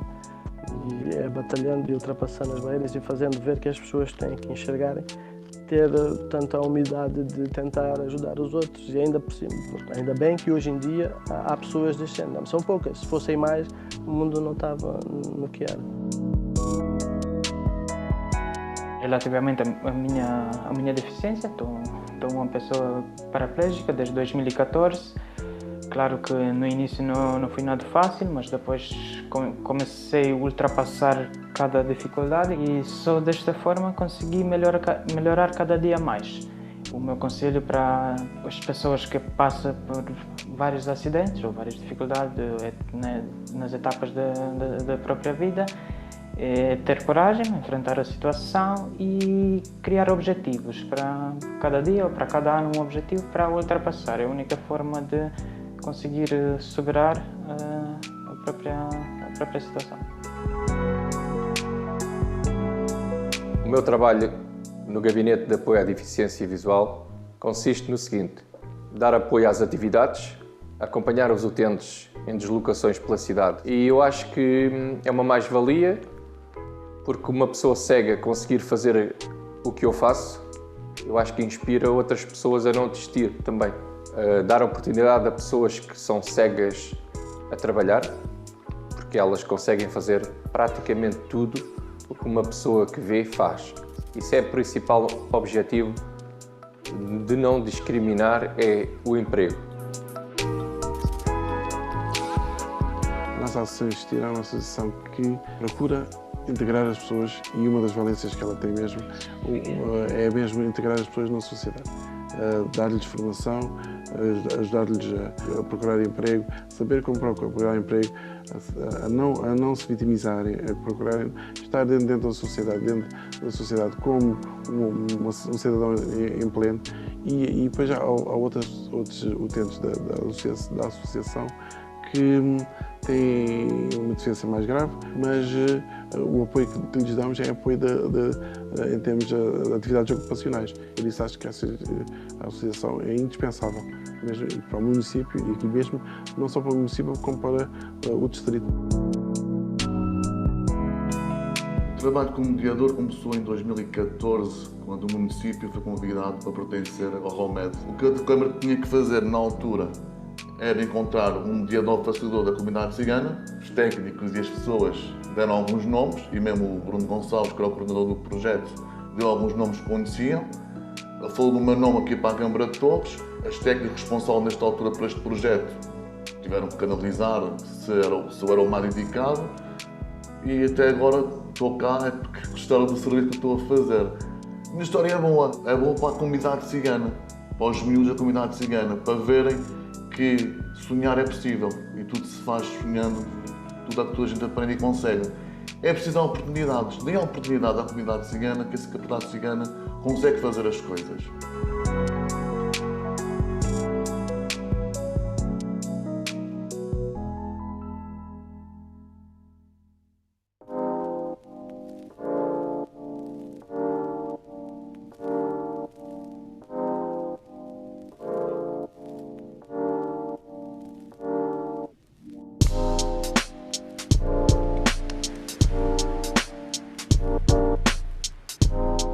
Chamo-me José Manuel Monteiro da Cunha, tenho 67 anos, sou residente do Conselho e Freguesia de Valongo. Portanto, reformei-me antecipadamente e pronto, eu logo que me reformei tinha colegas que estavam já aqui, não é? Faziam parte daqui da Academia Sénior, da ASA, e logo me falaram, olha, não queres vir connosco e tal, é muito giro e não sei o quê. E eu vou lá ver se gosto, né? Não fazia ideia como é que isto é. Portanto, assisti a algumas aulas, falei com alguns professores, pronto, assim nessas situações, e achei muito interessante o que se fazia aqui. Nós temos aqui uma aluna que, por acaso, também está connosco no teatro, hoje não pôde vir, porque tinha uma consulta. Vai fazer daqui por alguns dias 89 anos. Dentro da possibilidade delas, toda da possibilidade delas, portanto, sempre vem à música, vem à ginástica, fazer como ela pode, vem à dança de salão, fazer o seu pazinho, temos que acompanhar em tempo de hora, faz teatro connosco, de ir a conversar connosco, estar ali depois das aulas ali fora, uns 15, uns 20 minutos, e pronto, essa situação. E isso fez-me entender o quão importante e valioso é isto da ASA neste contexto. Quem aprendeu já antes, relembra. Quem nunca aprendeu, aprende.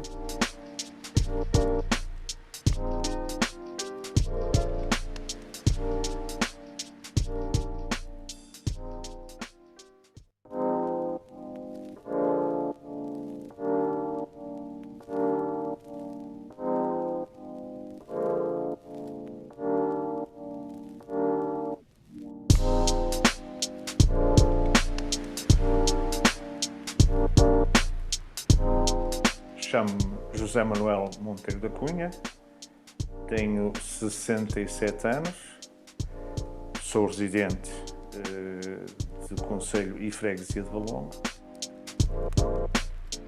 Portanto, reformei-me antecipadamente e pronto, eu logo que me reformei tinha colegas que estavam já aqui, não é? Faziam parte daqui da Academia Sénior, da ASA, e logo me falaram, olha, não queres vir connosco e tal, é muito giro e não sei o quê.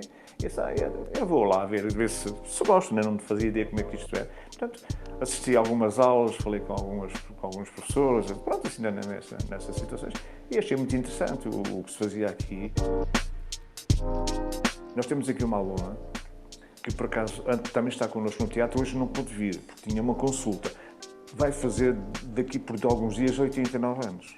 Dentro das possibilidades delas, toda da possibilidade delas, portanto, sempre vem à música, vem à ginástica, fazer como ela, vem à dança de salão, fazer o seu pazinho, temos que acompanhar em tempo de hora, faz teatro connosco, de ir a conversar connosco, estar ali depois das aulas ali fora, uns 15, uns 20 minutos, e pronto, essa situação. E isso fez-me entender o quão importante e valioso é isto da ASA neste contexto. Quem aprendeu já antes, relembra. Quem nunca aprendeu, aprende.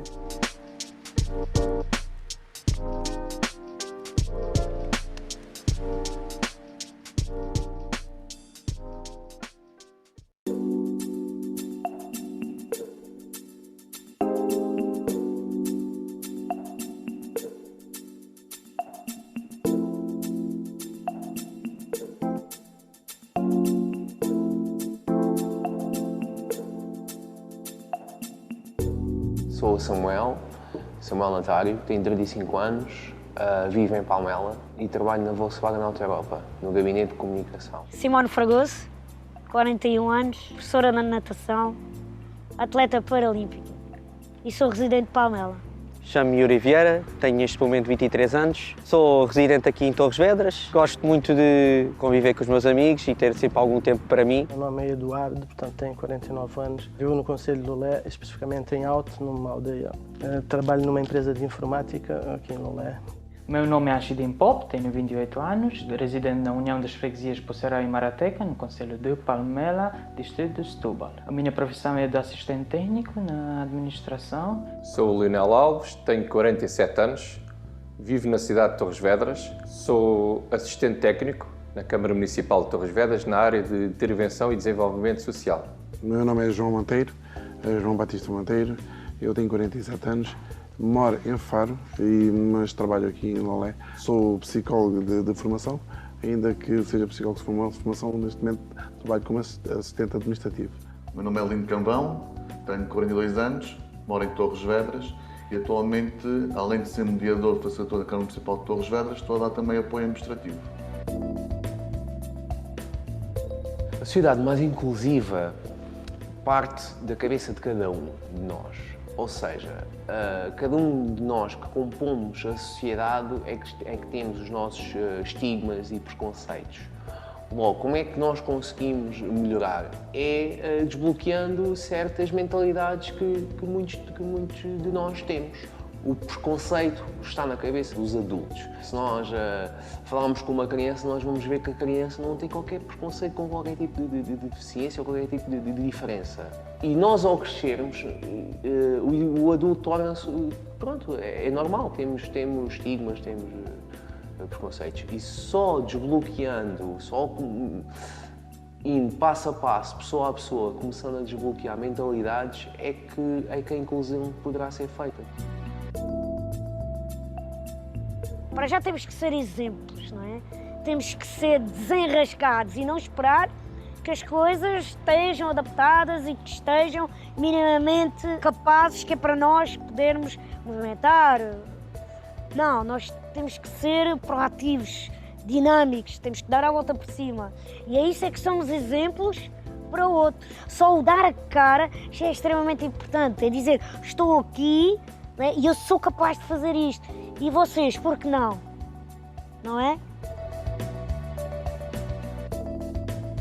Ingressar no ensino superior foi sempre algo que eu já tinha como objetivo há muito tempo, desde miúdo, sempre que até via alguns filmes sobre os ensinos superiores, tinha aquela ideia que um dia queria ir para lá e queria ser também um estudante universitário e também queria, de forma a ser um exemplo para a minha comunidade, porque ia ser dos poucos a ingressar no ensino superior, algo muito difícil na minha comunidade. A minha história de vida pode servir como exemplo para aqueles que pensam que não conseguem prosseguir os estudos. Podem me ver como um exemplo de sucesso nesse aspecto. Eu sempre fui uma pessoa participativa, por exemplo, eu agora também faço parte de uns órgãos sociais de uma instituição que é em Alto, a instituição da Casa da Criança. E já fiz parte também dos órgãos sociais da Junta de Freguesia e pronto, e a minha força de vontade, por vezes, até a mim me surpreende. E eu acho que as pessoas têm que ter essa força de vontade, têm que tentar ultrapassar as barreiras e tentar ajudar as outras pessoas, porque o mundo só se tornará melhor se todas as pessoas pensarem porem-se na pele das outras, porque cada vez que temos um problema, para nós é grande, mas para outros pode ser que tenham piores. E nós, quando vemos uma pessoa com um problema, nunca sentimos tanto porque não é connosco. E infelizmente o ser humano é dessa forma. E é batalhando e ultrapassando as barreiras e fazendo ver que as pessoas têm que enxergarem, ter tanto a humildade de tentar ajudar os outros. E ainda bem que hoje em dia há pessoas deste género. São poucas, se fossem mais, o mundo não estava no que era. Relativamente à minha deficiência, estou uma pessoa paraplégica desde 2014. Claro que no início não foi nada fácil, mas depois comecei a ultrapassar cada dificuldade e só desta forma consegui melhorar cada dia mais. O meu conselho para as pessoas que passam por vários acidentes ou várias dificuldades nas etapas da própria vida é ter coragem, enfrentar a situação e criar objetivos para cada dia ou para cada ano, um objetivo para ultrapassar. É a única forma de conseguir superar a própria situação. O meu trabalho no Gabinete de Apoio à Deficiência Visual consiste no seguinte: dar apoio às atividades, acompanhar os utentes em deslocações pela cidade. E eu acho que é uma mais-valia, porque uma pessoa cega conseguir fazer o que eu faço, eu acho que inspira outras pessoas a não desistir também. Dar oportunidade a pessoas que são cegas a trabalhar, porque elas conseguem fazer praticamente tudo o que uma pessoa que vê faz. Isso é o principal objetivo de não discriminar, é o emprego. A nossa associação Existir é uma associação que procura integrar as pessoas, e uma das valências que ela tem mesmo é mesmo integrar as pessoas na sociedade. Dar-lhes formação, ajudar-lhes a procurar emprego, saber como procurar emprego, a não se vitimisarem, a procurarem estar dentro da sociedade como um cidadão em pleno. E depois há outros utentes da associação que têm uma deficiência mais grave, mas o apoio que lhes damos é apoio em termos de atividades ocupacionais. Por isso acho que a associação é indispensável mesmo para o município, e mesmo não só para o município como para o distrito.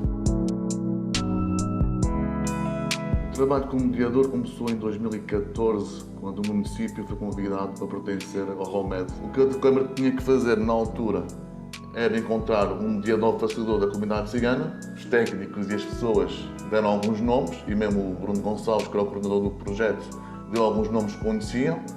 Ele falou do meu nome aqui para a Câmara de Torres. As técnicas responsáveis nesta altura por este projeto tiveram que analisar se eu era o mais indicado, e até agora estou cá porque gostaram do serviço que estou a fazer. A minha história é boa para a comunidade cigana, para os miúdos da comunidade cigana, para verem que sonhar é possível e tudo se faz sonhando, tudo a gente aprende e consegue. É preciso dar oportunidades, dê a oportunidade à comunidade cigana, que a comunidade cigana consegue fazer as coisas.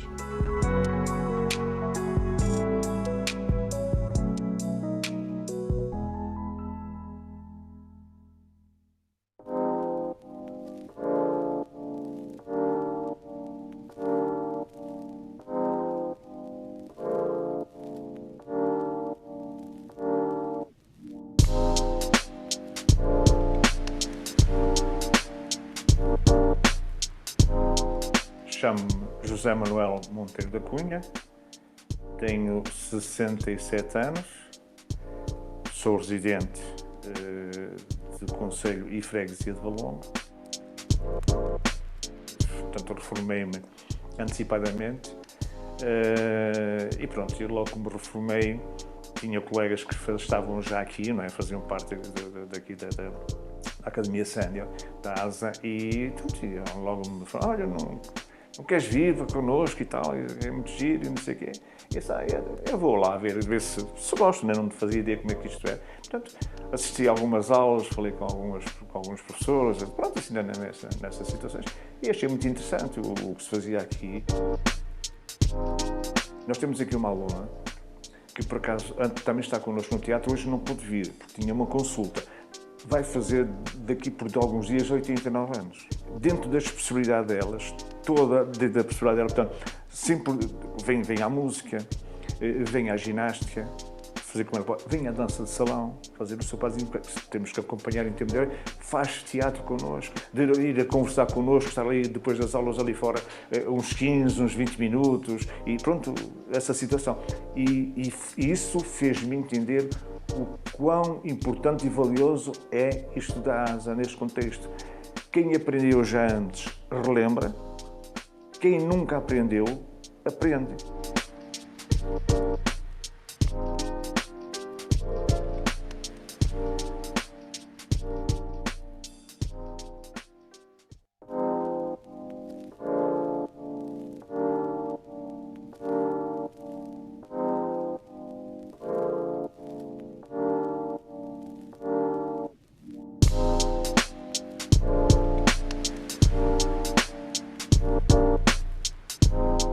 Chamo-me José Manuel Monteiro da Cunha, tenho 67 anos, sou residente do Conselho e Freguesia de Valongo. Portanto, reformei-me antecipadamente e pronto, eu logo que me reformei tinha colegas que estavam já aqui, não é? Faziam parte daqui da Academia Sénior, da ASA, e logo me falaram, olha, não queres vir connosco e tal, é muito giro e não sei o quê. Eu vou lá ver se gosto, né? Não fazia ideia como é que isto é. Portanto, assisti a algumas aulas, falei com alguns professores, pronto, assim, nessas situações, e achei muito interessante o que se fazia aqui. Nós temos aqui uma aluna que, por acaso, também está connosco no teatro, hoje não pôde vir, porque tinha uma consulta. Vai fazer daqui por alguns dias 89 anos. Dentro da especialidade delas, toda dentro da especialidade delas, portanto, sempre vem à música, vem à ginástica.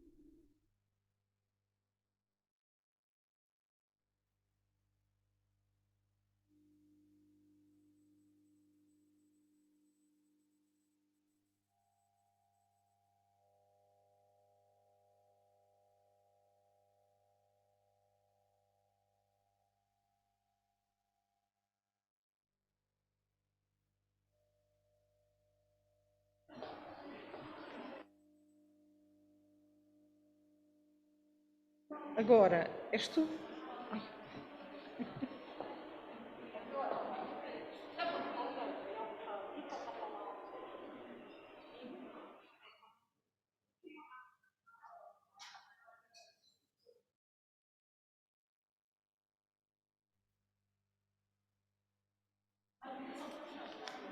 Já estão, sim.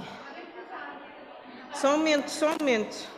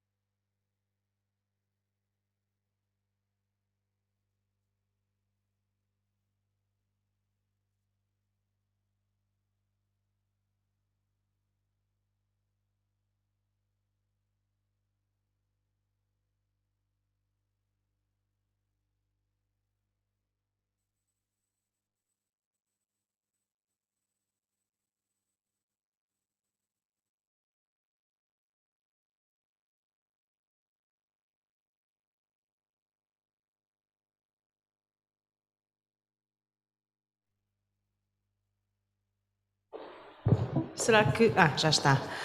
Olá a todas, a todos. Vamos dar início aos trabalhos da parte da tarde. Espero Well, que... hello, let's start our afternoon session. Hope you've enjoyed your lunch. Those who are here in person and those who are online. I think we already have online our two speakers for the first panel of the afternoon, Marta Gutierrez and Tony.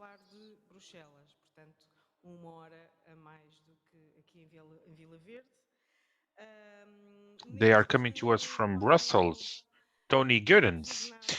And this is a panel called Internationalization. It's our panel in terms of the fund of the Erasmus program.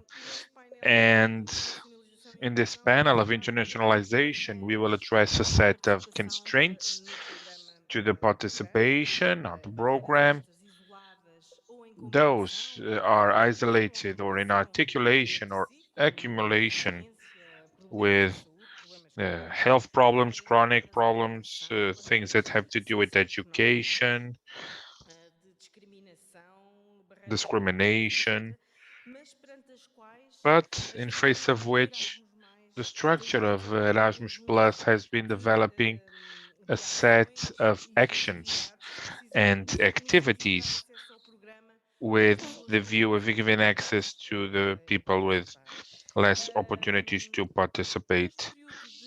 This period of 2021-2027 mirrors this effort of implementation of measures of inclusion, of incorporating that's flexible, an incorporation that needs to be adaptable to this territory between member states, the regions, the audiences, strategic audiences, target groups. And here to tell us about this, we have representing the EU, Marta Gutierrez Bennett. She's one of the Program Manager, Director General for Education and Culture, Youth and Sport. And she has been coordinating a set of actions guided towards inclusion in terms of Erasmus. The second speaker, Tony Guddens, works with Salto Inclusion and Diversity, and he has had a lot of experience since 2000 working in these fields, and he's the coordinator of the Strategic Partnership for Inclusion. Marta, I don't know if you can hear us. Hi, Marta.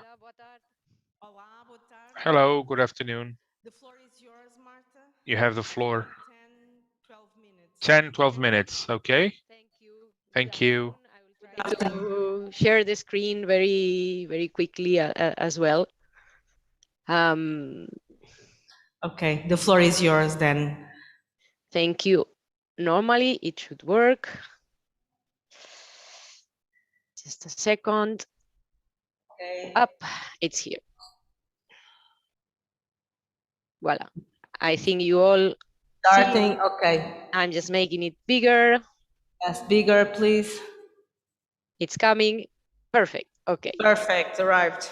Thanks a lot. Thanks a lot. And first of all, thanks a lot for the invitation.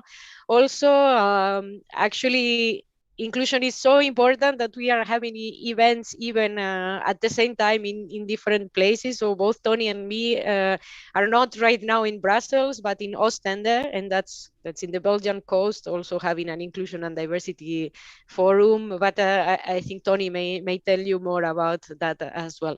But coming back to what we are doing today here, you know, inclusion and diversity is really the key priority and one of the 4 big priorities of the new Erasmus Plus and Solidarity Core programs. And I want to intentionally always mention the 2 programs together because also in the strategic thinking of the Commission, the efforts on inclusion and diversity really go hand in hand for both Erasmus Plus and the Solidarity Core. So allow me also to refer to the 2 of them together.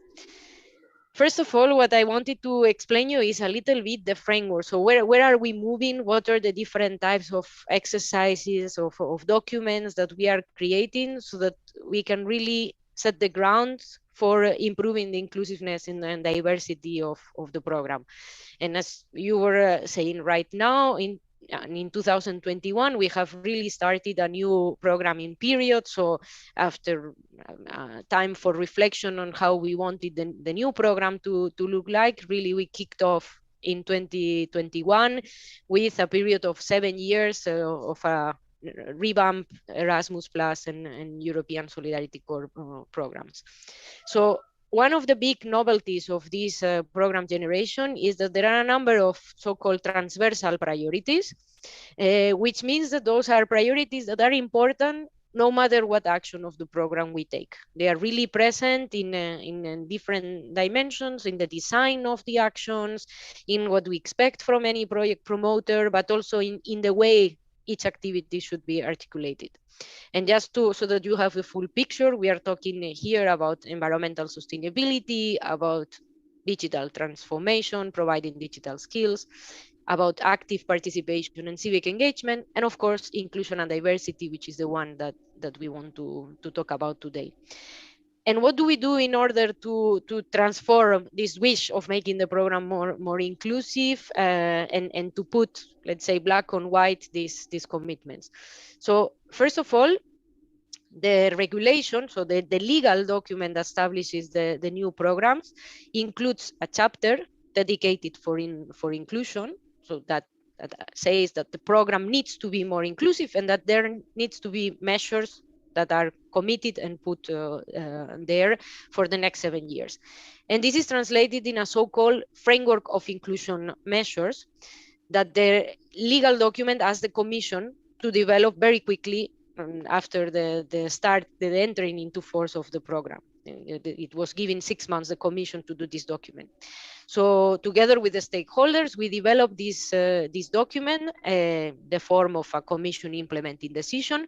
And this is basically a very straight to the point document of political value, in which it is described what are the measures that will be done in the next 7 years. And when we talk about measures, basically the articles of this framework, what they say is we have to give financial means, but we have to give also other types of support that we will talk about later as well, more in detail. But of course, it's not enough to put these measures in a document. There has to be also mechanisms, there has to be a way to implement it in practice. So there is a number of documents that need to be also translated, that need to speak to different audiences. So these measures can be translated for what the organizations needs. It can also give orientations to the national agencies, or it can be translated into rules like we have in the program guide. So we have a number of documents that actually articulate this set of measures into more practical guidance. One that I really want to mention is really the inclusion and diversity strategy. And as you know, we took the good experience from having an inclusion and diversity strategy in the field of youth for the previous program. And we decided to expand it, opening up a big consultation with stakeholders, with national agencies, with participants in the actions of the programs as well, and expand this strategic document also to the other sectors of Erasmus Plus that had not been covered in the past. No? So now we have what we call a cross-sectorial inclusion and diversity strategy that also tries to boost a little bit this dimension in the area of school education, higher education, vocational education and training, and adult education as well. All these documents are also complemented, and this is also very important, and it's contained as an action also in the regulation of the programs. This is complemented with the so-called national inclusion plans of the Erasmus Plus national agencies. And what this means is that, of course, we can have a European framework, we can have guidance that we give from the European institutions to the different national agencies, but at the end of the day, we need the national agencies to take this European framework and translate it into the reality at national level. So the national agencies know well who are the most target groups in need in their country, which activities work better in a national reality, etc. So they have described these, they will have yearly actions in a way, and we will be monitoring how this works. So just to give you a quick overview, what are the type of measures that are included in this framework that I was mentioning? Well, the framework was, it's very recent. It was adopted on the 22nd of October, and basically talks about the need to provide flexible learning formats. Perhaps we need shorter mobility periods for certain target groups. We need maybe to combine group and individual mobility. We need also virtual combined with physical, etc.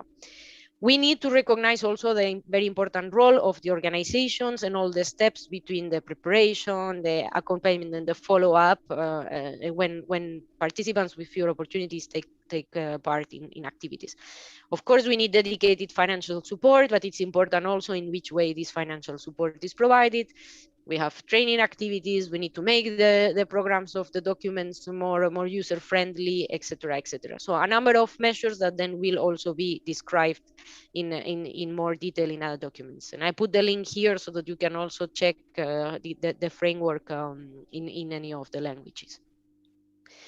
If we move to the inclusion and diversity strategy, that is now, as I said, covering all the fields, one of the very important things that it picks from the regulation of the program is that really we try to harmonize the way we speak about the target groups and the definitions and concepts that we use. And having a common agreement about talking about participants with fewer opportunities and what it means in terms of which type of obstacles these participants may face is already a step forward to help us also measure better what are the progress is done and what are the needs that still remain in the field. What the inclusion and diversity strategy also does is really to try to inspire and give guidance and give support to the organizations that work with participants with fewer opportunities and tell them what are the measures that are available within the programs. And also to ensure that the activities are as accessible as possible for any kind of participant. Of course, the strategy also gives guidance for national agencies, for the resource centers, for the executive agency that implements the centralized actions. And last but not least, it directs the reader also to finding sources for inspiration, best practices, what has been done in the area of inclusion, where to find potential partners for projects, etc. So to inspire even more multiplication. Again, the text of the inclusion and diversity strategy is also available online, and I invite you to read it through the link. Here, I just wanted to very quickly give you also a visual overview of what is this harmonized definition that we talk about. And if you analyze it quickly, you will see that under fewer opportunities, what we do is basically list the number of obstacles that we take as a reference or reasons why people may find it difficult to access the program. And if we operationalize this, and many of you are used to using this also in the implementation of the program, we see that these are the different broad areas that can create difficulties for people to access the different actions. Of course, it's very important to say they never or many times they don't come alone, and participants may face a combination of them or some of them in a fine-tuned manner or with some very particular examples that one may not think about at first sight. Last but not least, I also wanted to mention what contains the inclusion plans by the national agencies. So what we asked national agencies to reflect upon is basically, so what is the outreach that they plan to do to the target groups that are particularly in need in the national context? what are the information and awareness raising activities, for example, that they plan to do, and how are they planning also to support the target groups, but also the organizations that work with these target groups. Also, one thing that we started doing also with the national agencies is ask for a long-term thinking, a long-term strategy. So how do you see your work in the area of inclusion for the next 6 years? And we also started asking national agencies to appoint the so-called inclusion officers. They existed in a more structured manner for the national agencies in the field of youth, but now we really wanted to also expand this responsibility to the other fields of education and training, and ensure that we build knowledge in every single national agency that can also be shared with all colleagues in the agency. Monitoring is also a very important aspect, because having better, more quality and more substantial data about who are the target groups and how well we are addressing them, it will also allow us to improve the way we work and the way we put forward the inclusive dimension of the programs. And last but not least, I know that many of you have also been exploring possible synergies with other programs. So how to combine, for example, Erasmus Plus funds with some national funds or with other European funds. How can we top up some amounts that maybe are sometimes not so sufficient under some aspects of Erasmus Plus, or to really scale up some good practice projects, etc. So a lot of work and forward-looking reflection that already starts really creating a big impact. I want to finish by saying, so how else can this inclusion dimension be supported? Well, we have a number of structures, very important, that make all this machinery work and that help really translate all the theory into practice. So of course, the Salto Resource Center for Inclusion and Diversity, Tony is the best representative that we can have to talk to you about that. I only want to mention that, of course, there is long-standing experience in the field of youth with this Salto Resource Center for Inclusion and Diversity, but now we are also going to launch the Salto Resource Center for Inclusion and Diversity in the field of education and training, and we will be looking for interest in national agencies that will be wanting to host this center and to work together with Tony and his colleagues. Then we have working groups with national agencies to share and exchange practices, to learn from each other, to gather the feedback from the colleagues in the agencies. And for example, here we are coordinating from the Commission a horizontal working group for all sectors. So having representatives of the agencies really from the different sectors and exchange how we are progressing. Then we have now created a cross-sectoral network of inclusion and diversity officers in all agencies and also in the executive agency, and we will start meeting with them very soon. It's a new network that we have created, but we also are very positive about the work they can do. And last but not least, there are many events like the ones we are having today, the one where we are on the forum where we are now in Ostende. All this gives us a lot of opportunities to exchange, to learn from each other, to gather new ideas, to test how things really work in the ground, and also to meet new partners, new stakeholders, etc. Any ideas that can complement this are more than welcome. I invite you to share with us any kind of best practice that you have, to make us any question, or to contact us even after the conference. And now I will finish with this and pass on to Tony for his part. Thank you.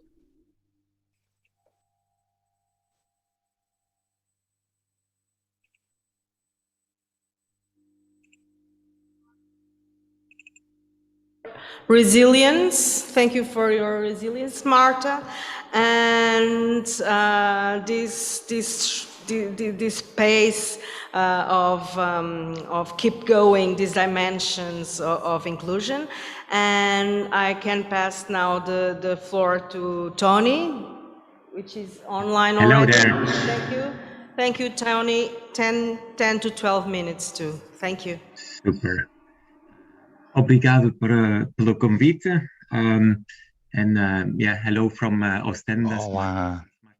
Said we are here at the Salto Inclusion and Diversity Forum also to work on inclusion and diversity. Now, at the introduction, and Marta also mentioned, the Salto Resource Center is a resource center for youth, so specifically for the youth part of the European programs. And I have the pleasure and privilege to work already for Salto Inclusion and Diversity since 2000. Now, this is all very specific for youth, but the aim of my presentation is that you can look over the hedge and maybe you can find some interesting ideas in the 20 years of experience that we have been doing. So what we try to do mainly is to support inclusion workers, we call them, through training, publications, promotion, etc. So what is this? The first question, you know that on the European level, we like all those abbreviations, and Salto Youth, what does that mean? That basically stands for Support and Advanced Learning and Training Opportunities, specifically in the Youth in Action program and the new European Solidarity Corps. There's 7 resource centers and they're all based in a youth national agency. Yeah. Here are the thematic priorities, the geographic priorities, and there's one more internal, Salto.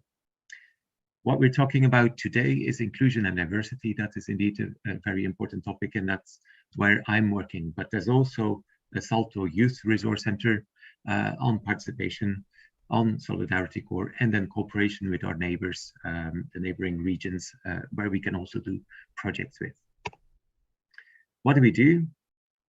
As the name already says, we support both our colleagues in the national agencies, the youth national agencies, Solidarity Corps national agencies, but also then all the people in the youth work fields.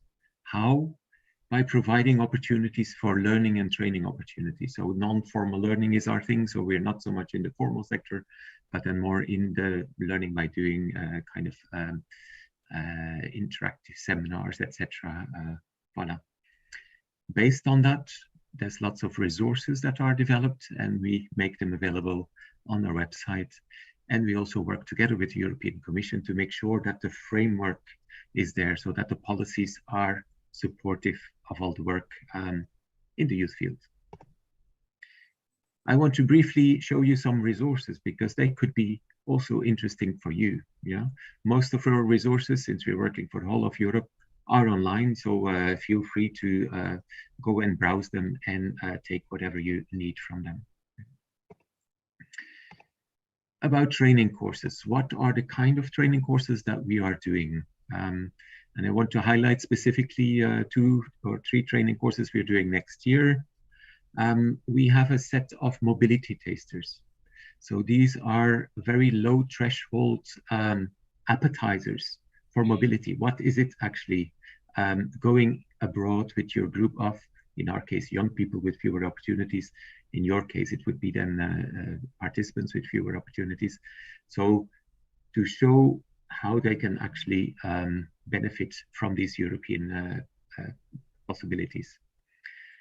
And then another one that we're going to do in June in Latvia is an inclusion training for trainers, so trainers in the youth field.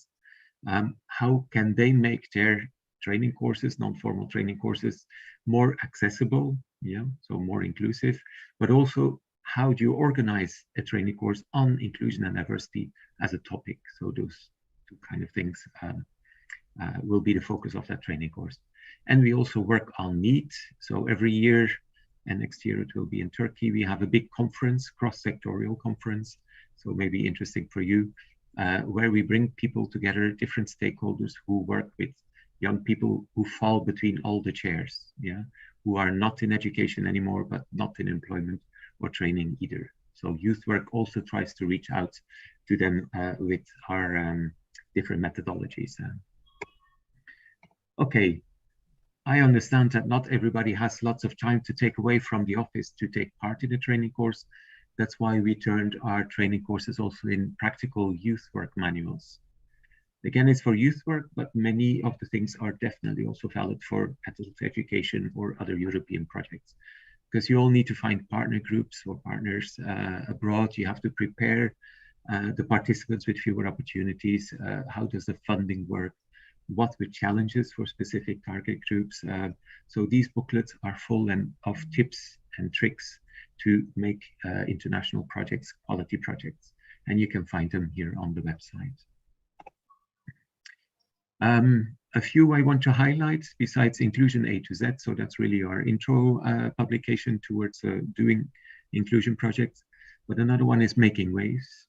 So how can you raise the visibility and impact with your youth projects?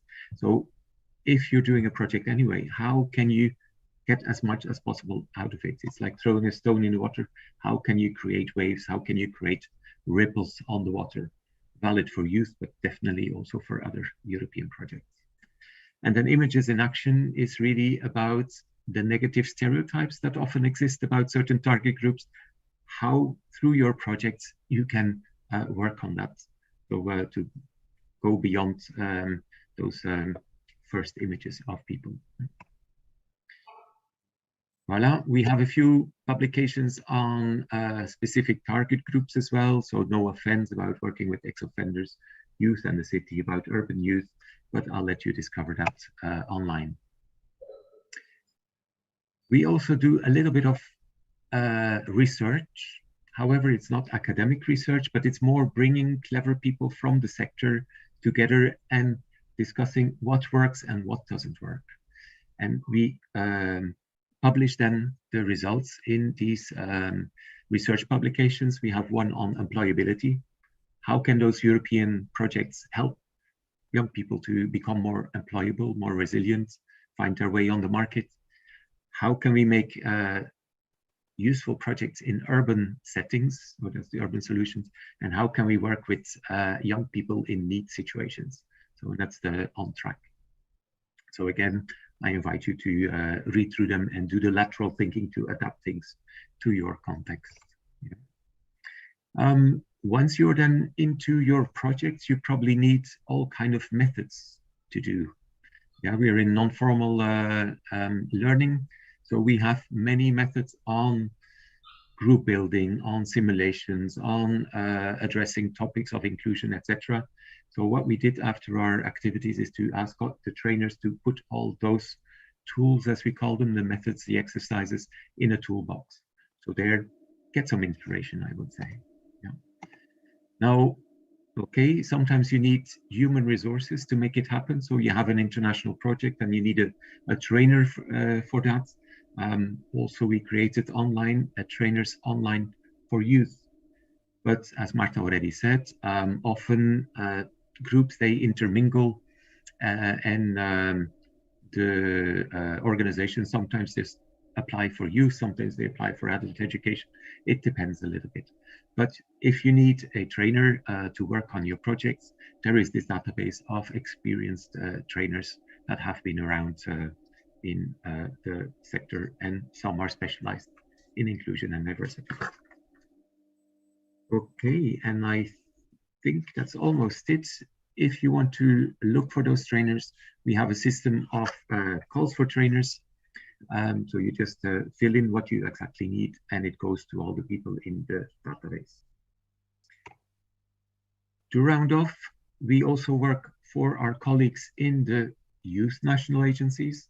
So there will be a future Salto that will also work specifically then for the education and training national agencies. And in some countries, your agencies are merged, so it will depend a little bit on your local situation. But what we do for them, we help to translate the European inclusion and diversity strategy to the national level. So we have 2 publications on that. One is for national agencies. It's called Shaping Inclusion. And it helps you step by step to make your national plans. Like, how are you going to make this happen? You know? If you're in a bigger NGO, I don't know if there's NGOs listening, then also inclusion by design is to work more strategically on inclusion and diversity. Voilà. This one I'll quickly skip. And the last thing is an invitation to register for our newsletter from the Salto youth colleagues. Every month we send out all kind of information about what is happening on the different priority topics that we are working on. So not only inclusion, but also the other topics. Voilà. So To end, if you have questions, know that there is already a Salto Resource Center for Education and Training. They mainly deal with the TCA program, so you can contact them. They're based in Hungary. There will be, as I mentioned, and as Marta mentioned, a Salto for Education and Training specifically on inclusion and diversity. So the call will be out soon. So that will be a next thing. And if you have things specifically related to Salto inclusion in the youth sector, then you can contact us. Voila. So I hope you use us, abuse us, seduce us, as I often say. So the resources are there. Make good use of them. Why not get inspired? Thank you, Tony. I'm sure that this presentation on inclusion resources for inclusion agencies, it will be, I'm sure, a big issue to all of us that are here present and online. And thank you again.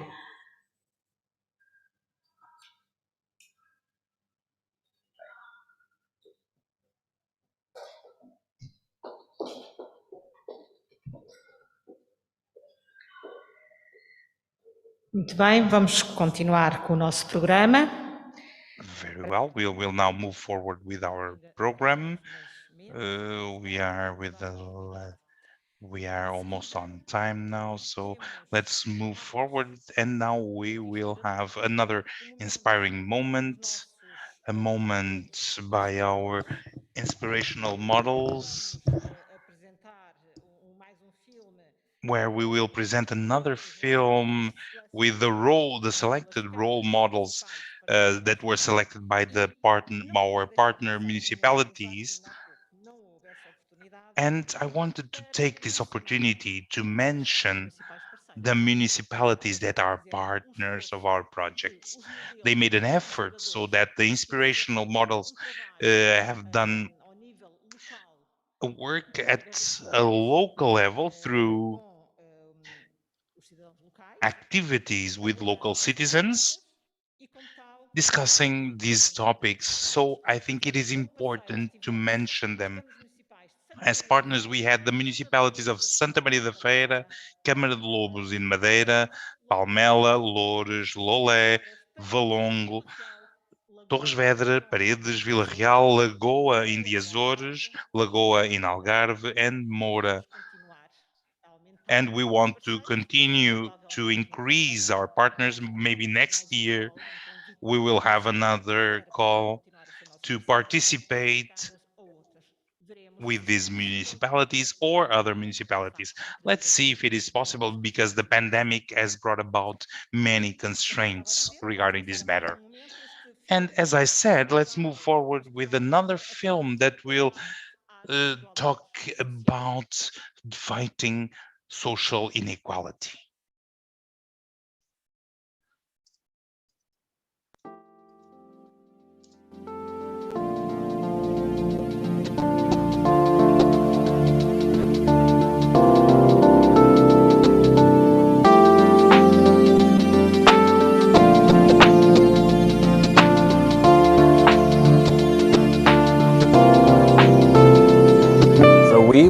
I'm Ivo, I'm 31 years old, and I'm from Santa Maria da Feira. I'm a swimming technician in the adapted swimming team at Feira Viva, and I'm a teacher of swimming at the Gamses Sports. My name is Mário Gonçalves. I'm a technician, electrotechnical technician in an association where I work, is the Center for Independent Life. My basic training is psychology, clinical psychology, and I'm an activist for defending people with disabilities. My name is Catarina Bento.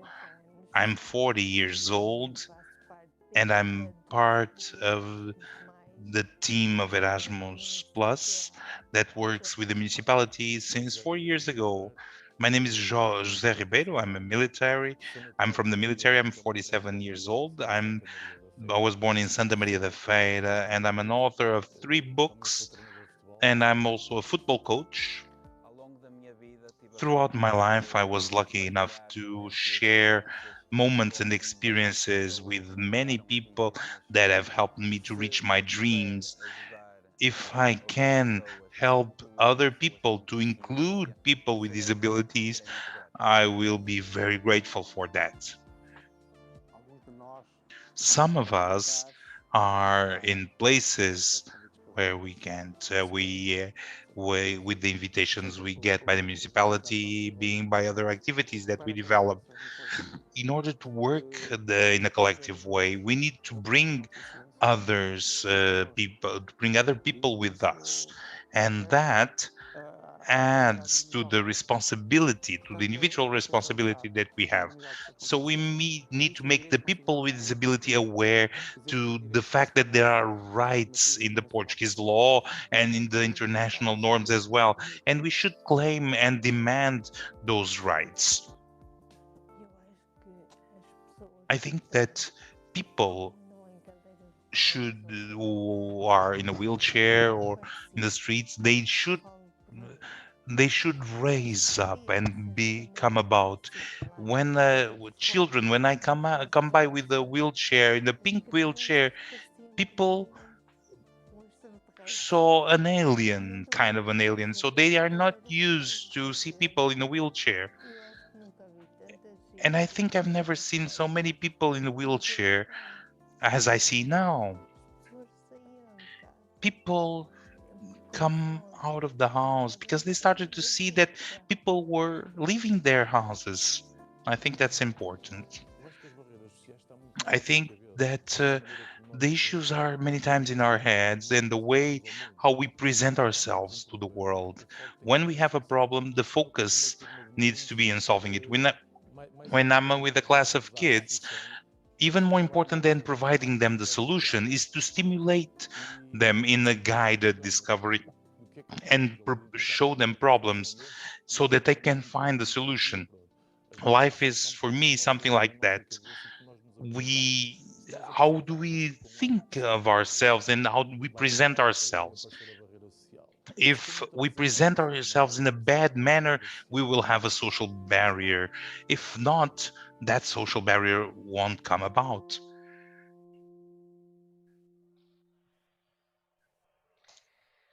Muito bem, passamos então para o momento seguinte, que passa pela atribuição de mais um prémio, inclusive é mais.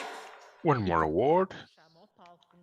So let me call on stage the Erasmus Plus coordinator to be the one who gives this symbolic award.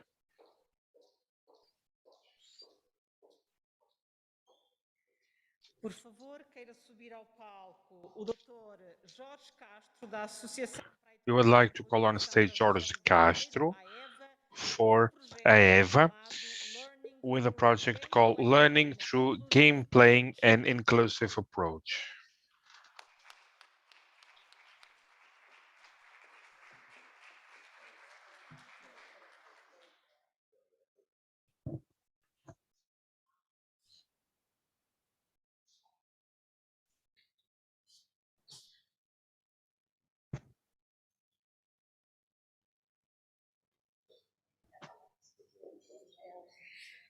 Sim.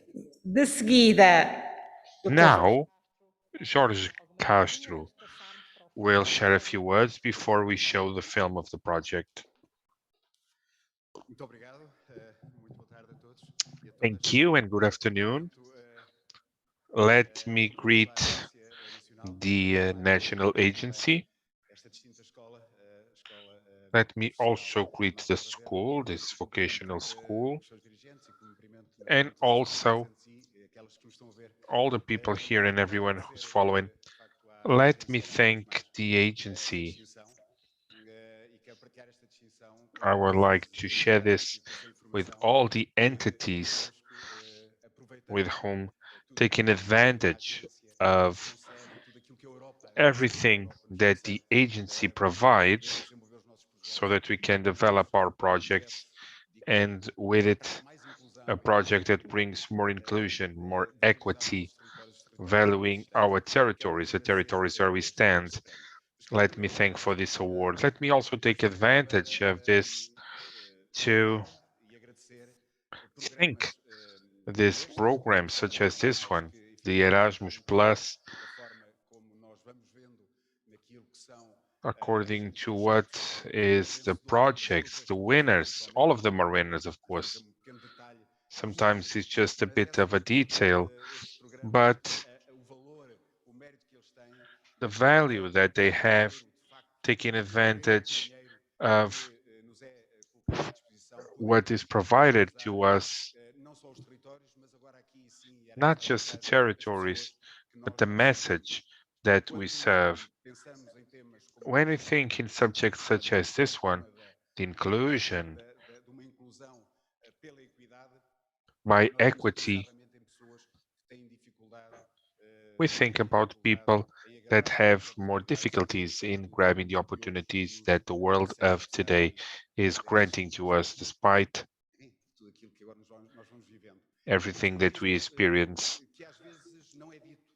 Sometimes this is not defined clearly. Europe is our friend.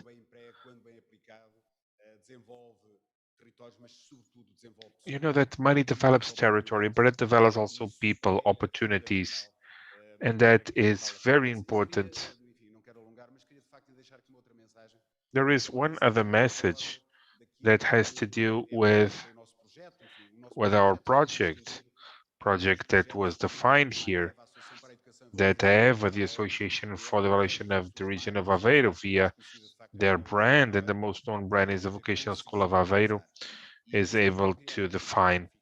And the message that, well, is translated in many words. What's beneath this, and what has to do with building a project which is presented within the scope of Erasmus Plus, and this is the message, is partnerships. The partners that we are able to bring forward. It's never too much, but we need to identify them with the quality that many of them have. The projects are more capable, more valid, that are able to get their results if we can identify the right partners.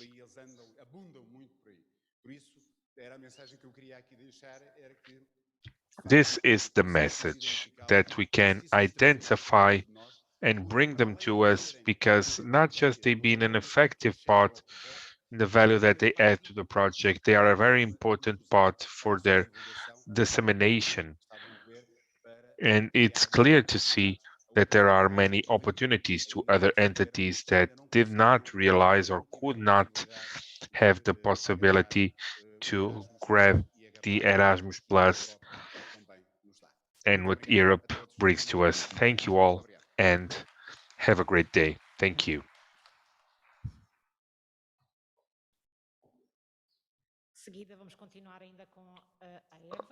We will continue with AEVA.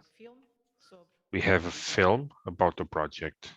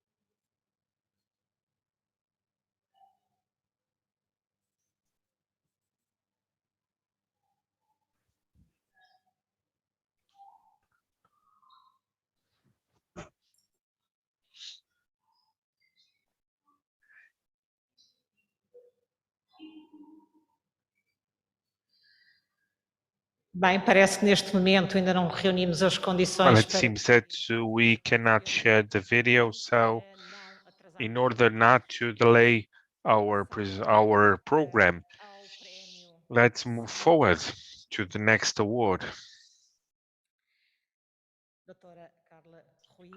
Carla Ruivo.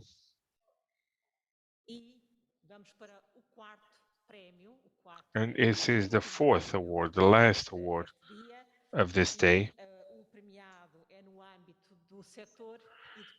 It's within the scope of education and adults. The project is by the institution Center of Education for the Citizen with Disability from Mira Sintra, and the project is called Development of a Program for the Improvement of the Quality of Life of People with Intellectual Disability via games. The entity could not be here, so we will also be with them via video. We have the coordinator in the sense of defining the moment, so we will get the award, and let's just watch the film. Good afternoon. Let me share the film of our presentation about the project.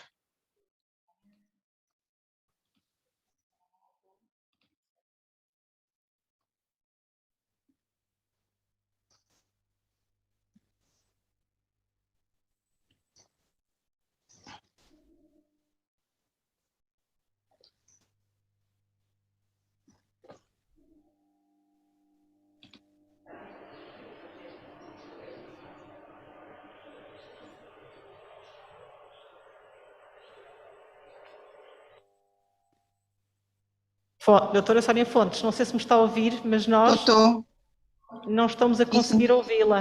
I don't know Agora, if you can hear me.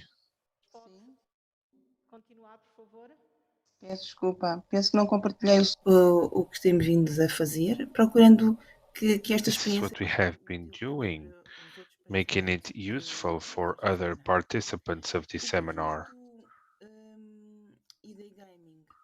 The ID Gaming project is set on a project by the agency Erasmus Plus, namely the project of Action Key 2 in terms of strategic partnership in the education of adults. O que é o projeto ID Gaming? Portanto, o projeto ID Gaming This ID Gaming project will be, to your knowledge, sure, but in terms of our partnership, we believe that many times more than 1,000 words, images are very important, and they make us have a greater knowledge of things. That's why we would like to share with you a video made by one of our partners, CSS4E, which is the way that we have been working.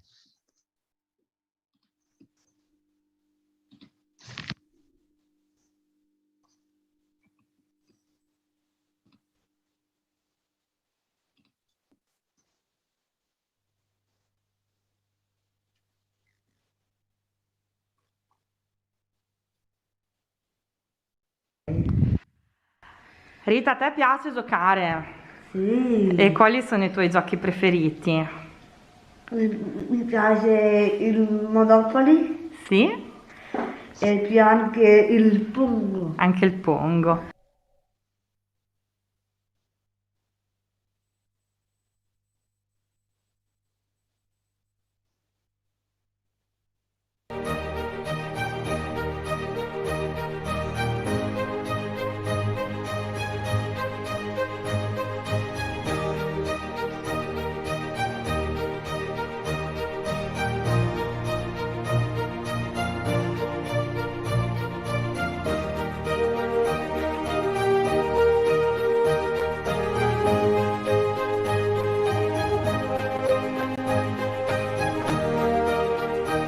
E ti piace quando fai i laboratori che ti chiedono quali sono le cose che preferisci?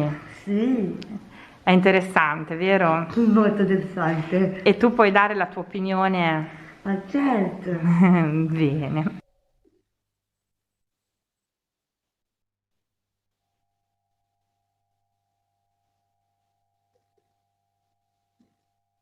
da cara é belo para passar del tempo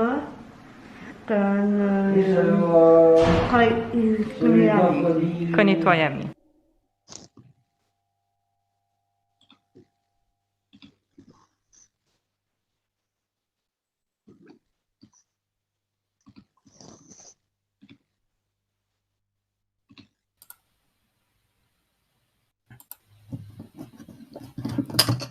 Então, o projeto ID Gaming. O que é o projeto ID Gaming? Então, o projeto So, about the project tem por nome Desenvolvimento de Programa de Formação has development of training program for the improvement of quality of life of people with intellectual disability via games. Serious games, actually.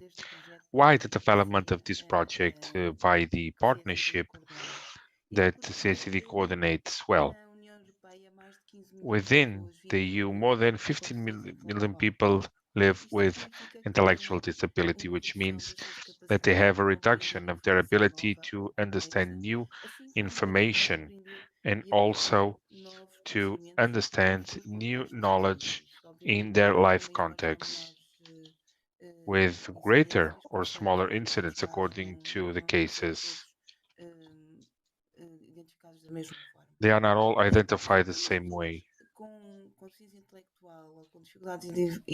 Intelectuais ou desenvolvimentais. People with the difficulties might have limitations in their definition that have a set of people who need support in their contexts to improve their independence, their autonomy, and their quality of life. They must be supported in terms of applying their cognitive functions and also in the usage of their ability or applying them, understanding in terms of information, of skills, of behavior.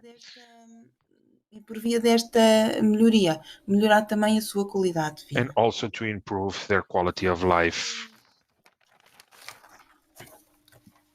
As metodologias, também sabemos que as The metodologias... methodologies, we are fully aware that the methodologies many times are not adapted to people with intellectual disabilities. So, this effort, we know that with adaptive training, a necessidade de the inovação... need to innovate is a constant, hence the instance of the process. With the serious games, we know that we might train alongside people with difficulties adapted to development. Podemos fazer treino com elas num contexto que é de menor pressão do que o mundo real. And it is of a greater pressure in terms of what are comfortable in exploring the virtual world, where it can be more effective. They're developing cognitive functions. So that's why these are tools that ITC tools that are very useful. Agora, como é que o projeto ID Gaming pretende... How does this project want to get the results, and what are the results? We know that training done this way will help to better understand information, new information of the everyday life in the context where people stand. It will help to teach new skills. It will help people to better adapt in terms of their behavior, in terms of what they are facing, even in terms of this perception and a better assessment of situations of life. And with it, they will have more quality of life. The ID Gaming project wants to help people with intellectual disability, but also professionals and their families to take advantage of serious games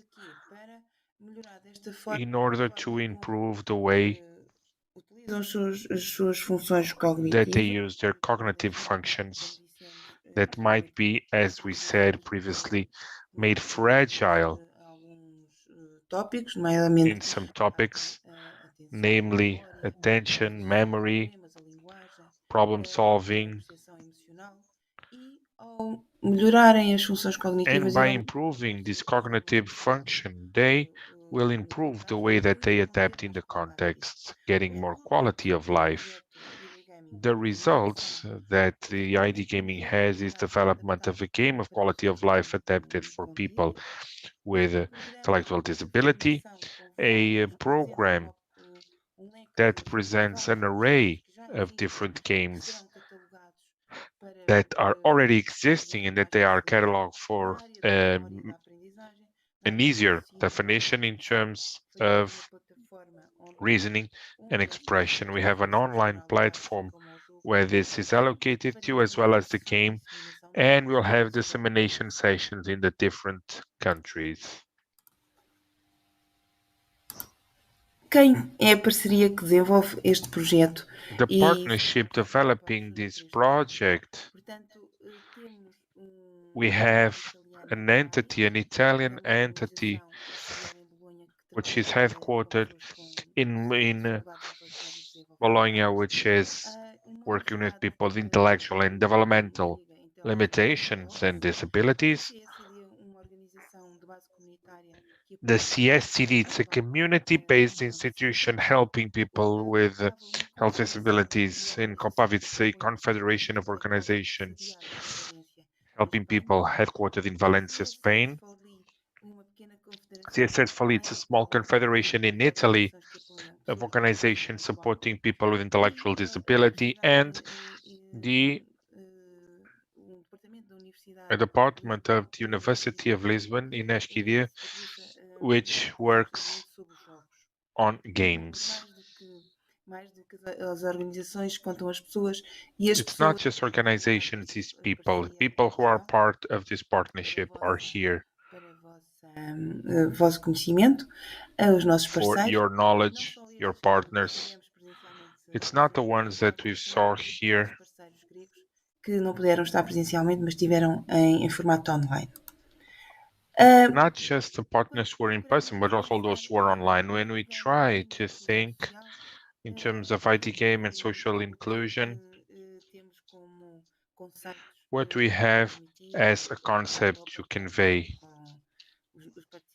to share with the participants. ID gaming sets its design, its methodology, and some important concepts for us, one of which is co-creation. Co-creation is something, as we've heard from other partners in other projects, it's something that it's very hard to attain, and it takes time. It takes time, and it departs from the principle that it's in continuous construction, and everyone has the ability for a certain goal. Those are quite diverse, so we won't categorize people. The important thing is that everyone with their potential work together to reach a certain purpose. We also try to develop within the logic of universal design, because we think that materials must be used by all groups of users who want to enjoy. We have easy reading concepts, as in this presentation, so that the access to the content of information is as universal as possible. This way, we make sure an access to content to people with intellectual disability, alongside pessoas com deficiência intelectuais, também teremos a facilitar o acesso a outros making grupos. it easier to access other groups, literacy, the elderly, migrants, and it is a more universal thing. What we try to do is training for the improvement of the quality of life of people from where they are and improving continuously. Sobre o nosso projeto, é isto que estávamos a About our project, that's what we are here to present. There is a site where you can get more information and where you can contact us. And I'm here to present that information. And next, I would like to share with you some testimonies from our partners about the ID Gaming project and how we have been presenting. Let me thank you for your attention and this opportunity that has been given to us. Thank you.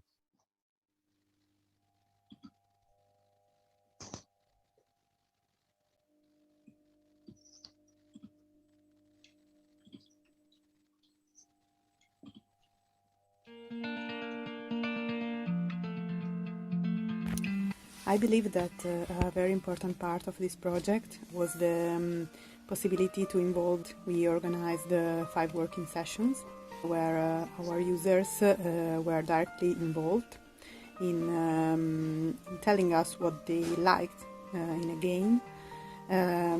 Every session had a topic. We first worked on the quality of life, then we worked on the cognitive function and serious games. And then we work on the settings of the game, where the game was located, and the rules of the game, and also the physical parts of the game, what they like the most. And it was really interesting.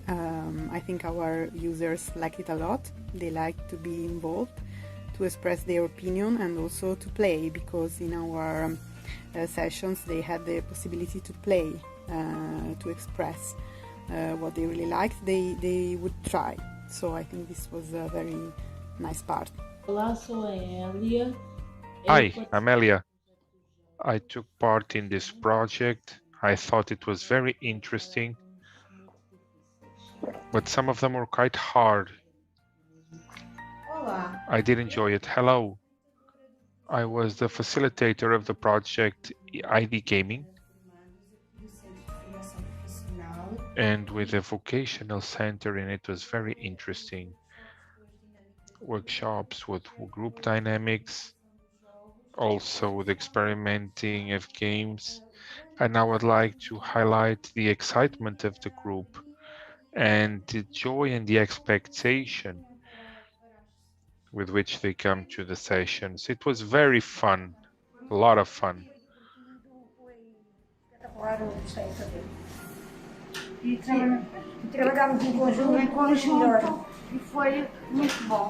This was a find with a set. Do you want to see the game? It was the first time we've done this. And I really loved all of this because it was different, you know?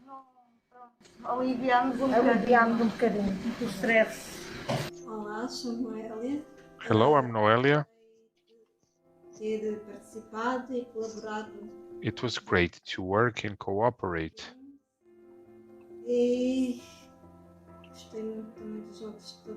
And I really did enjoy the board games, these experiences.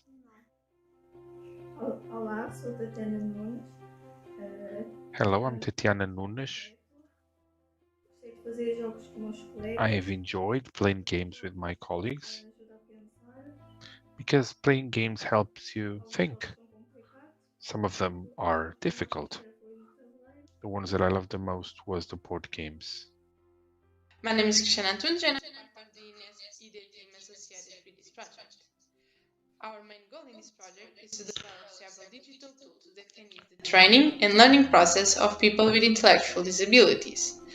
So first, we implemented an online catalog that people with intellectual disabilities and caregivers can use in order to access multiple serious or non-serious games, which can help them improve some cognitive functions or quality of life skills. Furthermore, we are now developing an online tool that caregivers can use in order to add or gain access to new training materials, which they can then use when training people with intellectual disabilities. Lastly, we are also developing a digital game that can be played by people with or without intellectual disabilities, while also promoting their social skills, some cognitive functions, and quality of life skills.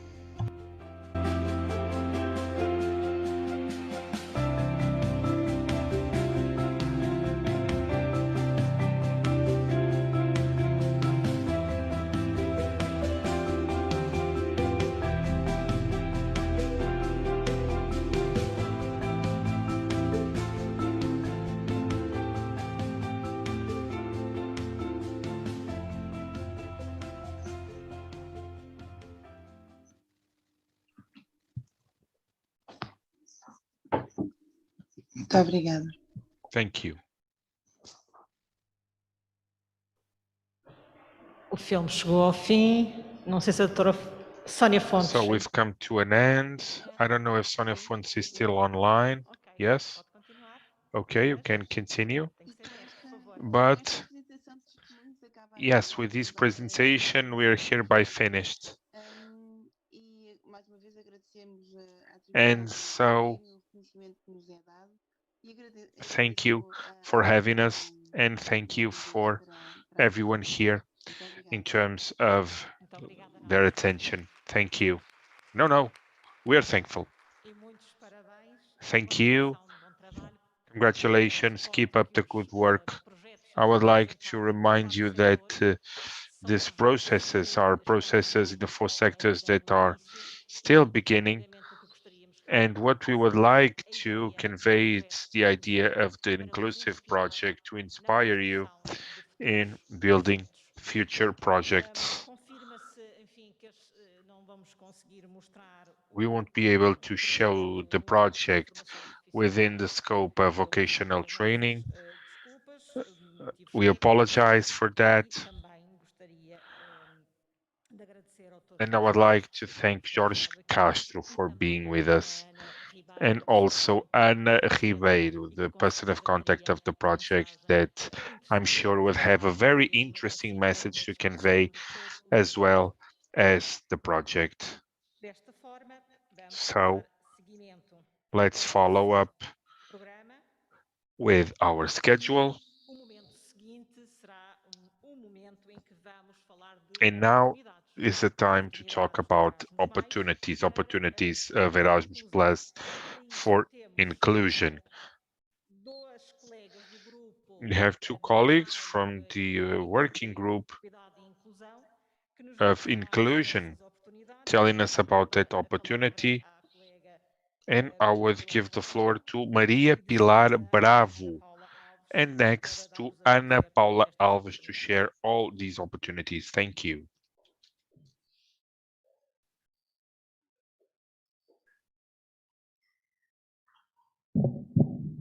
Muito bem. Muito boa tarde a todos. Good afternoon, everyone. My name is Pilar Bravo, and I'm part of the group of Equity and Inclusion in the National Agency in Portugal for Erasmus+. This was the presentation we had predicted for noon. But as you have seen, the program has suffered some delay. Speakers always get excited, so we decided to move this to the afternoon. So we will make a joint presentation together with my colleague Ana Paula, because there is a continuity between the 2 presentations. Some of the topics were already discussed, and this will be recorded, so you will have the full information, and then technicians will be always available, the technicians of the national agency, and the presentation only intends to arise in the public the restlessness and the will to make an Erasmus application and try to know more about Erasmus. So without further ado, let's move on.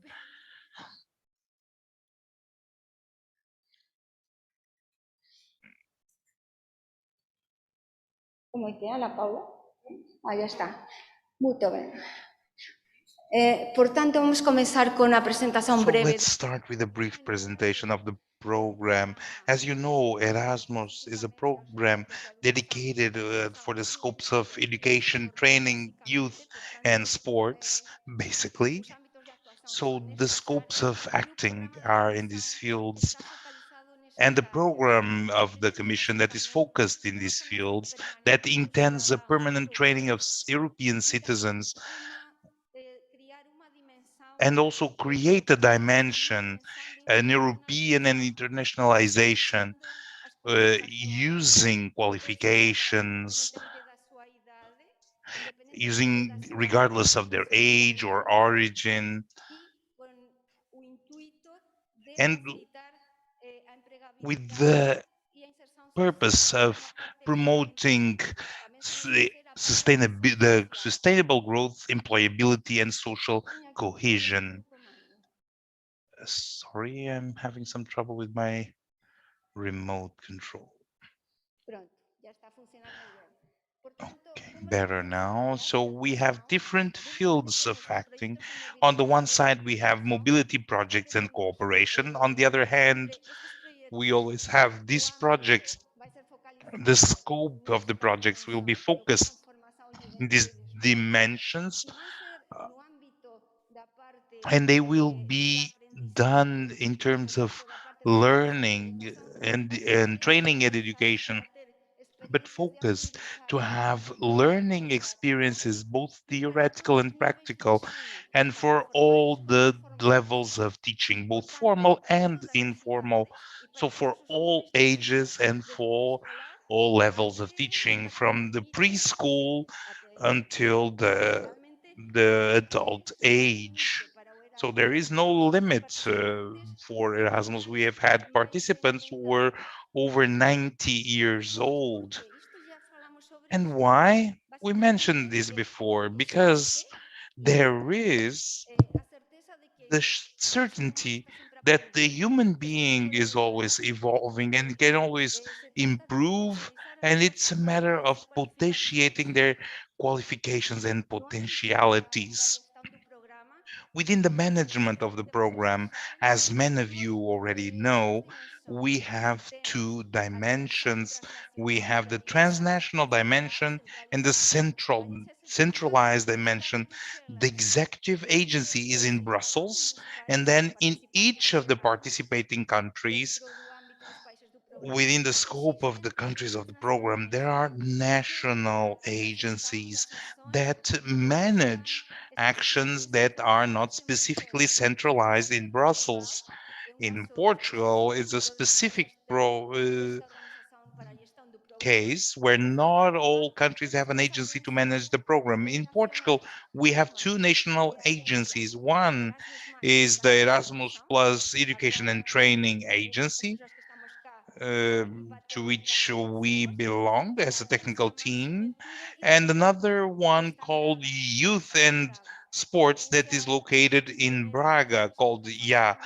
And our national agency, Erasmus Plus, is headed as its headquarters in Lisbon, but both agencies work in a parallel manner and together many times. Within the priorities, and this was mentioned by Marta Gutierrez, so I won't go into further detail because it was already mentioned. We have four priorities in the new Erasmus Plus program for 2021-2027. One of the fundamental pillars is inclusion and diversity, because it's having a bigger flexibility in the application of the program, with financial support and targeted at people with special needs. And then we have digital transformation that focus actions to potentiate the digital capabilities or digital skills of the European population. Then we have a cross sector of environmental, climate and sustainability. This affects the dimensions of our program.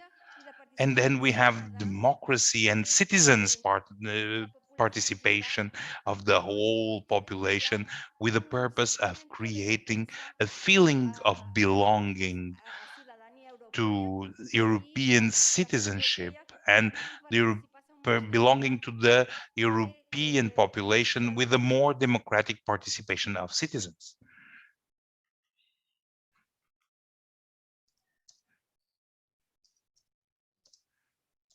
Bom, em termos financeiros, in financial terms, the Erasmus program has a budget for this 7-year period that is around 26,000 million euros. And to this for all the scopes of the program. So it would be for youth, sports, and the part of education and training and volunteering as well. The biggest slice has to do with training and education, which is around 22,000 million euros, 22 billion euros. This to be distributed in 7 years.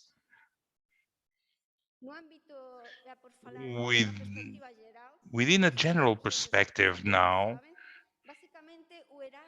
basically Erasmus and Erasmus includes countries throughout the whole world. We have Erasmus, the European Erasmus, that is focused, and it's the European Union and 6 associated countries, and then we have the rest of the world. Now we enter into the more complex terminology, but we are taking care of giving a global perspective. Please don't be scared, because I'm still not participating in the project in that matter. Let's explain, because this is not as complicated. Within Erasmus, we have K1, which talks about traditional mobility projects, because it encompasses most of people. So students, academic, non-academic staff. We also have youth organizations mobility with Discover Europe. It's a kind of an interrail focused on people who are 18 years old. Then we also have the language training. Then we had, so K1 is the most known part of Erasmus. Erasmus is famous at the world level on this matter. Then in K2, we have the cooperation projects within different scopes. We have cooperation for strategic partnerships, excellence partnerships, sharing of exchange of good practices, etc., etc. And this all depends. K1 is decentralized. Applications can be made on national agencies, and K2 actions are some are decentralized and some others are centralized. This word means that applications must be presented directly to the executive agency that, as we have seen, is in Brussels. But these are details that you can verify with the technicians at the agency, and they can give you feedback on that matter. But if you have the will to do a project, we are there to help you. Finally, we have the most complex part that has to do with reforms and development of policies. In this part, agencies have no competence at this level, but it's all taken care of by the executive agency. This has to do with studies of policies, committees that are more political topics, and it is matter you should know that it exists, but in practice to us this doesn't matter right now. And then of course we have the Jean Monnet actions. These actions, you might have heard of them, are also centralized in Brussels, and there are also applications despite the fact that national agencies don't have competence at this field. You can always provide some guidance. So let's start to explore a little bit more K1. K1, as I said and mentioned before, we are talking about mobility projects, and they are mobilities for staff from the institutions, and these mobilities are for students, also for learners of institutions. And what do we have here? If I can get the remote to work, I'm sorry.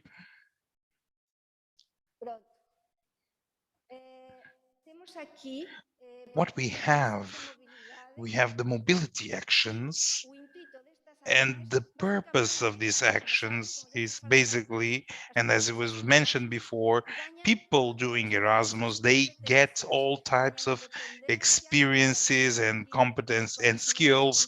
They get linguistic knowledge, and they see the world. You get some knowledge of the world that adds to your skills, and it makes it more simple to give employability to participants. So there is also a gain of digital skills, and there's a big trend on that matter in Erasmus, and this fosters self-confidence. It increases the skills of people and their employability. So to sum up, within the key actions one, we have mobilities of students, mobilities of the staff, and also other actions of mobility. And now with new Erasmus, there is more flexibility. We have short-term mobilities for everyone. So we have mobilities that can last less than a month. They can last only a few days, less than 29 or up to 29 days. And then we have mobilities for studies and traineeships that have different durations as well.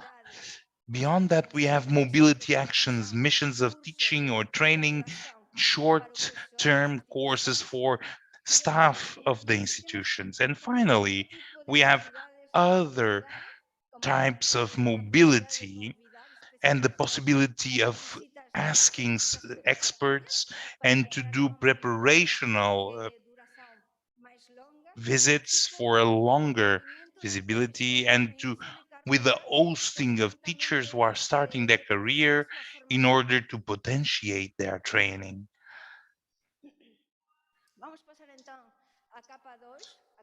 So let's move to K2. In K2, what we do are partnerships for cooperation.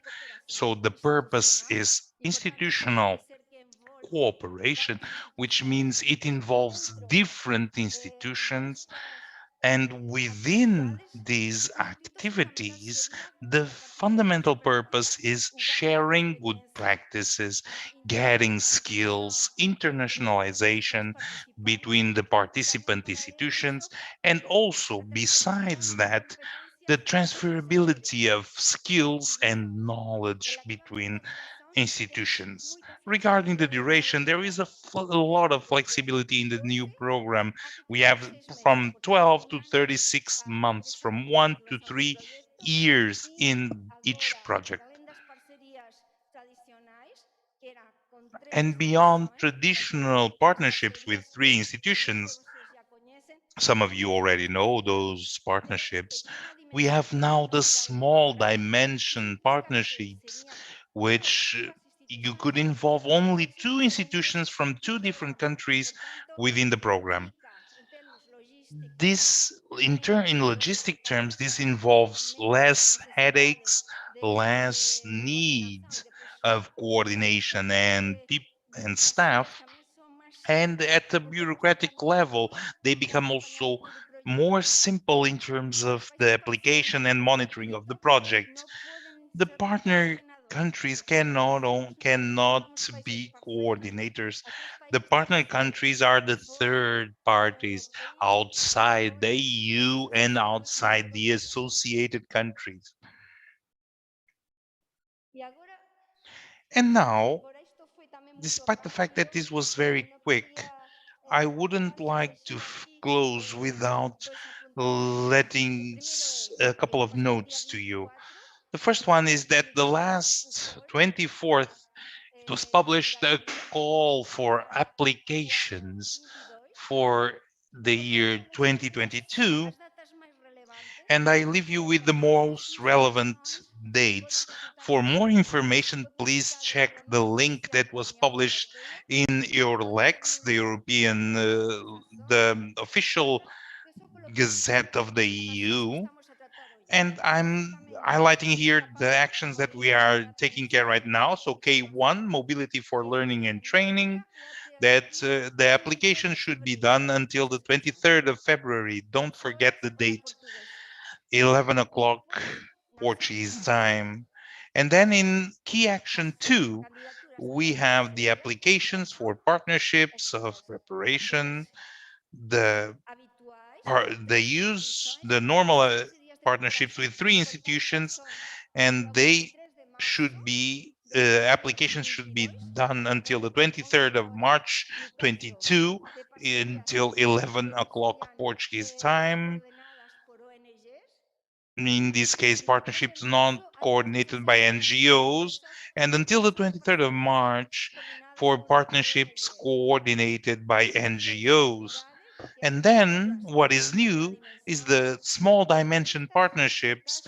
And in this case, they have 2 opportunities in the same year, 23rd of March until 11 o'clock, and a second round of applications up until the 4th of October 22, 11 o'clock as well. There are more. If you want to search for further opportunities, check the calls at the official gazette of the EU.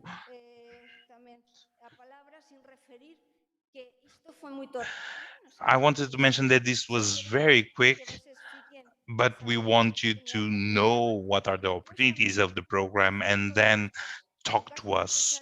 In the case you need more information, we are available. The truth is that the agency is working from home. We are working from home. Sometimes it's complicated, but please email us or call us. Ask for our help, please. We are there to help. We are there to provide advice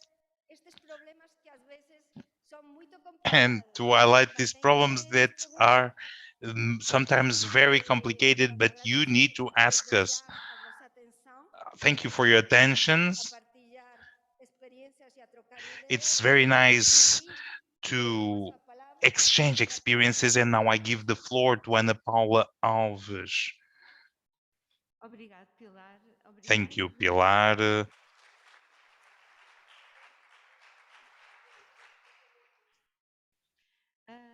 Eu não vou trazer nenhuma novidade, porque no fim as I don't novidades... have anything new, because the news from Pilar, the news came via the different speakers, the different people who are here and who share their experience. That's what is more important in the Erasmus program. They are the ones that can help you to understand a bit more the program. Let me just summarize. You've heard a lot of people from the EU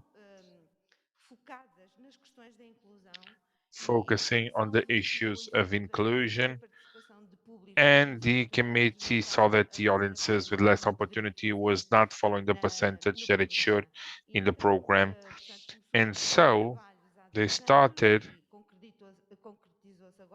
fulfilling that it is the strategy for inclusion from the EC guiding the agencies to work on this. If you remember what Marta Gutierrez said, it guides, it doesn't define the route. So each one of you belonging to an organization in terms of inclusion. Let's see if I get this right.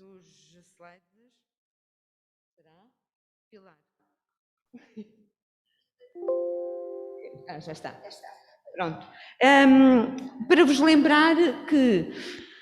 I just want to remind you that we have 4 priorities within the Erasmus program, one of which is inclusion. Within the inclusion, what they wants is to make sure that there is access, removing constraints, and constraints might be several. Linguistics, it might be architecture, it might be age, it might be incompatibility. When we don't understand the other, there are many, many obstacles. And as one of the speakers said, we need to read, research, to understand how we, in terms of responsible people, interpret inclusion and help them to overcome obstacles. Then promoting diversity. We need new audiences and to bring people with less opportunities listening to their voice, because one of our speakers spoke about this. Nothing about us without us.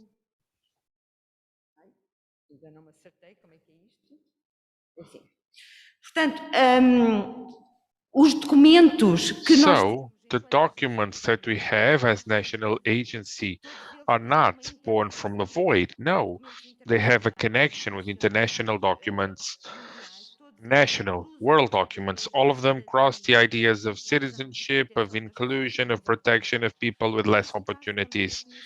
In this case, the Commission has a charter of the fundamental rights from the EU, and I would like to remind you that all this documentation is available on the websites of the EC in different languages. So that argument of language is not a part of this. So you might look for the translation to Portuguese.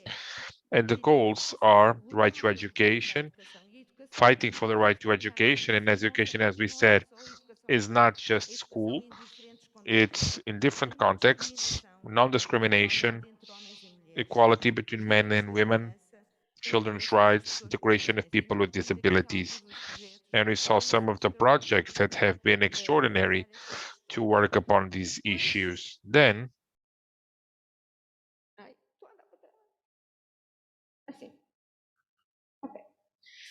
na ótica do trabalho que within the view of the work that the agencies must have, we thought about a strategy for the national agency, and also, and I apologize, but I'm getting small words from many of the speakers who were here that were so important and have highlighted some of the aspects that the Erasmus program has, which is projects are always being built. We don't hold the truth. We are always learning. And the work that we do with each other in the community helps us to move forward. So we have a strategy that it's still being built. Por base, neste caso, na nossa agência, que está ligada à educação e formação, grupo de trabalho. Based on a working group connected with training and education, and picking upon what George said, teamwork, the need to have support, listening to teams, and working together, because alone we cannot do it. We need teams, knowing the partners, because at the end of the day, a team within a national agency mirrors the teams that are built in different projects, and the teams are fundamental so that the projects work, choosing the partners. So you have your email and you have your pages available. You will start to see that you are available for a project, and if you don't want to be a part of, we need to know the teams with whom we're working so that things work out throughout the process. In this case, we have a working team, which is the Equity and Inclusion Group, and without it, we could not have moved forward, because each of us is different. We have different ages, different views on the world, but despite those differences, we can work together and fighting for the issues of inclusion. A nossa estratégia, e aqui é importante para o público, é a necessidade que nós temos. Our strategy is the need that we have of beyond making it possible for the participation of less favored groups, creating synergies. And this is so important. The examples here have shown that despite we're working in an Erasmus project, we've built synergies in their places, extending the scope of the project. And that's what's important. We cannot build a working team that's small, just focused on their own organization and being the only ones dominating the Erasmus project. No, we need to have everyone involved. Local authorities, the city, everyone needs to be involved in those projects. That's how we see the importance of Erasmus, and we as an agency that is in what we believe. Developing inclusive projects encompasses a lot of dimensions, not just disability, not just health problems. It's always the way that we see others, and we think that we know everything about the other and we don't ask anything. Our speaker said this, we need to know how to listen. So this is the difficulties that we spoke about, the different dimensions of inclusion. In terms of our agency, we thought of different actions, one of which is this seminar. This is a privileged opportunity to gather different voices helping others to access Erasmus in a different manner. So there is no money in it that work with many hours of work without their serving time on the weekends so that the project can move forward. And then we have the role models, which is a way to get into the communities and them finding within themselves someone who has overcome difficulties. And you saw the different films that we shared, different people who have overcome their difficulties. And this morning a speaker said this, when problems come about, we are not close thinking about our problem, but thinking that that problem will keep us strong to move forward and conquering a different situation. Two things that are important, what I'm talking about in terms of our strategy, might be projected in your organizations. Not the seminar, of course, sure, but the issue of training, it's pivotal. And you could take advantage of it for training. Training in terms of different subjects in Europe and monitoring. We must monitor in order to not detour from the road in terms of fulfilling that goal.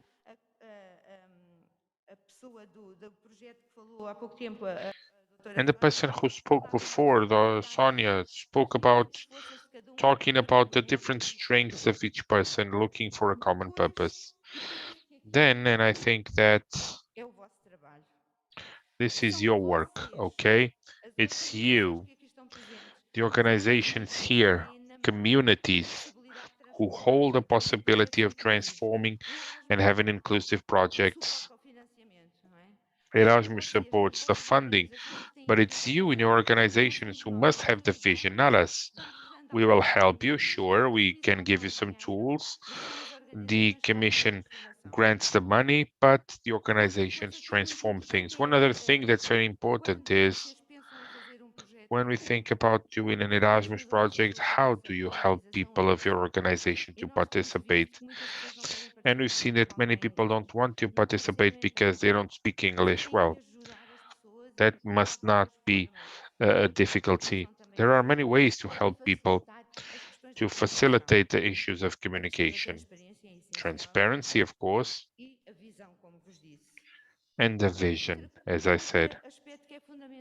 One other thing is to go and read a guide. Each call has a guide.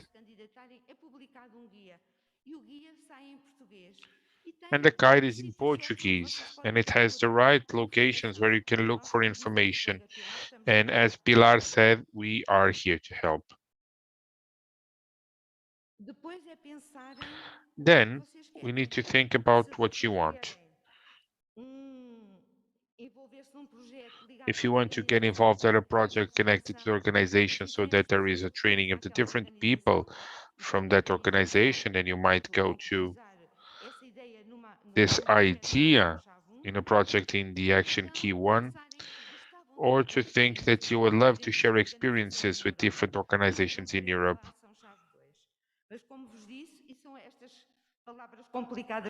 As I said, these are the tricky words, but we're at the agency and we will have sessions to support tenders and we are available to help you. One other thing that the committee also values has to do with internationalization. The EC wishes to create an European area of education, and wants organizations to be involved. So when we think about internationalization, we are working with different fronts connected to students, families, the local community we help to transform. It's also important to analyze the way that we position ourselves, the age, the life view, the way we see the other, the different audiences that we have in our organizations, to better understand what the person has that cannot participate on a program, what do we need to do to help them overcome that difficulty.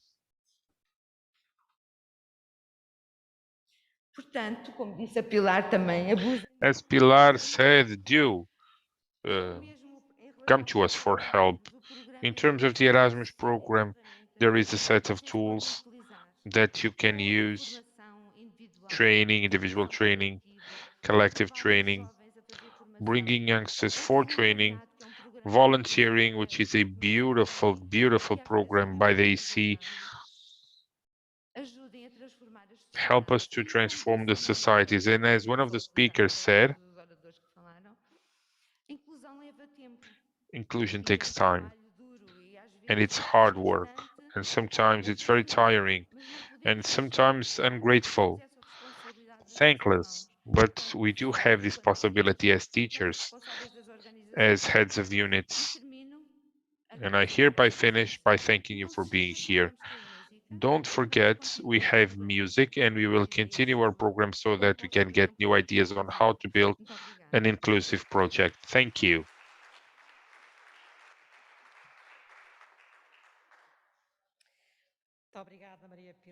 Thank you, Maria Pilar Bravo. Thank you, Ana Paula Alves, for the opportunities for inclusion. We do hope that this event was useful to inspire all of you. And talking about inspiration, last film about the network of inspiration models.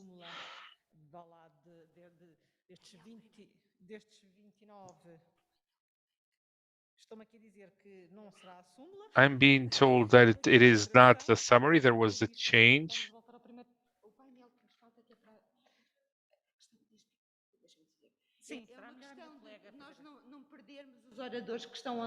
In order not to lose our speakers who are online, let's just go to the last speakers and then we will show the film, okay? So that being said, we have a panel now, and I will give the floor to Aldadia so that she can present the speakers.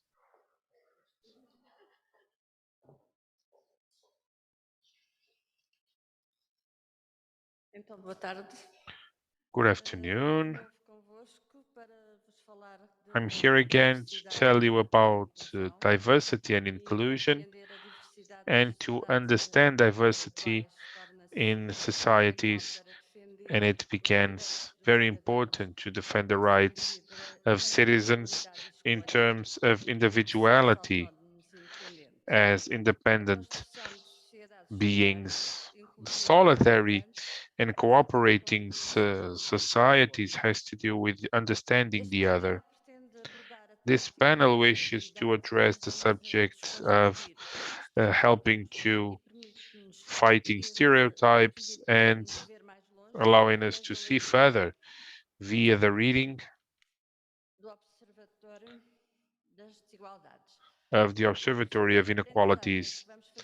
The learning that we have in the different panels makes it easier to build inclusive projects. In this panel, we have Marta Ramos, Executive Director of ILGA, association that develops the work against discrimination according to sexual orientation, expression, and gender identity, and the sexual traits via the promotion of citizenship, human rights, and gender equality.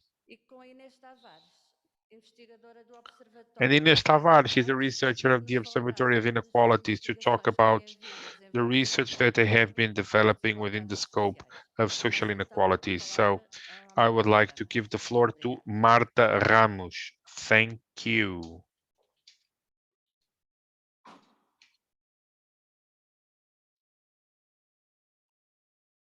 Olá, bom dia a todas as Hello, everyone.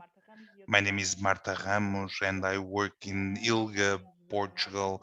We are the most ancient association of the defense for lesbians, gays, trans and intersex people in Portugal, and we have a whole group of initiatives both at the community level and political intervention and for equality and non-discrimination of LGBTQ plus and their families. We have everything, sometimes the perception that all is conquered in this field, and at the legal matter, not all, but the most of the legal conquests are reality: the right to marriage, to parenthood, the possibility of changing name and sex and gender at the civil registration. It was, even today, it was promoted the law that prohibits discrimination in terms of donating blood. So this is another sign that Portugal is in a good path. Portugal is in the fourth place at the European level in this field of recognizing rights to the LGBTQI plus community. But it's still far from being a reality. Sometimes what happens is that there is a formal equality, but then there is a structural and systemic inequality. And I would like to share with you some specific data from the survey, the LGBTI European, at an European level. It's the second round of this survey. It's the second one that with more expression in the world, and these data are from 2020. I don't know if you are aware, but in Portugal, the data shows quite well, in an expressive way, the difference between what's in the law and what's in practice. It shows that 57% of the LGBTI people still avoid holding hands with their partners in public, and we are talking about exchange of affection, holding hands, not kissing, not even kissing in public. Only 36% of people in Portugal always speak about being LGBTI. The European average is 47%, so there is a deviation here. One in each 5 people that was abused in the last 5 years before the survey. The survey is from 2015 to 2020, and only 14% have complained about this type of situation.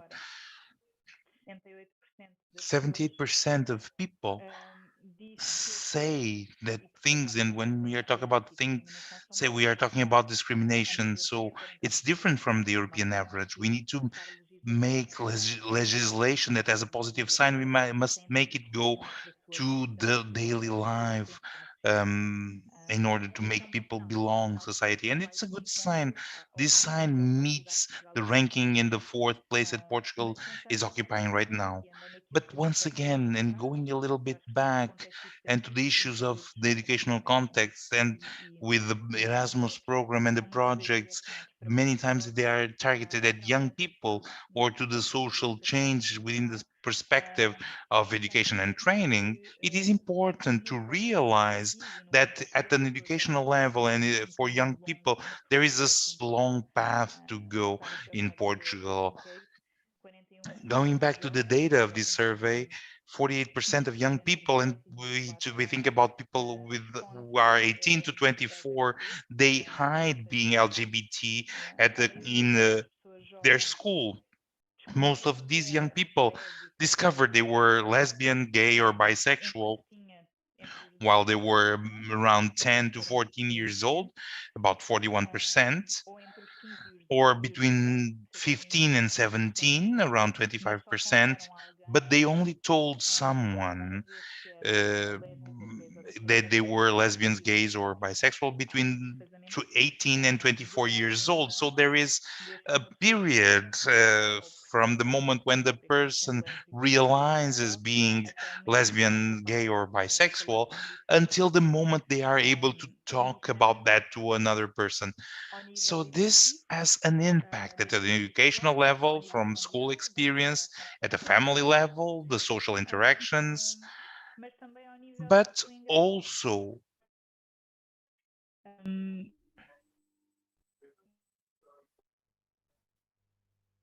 there's no audio right now in the booth, so we will take back. Am I back? Yes, the audio is back now, so let's.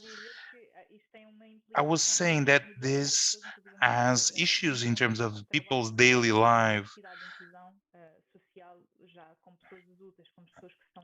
with people who are becoming autonomous and going into the labor market.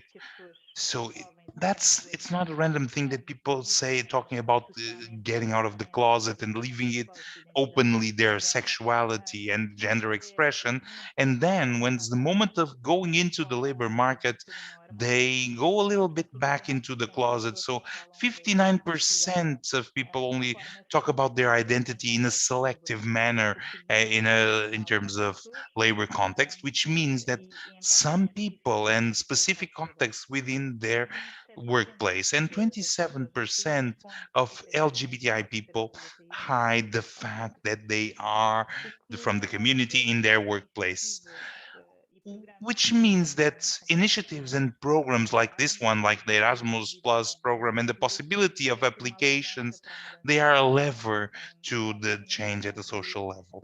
These are opportunities of contexts, intersectorial, multisectorial, and cross-sectorial, to have a bigger perception on discrimination, on the need to work in equality and non-discrimination, because we are talking about human rights. That's why we have a lot of good experiences in terms of projects both at the national and European level.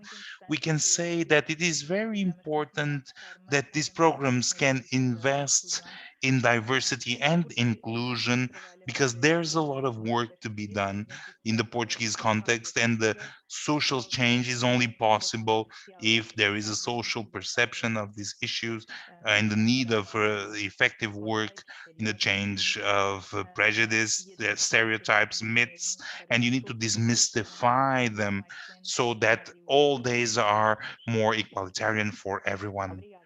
Thank you very much.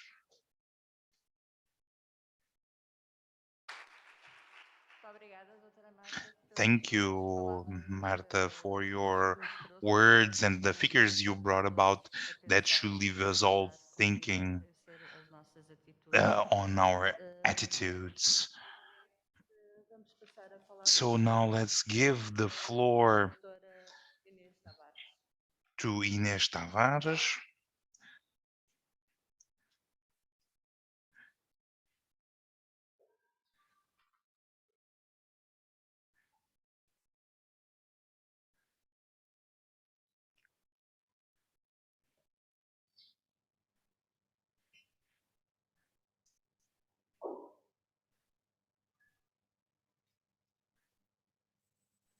Ok, conseguem ouvir-me? O Can PowerPoint you hear me?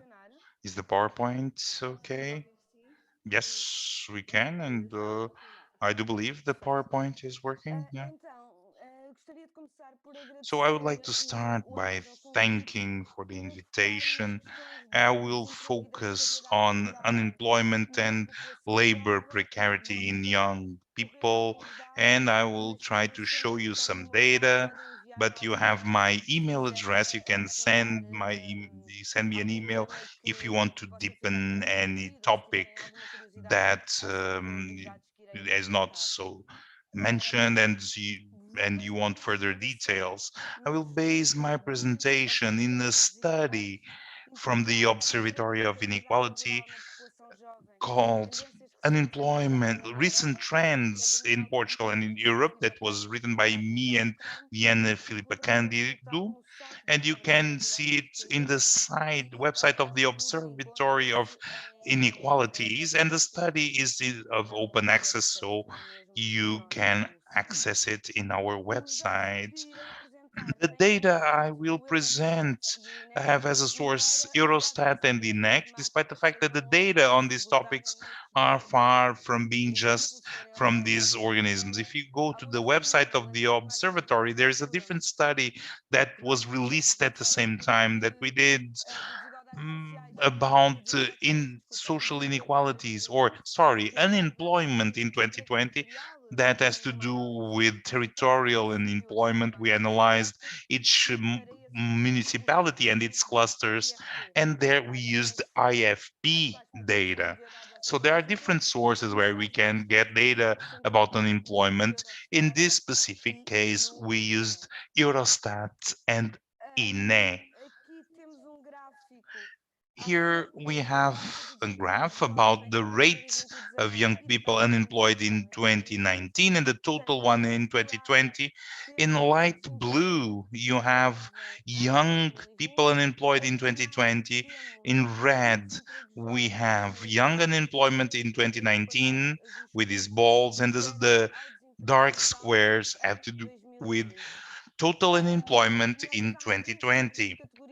We used three types of main categories, which are young people from 15 to 24 years old, another one from 25 to 29, and total unemployment.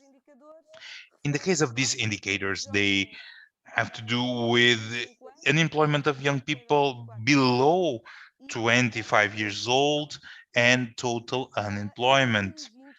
In 2020, in Portugal and in most European countries, well, in all countries except for Greece, we had an increase of unemployment when compared to 2019.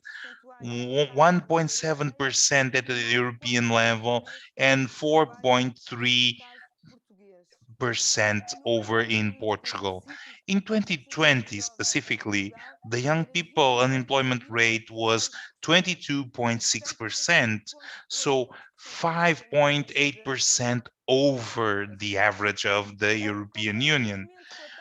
Comparing to the general unemployment rate, the young people unemployed in Portugal was 15.7 points above, a major difference when compared to the total unemployment rate, 15.7 above. Another data to be noted has to do with the unemployment in young people tends to follow the general unemployment, and at an European level, both situations, and in both cases, are more. You have more young people unemployed than in general, and so. Except for Greece, as you can easily see, all countries increased young people, unemployment in young people due, of course, to the pandemic and to the consequences that were risen by the pandemic. Here you can see that the unemployment between individuals from 15 to 24 years old, according to a higher education level. In most EU countries, the highest is the level of academic habilitations, the lower is the rate of unemployment. So that's why school is so important and getting your diploma.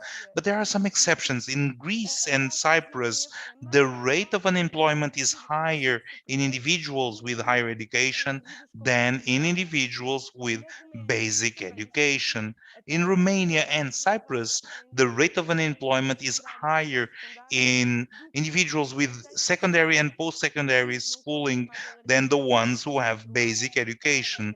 And in countries such as Croatia, Slovenia, Portugal, Malta, Czech Republic, and Denmark, the rate of unemployment is higher in individuals with higher education than in those who have secondary and post-secondary schooling. Here we are talking about the rate of unemployment, not on their income, because there you might have other data. But in these cases, unemployment is higher. At an European average, the rate of unemployment in young people with basic education is much more elevated than the rate of unemployment with young people with higher education or secondary education or post-secondary education. In this slide, you can see the evolution of young people's unemployment for young people between 15 to 25, 24, 25 to 29, and the total population. In red, we have the European average. In blue, you have Portugal. And then in the lighter color, you have 15 to 24, the darker color, 25 to 29, and then you have the total with the little dots. In the group from 15 to 24, there is a higher rate, both when comparing to the other two data groups. In Portugal, the increase was always constant until 2013. Since this year, the rate has been decreasing until the moment it will go over again. The peak at the European level happened in 2013. You see that in Portugal, it increased constantly and then decreased constantly. And in the European level, in the EU, it had some hiccups, but it has also always decreased, except for the last year when it increased once again.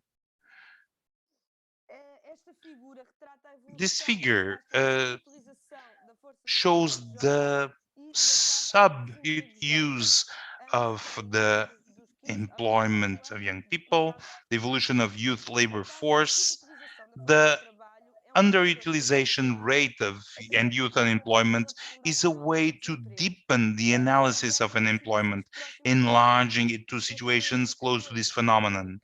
This was an indicator suggested by the International Labor Organization, ILO, and it results from the division of unemployed people in the active population, both unemployed and employed, and the logic for the calculation of the rate of underutilization is a little bit different. I'll try to explain it, but you might check it in the website of the observatory, where we have that available also in the glossary. But the numerator of the rate of underutilization results on adding three different variables: the underutilization of partial jobs, the inactives that are searching for jobs that are not available, and the disencouraged ones. Inactives that are available to work, but they are not searching for jobs right now.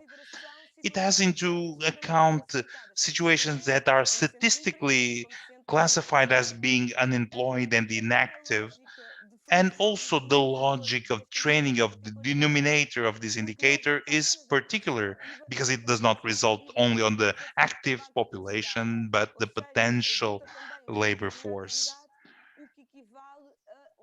And this is compared to an enlarged workforce.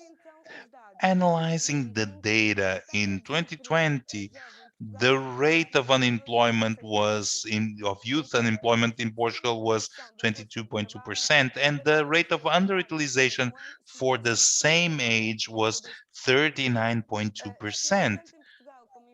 Being that both in Portugal and at an European level, it is significantly higher than the unemployment rate. So there's a difference of 16.6 percentual points.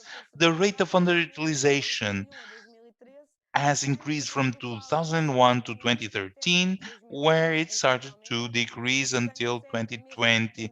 So it follows the same trend, as you can see. This slide shows the evolution of the percentage of young people between 15 to 24 that are not employed nor working, not studying, divided by gender. The red corresponds to the European Union, blue Portugal, the streak, the continuous line to men, and the streak to women. In 2006, the disparity according to gender was quite more deepened when comparing to 2020. In 2006, there was over 5.6% of women in Portugal and 2.1 points for the EU. And in 2020, in the European Union, we have a non-significant difference, and in the Portuguese case, men are more than women in 0.6 points of percentage. There is an accumulation and an inversion of inequalities that were used to, and that still are present in the gender indicators, which is also justified partly for the significant presence of women in school system that you know is superior to men. Still, you can note that from 2019 to 2020, it has increased the percentage of needs in the perspective of analysis. Lastly, I wanted to show you this figure that allows to observe the relation between temporary or involuntary work. This means young people that have temporary work but wanted to have a contract without term, that is in the x-axis, and the young people that working in part-time work but would prefer not to be in this situation, that are in the epsilon axis. The countries with more young people working part-time in an involuntary way are Cyprus. I was confirming the percentage that has 86% of young people in this situation, Romania with 75%, Croatia with 72%, and Spain with 67%. So very high percentages of young people that are in a part-time jobs because they have no alternative. Being that part of these countries, all except for Croatia, have rates of part-time jobs that are quite significant as well. Young people who have more elevated partial time jobs are Italy, Romania, and Greece. And we should note that when a country has over 50% in some of these indicators, in the other they will have similar values, quite elevated ones. Italy has 78% and 54% on the other. Greece has 50% in both. So figures of young people that are on temporary work and part-time jobs, or because they find no alternative, these countries have very significant figures. Portugal is the fifth country with highest rates of involuntary part-time job, and the seventh with young people that have no alternatives.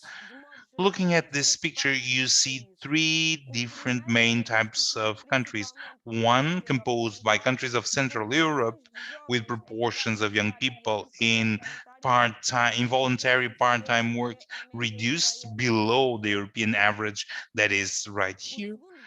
The second group, marked by intermediate values in both indicators, where you have Belgium, Poland, Czech Republic, and Luxembourg, with values below the part-time work indicators, but superior in terms of contracts, of temporary contracts, and Finland, Hungary, and Sweden with figures higher than the EU in some indicators, but still higher.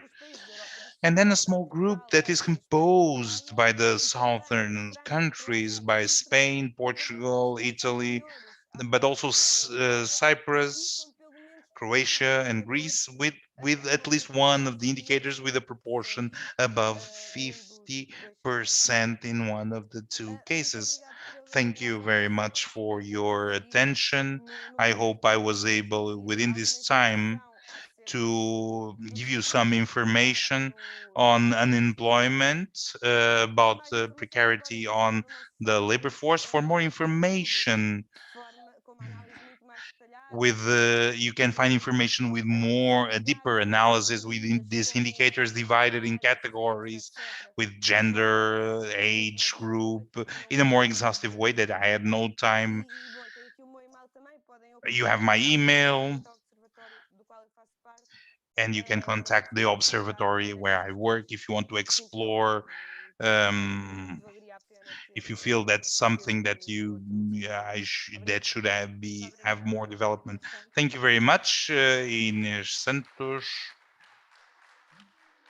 Inês Tavares. Thank you very much. I will now give the floor to my colleague. Muito bem, estamos a entrar na reta final do nosso evento, do nosso seminário e, ao contrário do que eu anunciei, portanto, o filme relativamente ao resumo dos nossos modelos inspiradores. In terms of our inspiring models, and because also you already have the idea of what is being done in terms of inspirational models, in terms of mainland Portugal and the islands, I would now go to the next point. As I said, we are about to finish our seminar. Once again, for our coordinator, Erasmus Plus, who will tell us a few words.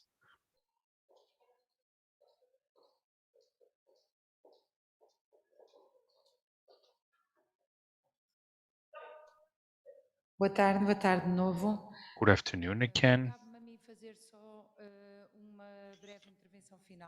I have a very short final presentation.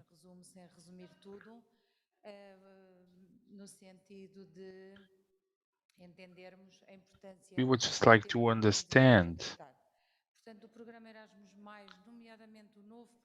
what we are talking about here. This is one of the main tools in terms of European area of education in 2025, and that's the way we must see things, with all the sectors, with all the values and the priorities. One of that priority is what we have been talking about in terms of the inclusion, in order to be a very important thing for the national agency, and that becomes clear. And this is a very decisive thing in this program, but also a powerful tool for the area of education in Europe. This is very clear about what we have been debating, and the new program also brings a designation about the encompassing of all of this, publics in disadvantage, who will, beyond those who have health conditions that are very specific, or the social economic conditions that are different, broadening the spectrum of an audience that can participate in the program. This has been discussed here, many of the things of territorial valuing, of races, and they all brought the richness of the projects that bring this to the program. These audiences in situation of disadvantage will be seen in a special manner, in some cases with some positive discrimination in terms of funding. There will be a kind of audience that, because they are considered as in a disadvantaged situation, will have some increment in their financial support, and all this information will be disseminated in all the informative sessions that we have, and they are mirrored here, as said by my colleagues. All these things were properly defined, and we want you to stay for the music of the Vila Verde Academy. We still have Manuela Portela. She is the deputy director, and she has a short video on the final message of goodbye. Let me just thank you for being here. Let me thank you for the pleasure that you've all been showing in the program, in the projects that you integrate, and also to thank the group of inclusion of the National Agency, to the cross-sectional teams who have worked to make this a reality, namely the team of communication and IT, and wish you all a lot of health and wish to see you soon. Thank you.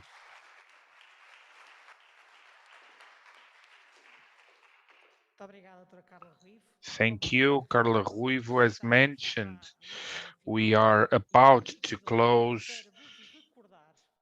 and I was asked to remind you that the teachers who are in the audience, if you want to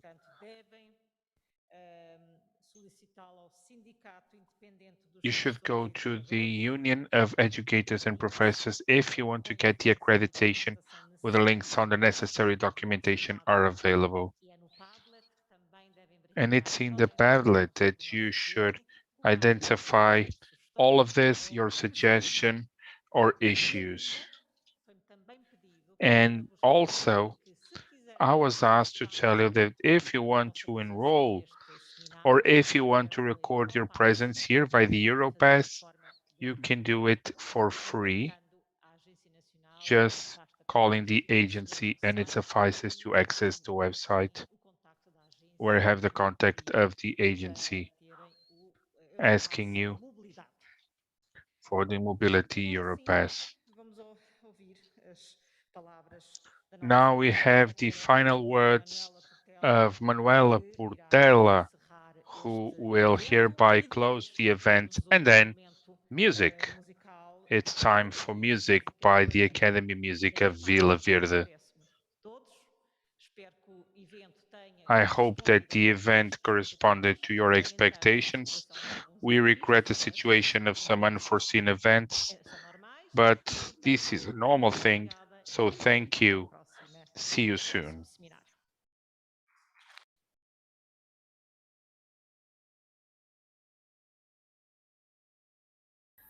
Excelentíssima Senhora Secretária de Estado. Your Excellency, the Secretary of State for the Inclusion of People with Disabilities, Sofia Antunes, Your Excellency Luís Nogueira, Director of the Amar, Terra, Verde Vocational School, that welcomed us, dear speakers, institutions, and won this award, to all of you who have contributed for the initiative of the network of this model, dear participants, dear colleagues, the audience who are here online and who are in person. It was a pleasure representing this National Agency for Education and Training. I'm here to close the 6th Erasmus Seminar on Equity and Inclusion. It was one more year, one more seminar, and one more step to mark the rhythm of a more inclusive Erasmus, stimulating the guarantees of access to the different strands of the program to people with fewer opportunities to participate. And this seems to be one of the main strategies, and it's one of the main axes of our intervention for the period of 2021-2027. I'm sure This was a day of recognition of the work of all those who arduously materialized incentives for participation in the Erasmus Plus program, contributing to increase the participation of the most vulnerable segments of society.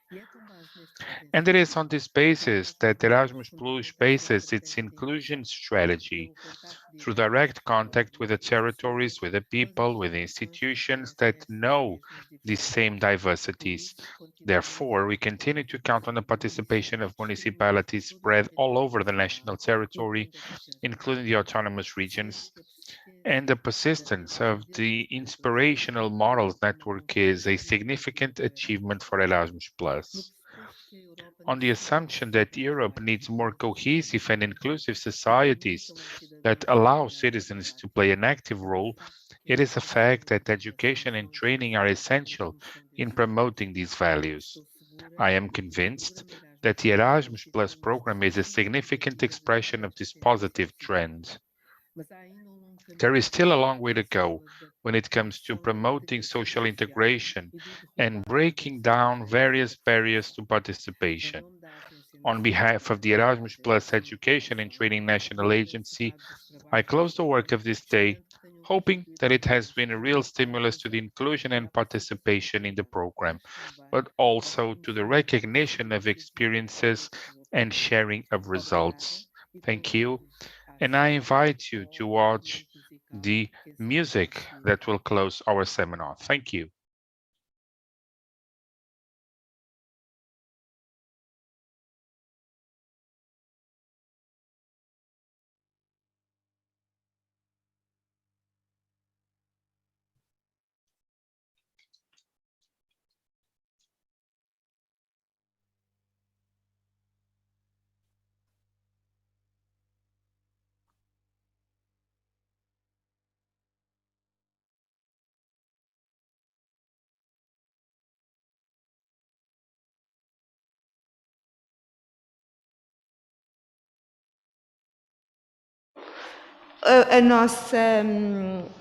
Os nossos representantes do auditório peço desculpa, da Academia de Música de Vila Verde, em que temos o maestro connosco e as artistas. Muito obrigada. The artists from Vila Verde now. Thank you very much.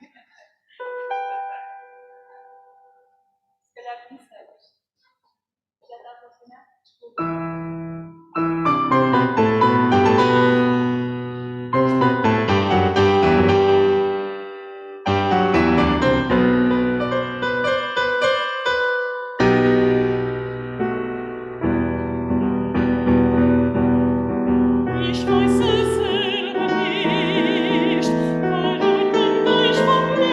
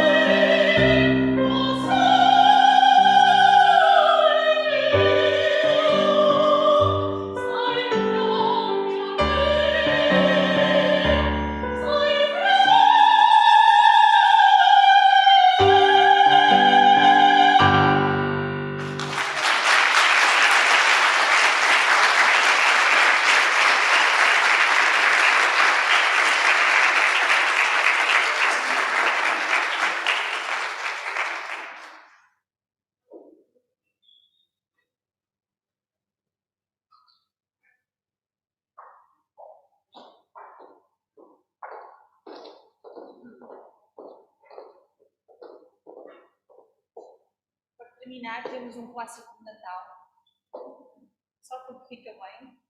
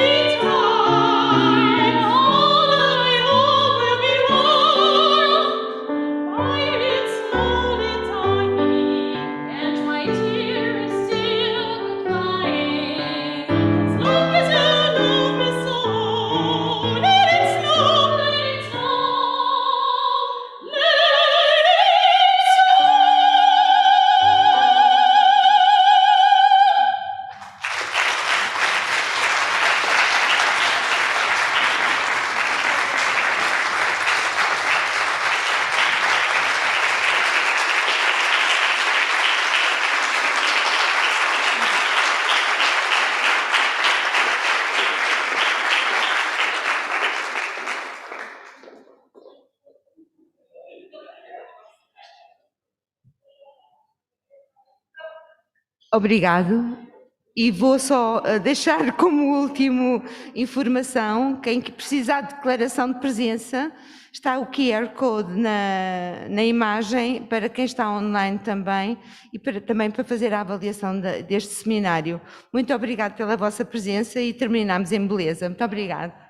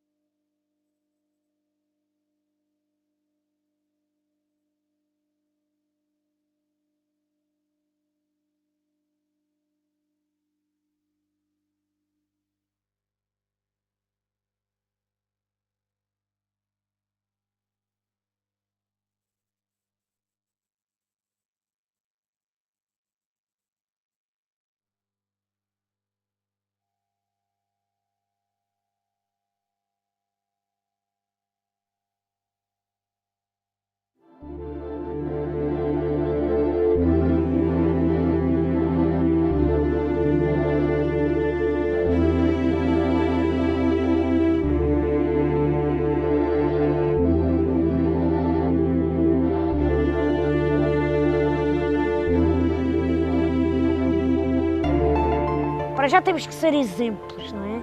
Temos que ser desenrascados e não esperar que as coisas estejam adaptadas e que estejam minimamente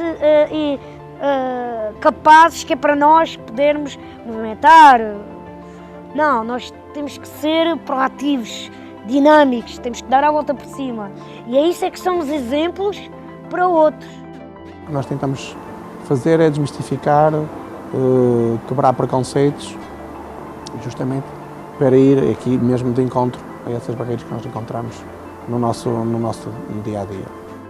Porque o voluntariado acaba por ser uma oportunidade de nós crescermos interiormente e também, de alguma forma, ajudar a que outras pessoas também cresçam e queiram mais.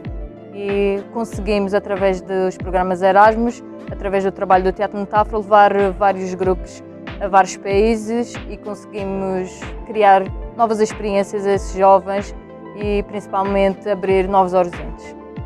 Termos o nosso corpo, e quando digo corpo falamos em termos musculares, em termos de movimentação, ativos, capazes de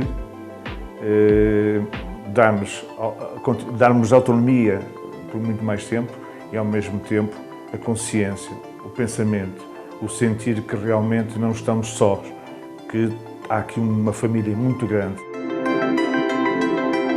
Acho que a minha história de vida pode contribuir de forma a que eles revejam em mim que apesar de virem de um bairro social, de virem de serem imigrantes, venham de que meio vierem, acho que podem atingir algo grande. Acho que eles podem concluir os objetivos deles. A minha história é boa porque já não é tanto é bom para a comunidade cigana, para os miúdos da comunidade cigana, para verem que sonhar é possível e tudo se faz sonhando, tudo a gente aprende e consegue. É preciso dar oportunidades, dê a oportunidade à comunidade cigana, que a comunidade cigana consegue fazer as coisas. O facto de eu estar neste projeto Erasmus+, para mim foi gratificante poder contar a minha experiência às outras pessoas, às outras crianças e acho que sinto-me bem por ser um exemplo e espero que daqui a uns tempos, ou daqui a um ano, daqui a 2 anos, seja o tempo que for, outros sejam esse exemplo também. Eu acho que o meu exemplo demonstra que quando temos sonhos e objetivos e lutamos por eles, conseguimos alcançar tudo aquilo que nós quisermos. A minha história de vida pode servir como exemplo para aqueles que pensam que não conseguem prosseguir os estudos. Podem me ver como um exemplo de sucesso nesse aspecto. Se reverem a nossa história de todos nós do Erasmus, vão conseguir ver que nem tudo é fácil, mas se nós quisermos realmente as coisas vão acontecer e acho que temos que acreditar que sim e temos que fazer para que aconteça. Acho que as pessoas têm que se rever na história dos outros para conseguirem superar e conseguirem fazer alguma coisa deles. E aqui eu tenho a chance de contar a minha história, o que é que eu passei e também saber a história das outras pessoas, que eu acho isso muito interessante. E este projeto é muito importante porque a pessoa que já passou por aquilo que eu já passei, eles vão se sentir abraçados, eles vão sentir, ok, não fui a única. E as pessoas que estão a passar por aquilo, eles se calhar vão saber de que forma reagir. E as pessoas que já estão cá podem abraçar aquela pessoa de uma etnia diferente, uma cultura diferente, a ela sentir-se mais inclusa na sociedade. Foi um desafio que eu aceitei com muito agrado e foi um desafio a mim próprio. E eu acho que as pessoas que são cegas, ao verem a minha participação, devem se inspirar a estudar, talvez a procurar emprego e não ficarem em casa. Ao longo da minha vida tive a sorte de partilhar momentos e experiências com bastantes pessoas que me ajudaram a atingir os meus sonhos. Se eu puder ajudar outras pessoas a incluírem pessoas com deficiência, serei muito grato por isso. O projeto Erasmus+, é um projeto de mobilidade essencialmente. Um projeto onde nós temos a oportunidade de inspirar outras pessoas a verem cá e a experimentar este programa, porque realmente é um programa que nós crescemos bastante, que no início mete medo, mas mesmo com medo, nós queremos que os jovens vão, porque é daí que vocês vão aprender.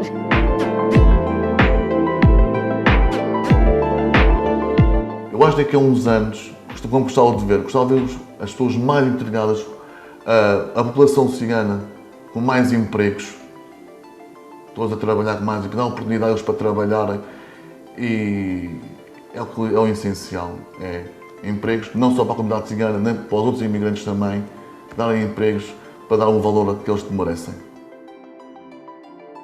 O meu conselho para as pessoas que passam por vários acidentes ou várias dificuldades nas etapas da própria vida é ter coragem, enfrentar a situação e criar objetivos para cada dia ou para cada ano, um objetivo para ultrapassar. É a única forma de conseguir superar a própria situação. Dar oportunidade a pessoas que são cegas a trabalhar, porque elas conseguem fazer praticamente tudo o que uma pessoa que vê faz. Isso é o principal objetivo de não discriminar, é o emprego. Penso que tem de haver um trabalho dos dois lados, principalmente a sociedade maioritária. Eu penso que se a sociedade maioritária conseguir abrir a mente em certos aspectos, eu penso que as sociedades minoritárias também podem se sentir inclusivas. Haver mais acessos, haver mais, cortar um pouco mais as dificuldades que têm as pessoas adquirirem um emprego e mostrar que os exemplos que têm das pessoas que já trabalham aqui no Conselho, pessoas com necessidades especiais ou com necessidades adquiridas e que têm emprego e conseguem trabalhar e conseguem mostrar tanto quanto qualquer pessoas que não têm nenhuma dificuldade, e acho que queria ver muito mais oportunidades para as pessoas com necessidades especiais aqui no Conselho de Amar. As barreiras, eu acho que as barreiras sociais estão muito na nossa cabeça e na maneira como nós nos apresentamos ao mundo. Eu costumo dizer uma coisa que é o seguinte: quando nós temos um problema, o foco tem que ser na solução. É isto que eu ensino. Claro, apoiar mais na parte da inclusão das pessoas com deficiência, criar mais oportunidades para eles se integrar, seja na área do trabalho, seja no desporto. Acharei muito benéfico de se criar estas oportunidades. De facto, este projeto teve aí uma tónica altamente positiva.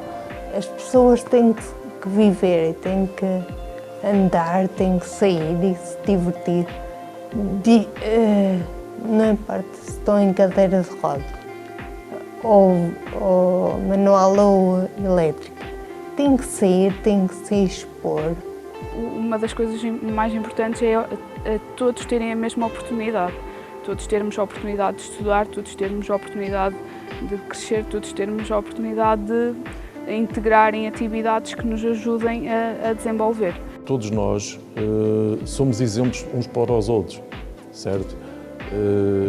E todos nós somos válidos em todas as áreas. Quer dizer, estou aqui, né, e eu sou capaz de fazer isto. E vocês, por que não? Barreiras sociais eu acho que há sempre, agora temos é que ter a força de ultrapassá-las. A sociedade mais inclusiva parte da cabeça de cada um de nós, ou seja, cada um de nós que compomos a sociedade é que temos os nossos estigmas e preconceitos. Logo, como é que nós conseguimos melhorar? É desbloqueando certas mentalidades que muitos de nós temos.